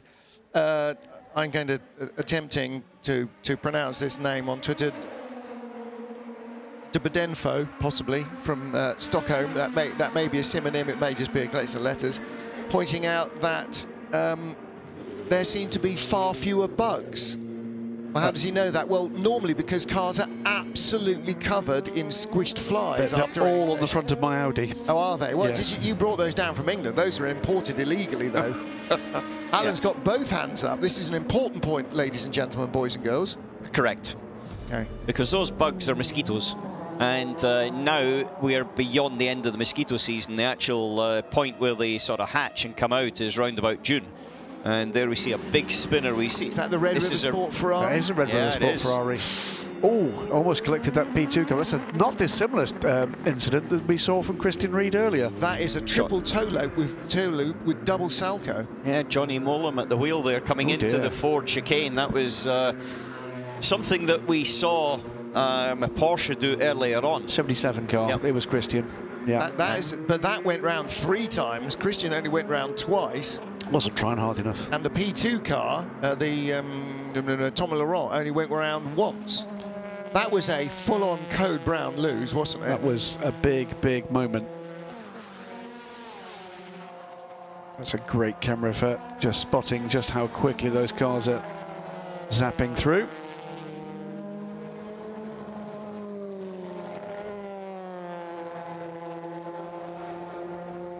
Under half an hour remaining. 2007, Adrian Newey raced here in that Ferrari. Was it? I was going to say, it can't be more than 10 years ago. And it was. Thank you, Steve Tarrant. Yes, it was a lot more than 10 years ago. Crikey O'Reilly. Sam Bird, we talked about him earlier, having to sort of surrender his full-time ride at AF Courses Ferrari alongside Davide Rigon, his long-time partner. But he is back here for the endurance race. That was just as once, around twice. Just as he turned in Again, just the rear came round. This is from the G-Drive car, seeing the dust and gravel and dirt. Yep, well, that's where the car is. Right, okay, on my way again. Yep. And presume those Michelins are not going to be ever able to be used again. Daniel Bodenfors from Stockholm in Sweden. Thank you, Daniel. Daniel's got a lot of interesting little stats that he's picked up off the FIAWC.alcamelsystems.com timing system. Excellent. Not the least of which that almost every class now is topping 300 kilometers an hour. And 345 is VMAX for the Rebellion currently. Right, is that where is that speed being collected this year? Is that on Indianapolis? Question. That's a very good question. Because traditionally we've had the speed trap on the Mulsanne, but it's not where you're quickest anymore. Correct? I don't know what 345 is. Hang on a minute. 300 is 186. 320 is 200 miles per hour exactly. 345 over 62. 5.56 miles an hour. Doesn't seem entirely right. While you're doing that, I'll just tell you that Adrian Newey, by the way, finished just off the podium here, finished 4th with another man. We mentioned Alex Lynn's father, Sean Lynn, earlier this evening, and the man that will be sharing the LMP3 Ligier with him for United Autosports and Road to Le Mans, Joe Macari. So it's Joe Macari and Ben Alcott. Brother of the famous footballer Lou Macari, obviously. Yes, indeed. I don't think they're the same. No. No, I'm absolutely certain they're not. Are they not? I'll bet Joe, no. 345 is well, not that there are any midges, but if they had whiskers, it's that much below 214 of your English miles per hour. Yeah, so headbutting a car at 214 miles an hour is going to make a bit of a mess of a mosquito. Now, of course, the reason there are no, well, Alan calls mosquitoes, midges, here is because just after midsummer, they migrate to Scotland, which is where they all are currently. Yeah. So they start off here, like songbirds, except too small to be shot. They then migrate to Scotland for the summer, where it's you shoot songbirds much cooler. And so think of the country over which they're migrating. They migrate from the heat of Le Mans to escape the heat of a French continental summer. They go to the near Baltic. Cool, temperate temperatures of the Scottish lowlands to pester caravanners. They're very welcome. And then they fly back here for next year's Le Mans 24-hour race. You do need to catch up in your sleep. As we've got a few cars into the pit lane, 24 minutes to go before the end of this session.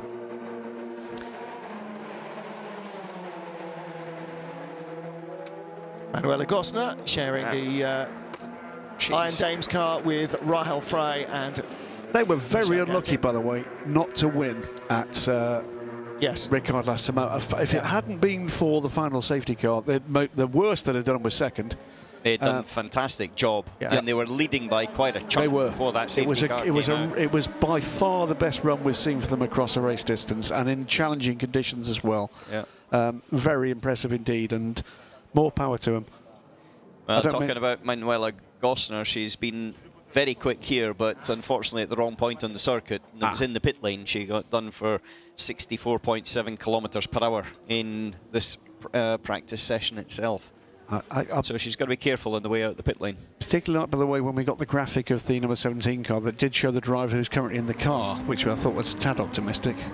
Was her first Le Mans here in a last year? Ford GT? No. Was she not one of the three? Who were the three that raced? Cindy Alamein. Yes. Rahel Frey. Yes. And another. Answers on a postcard to stop me from having to look at the internet again. And not one of the Ford GTs, the previous Ford GT. This was the Maytech cars. Maytech. Yeah. In 2013 sort of time. Maytech. 2010. Yeah. 10, 11. Yeah. See, we've got all the facts, just not necessarily in the right order to paraphrase. So, hang on a minute. It didn't finish, did it? Hang on a minute. It got shunted. It was, it's Sebastian Buemi's cousin. Laura Buemi. No. That's who it is. Betsy Coed. No. Come on. I'm trying to find it. It is Natasha Gashnang. Ah, yes, it was. And that is Sebastian Buemi's cousin. Yeah. And so it was an all-Swiss Miss lineup, wasn't it? Yeah. Yep. I'd forgotten they were all Swiss. Absolutely right. Yeah. The 4GT1. 2 of them in that race. I think we had a Mark VDS car as well. Yeah, that's right. Did, yeah. That's which right. caught fire, if I remember rightly. And they shunted at Sebring into turn 13. Is that the only Left-hand ever Le side. Mans start for Mark VDS? No, they were here with a associate entry with a Lola Aston Martin as well. Oh. With Vanina Ricks, if I remember right. It was a co-entered car with Kronos, is that right? Wow. Kronos, the people that used to run at Peugeot's privateer rally program. Correct. Wow. So if you can engineer, can't you? And they're coming from World Rally going, there's not even any mud. How hard can it be? Yeah, that's not broken. So can you still select first gear? Yes. Well, what are you talking about? Get it back here, you mamby-pamby. Yep. So, by the way, Marcel Tenkat, GT4 European Series PR man, was just seconds too late to get Natasha Gashnang before I did.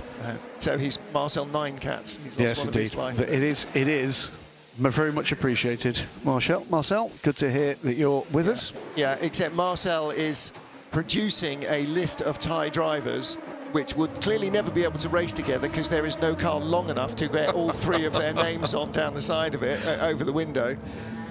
It would have to be a stretch Hummer or something to get all the names on.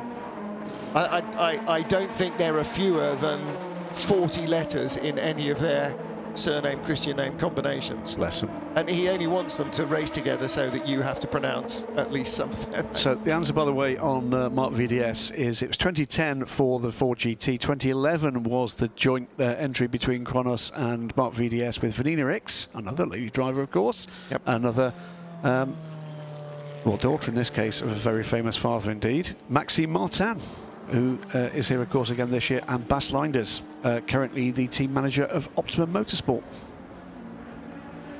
Bas is? Yes. Okay. Yeah. He's been team managing for a long while, hasn't he? He has, long time with McLaren. And now with Optimum, running McLarens. Was having a little bit of an online conversation about... Well, you want to get into that right now? About doing stats and maths at 4 AM, and I said it's got to be more accurate than my maths live on air at 4 AM. Never mind 4 AM. Somebody just pointing out my working. Red flag. 345 divided by 62. That's 5.6 miles an hour. It didn't seem right at the time, I have to say. Yeah, we've got 18 minutes on the clock, and it's a red flag after yellows at Marshall's post 11. Which is first chicane. 62 seems to be stuck there at the moment, which... That will be... That's Johnny Molam's car again. Yeah, that will be the end of the session. Bonomi Grimes, yeah. So, and that's been in the wall. That is definitely the end of the session. That's in the braking in the entry to the corner. He's just lost it braking, I think. He's just beyond the tyres, isn't he? There, look. That's the that is the. That's actually on the way in, so he hasn't quite got to the tyres. So he's crashed in the braking area on the way into it. Okay. Yeah. Well, that's a heavy hit, though. Number one, look at the front of the car. He's walking away. That's good news. Front end of the car is very badly damaged.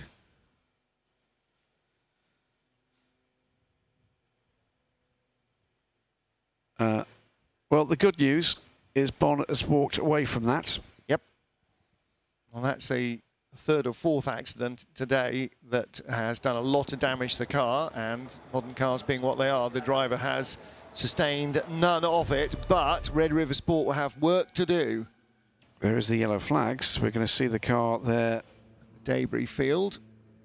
Oh, he's been in the barrier on the right-hand side. And then bounced back. Yes. To there's a lot of debris there. Dear Lord, there is a lot. That's about the place where we were talking earlier about Mathieu Vazevière made a really bad miscalculation. It's a Rizzi car, wasn't it? A couple of 3 years ago. He tried to get past, didn't quite do it, and sort of leaned on him and put him in the wall. He did. It's more or less exactly where that car hit. Did you see? I didn't see the incident. That was someone else involved, or no, we didn't see that. We didn't see it. We just saw the debris field and the dust cloud. But to hit the barriers on the right there, inside the apex, or inside the curb on turn-in, you've got to have lost it under braking. Just hard right. Just add in here for discussion that car not so very long ago had an incident under braking for the Ford chicane. Yeah. Yeah, true. And whether that is the same issue then that has caught out Bon Grimes, or whether there was a stone somewhere in there that has dropped into a caliper and left him with no brakes on the back, or what have you. Yeah, either way, again, that looks like it was unlikely to be a plain driver error. It has all the hallmarks of I hit the brakes and it turned sharp right into the barriers. Before I even knew it was turning sharp right, I was bouncing back off the barriers. That had a lot of brutality about it, that debris field, yeah, I'm afraid. So very good news indeed to see him out of the car and in one piece. Oh, I am not keeping up to speed with my steward's flutter of paperwork. By Colles have been issued a €1,500 fine for spectacular use of sparky tools. Really? That may not be the exact technical definition, however, I'm now going to have to go and look, obviously, aren't I, in the notice board, exactly what the technical definition of... My guess is there is a regulation that talks about something like grinding tools. Okay. Use of tools that may cause sparks inside the garage is a fire risk. Yeah. That was sparky what that discussion. Sparky grinding tools. Exactly. There will be a literal French translation of that term, Martin, but you're right. Of course, but because it's official, it has to be officially in English, and there can be a French translation of it, but officially it has to be officially in English. So 1,500 sovs. And that, Eduardo will normally say that the session will not. Has now done that. Session will not be resumed. That is the end of track action, therefore, for what day is it again? Thursday? Thursday. Started at 8 AM, finishes at midnight. The actual day started earlier than that, but for us... Yes, no, track action. Yes, indeed. But... no, 8:30. The track was live at 8:30 this morning. So it's been a very long day for the marshals, because although we haven't done every session, the marshals and the officials have done every session. So they will be, like some of these drivers, crawling away from their posts and very ready for a swift libation and some decent sleep, because you don't want to start Le Mans exhausted if you're a marshal or an official. Well, it's not lacked for drama, has it? Some of it of the not very nice type, heading the way of both of the EDEC Sport cars, which did not indeed make it out for the session, both in full rebuild, repair and rebuild. For Bonamy Grimes, we just saw that finishing this session with that thump into the barrier at the first chicane. And for a couple of other drivers that have had their dramas, well, in the same car, Johnny Molan and Christian Reed, with which was the P2 car? Was Thomas Laurent, wasn't it? Had a big moment at the Ford chicane as well. How many red flags we had today in 4 FIA sessions? 4. We've had 2 in this session. We had 2 in FP2.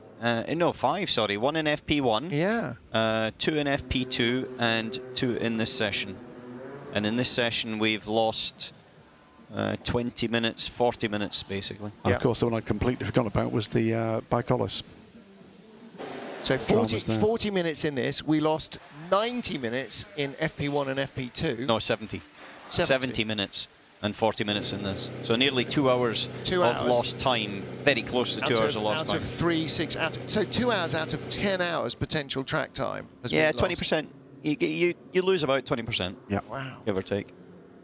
So just to, to run down, because we see the P2 cars, just the old Goodyear Michelin battle. It's very difficult because there wasn't very many Goodyear cars went on longer runs at the end. Hopin Tung was the one in the 37 Jackie Chan DC Racing, and he threw in 6 laps on a 3:31.443.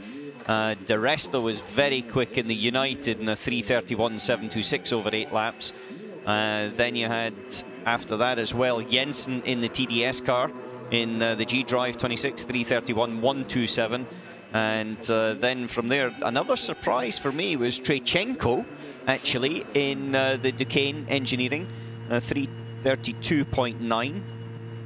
And from that, I would say it's leaning towards Michelin. Remind me about Trechenko later, because I've been increasingly impressed with him this year, after being, frankly, one of the most wayward drivers we had, to the point where Martin will remember, famously, Eduardo chiding him on a radio message saying it's not the first time this driver has had to be warned about rearward contact with. Trechenko was building quite something of a random, to say the least, reputation, and he does seem to have left those days. He does. He's been impressive this year in that car. Can I just have a very quick moment while we're talking about Trechenko in the number 30 Duquesne Engineering car, which is at the top of the LMP2 pile?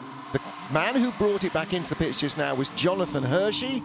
And just to get back to our little Ford GT story, he shared the other Maytech engineering car in 2010 with Roman Grosjean and Thomas Mutt. Oh, there were three that year.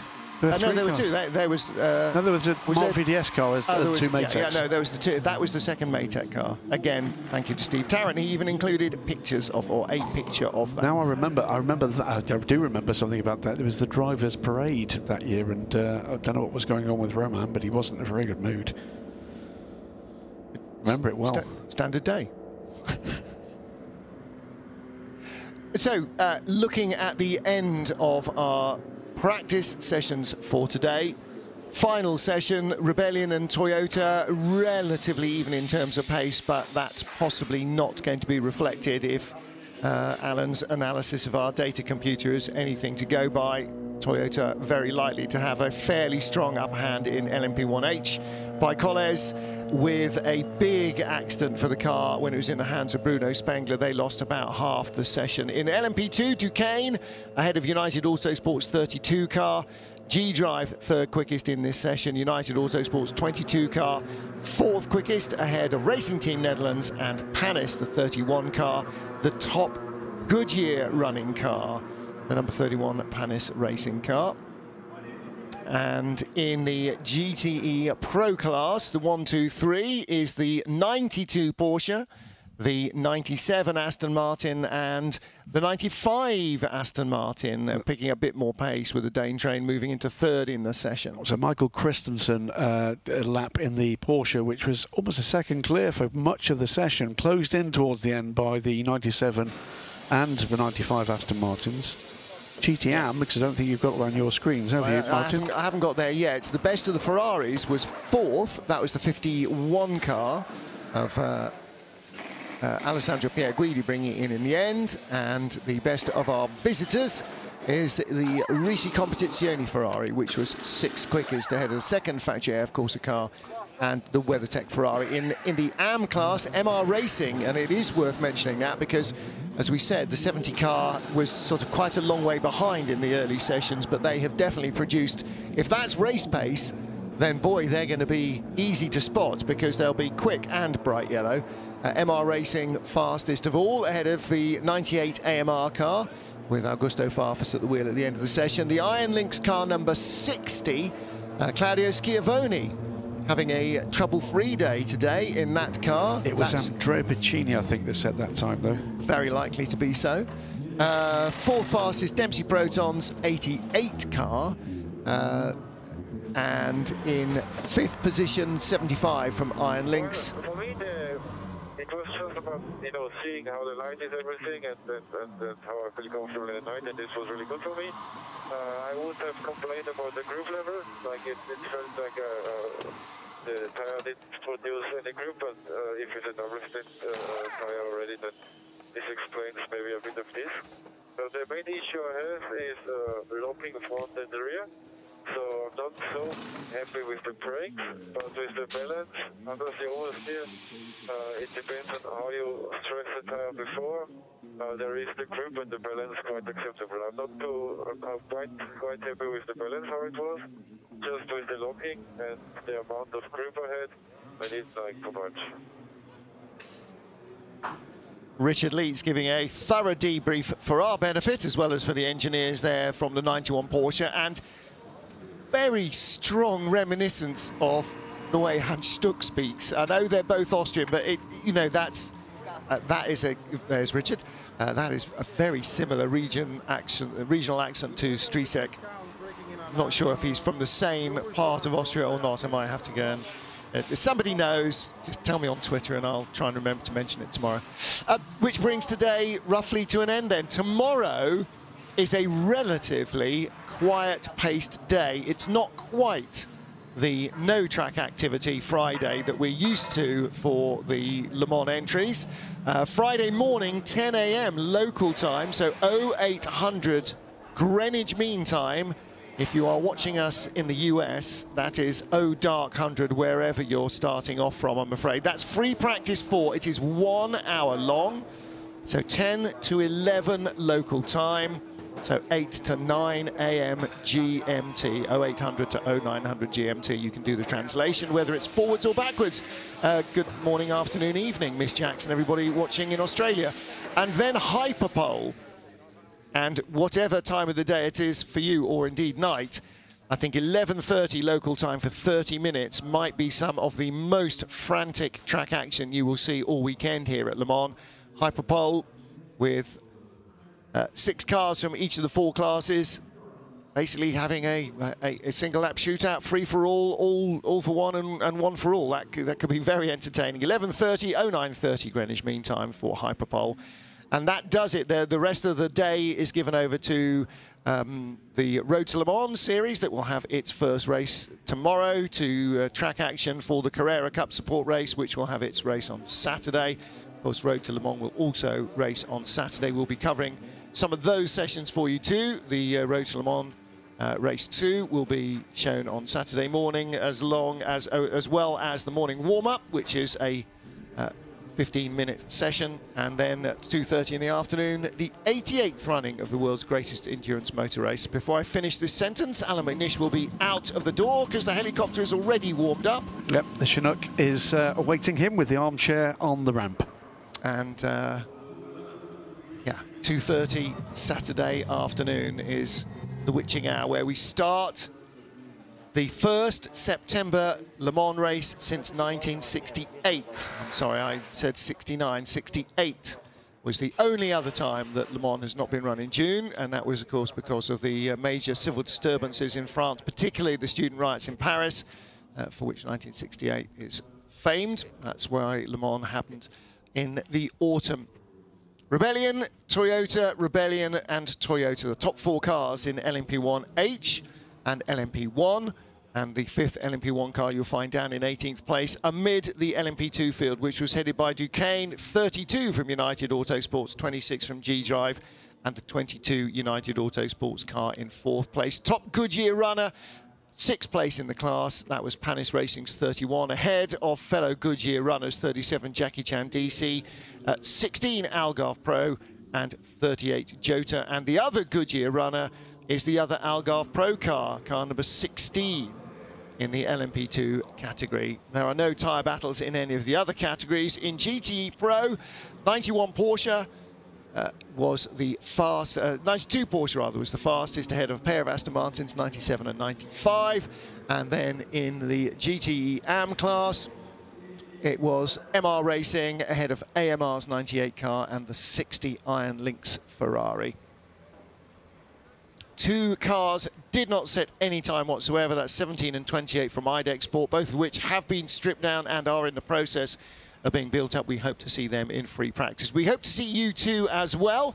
So on behalf of everybody here at Le Mans, we will be bringing the action back to you from 10 a.m. tomorrow morning local time.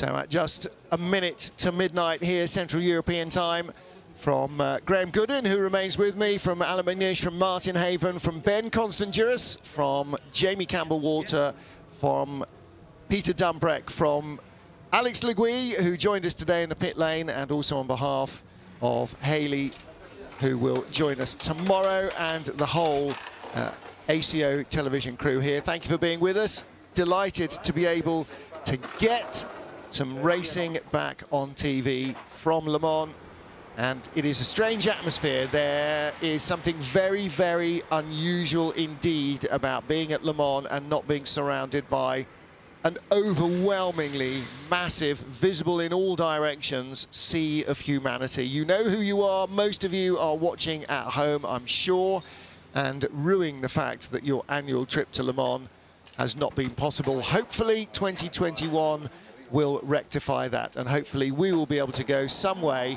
to making your 2020 Le Mans experience enjoyable, if a bit different. Some things remain the same. Once the cars are out on track, it is still going to be the toughest thing they do all year. Until then, from me, Martin Haven, and everybody here, thank you for your company. It is midnight. It is time to go. Bye for now.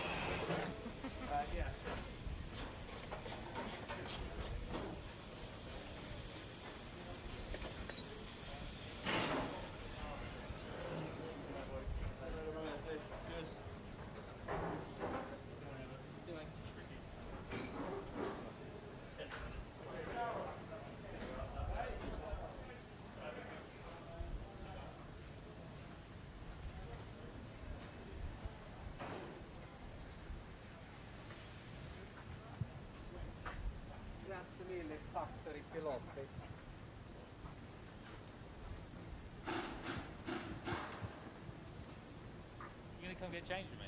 Ha ha ha.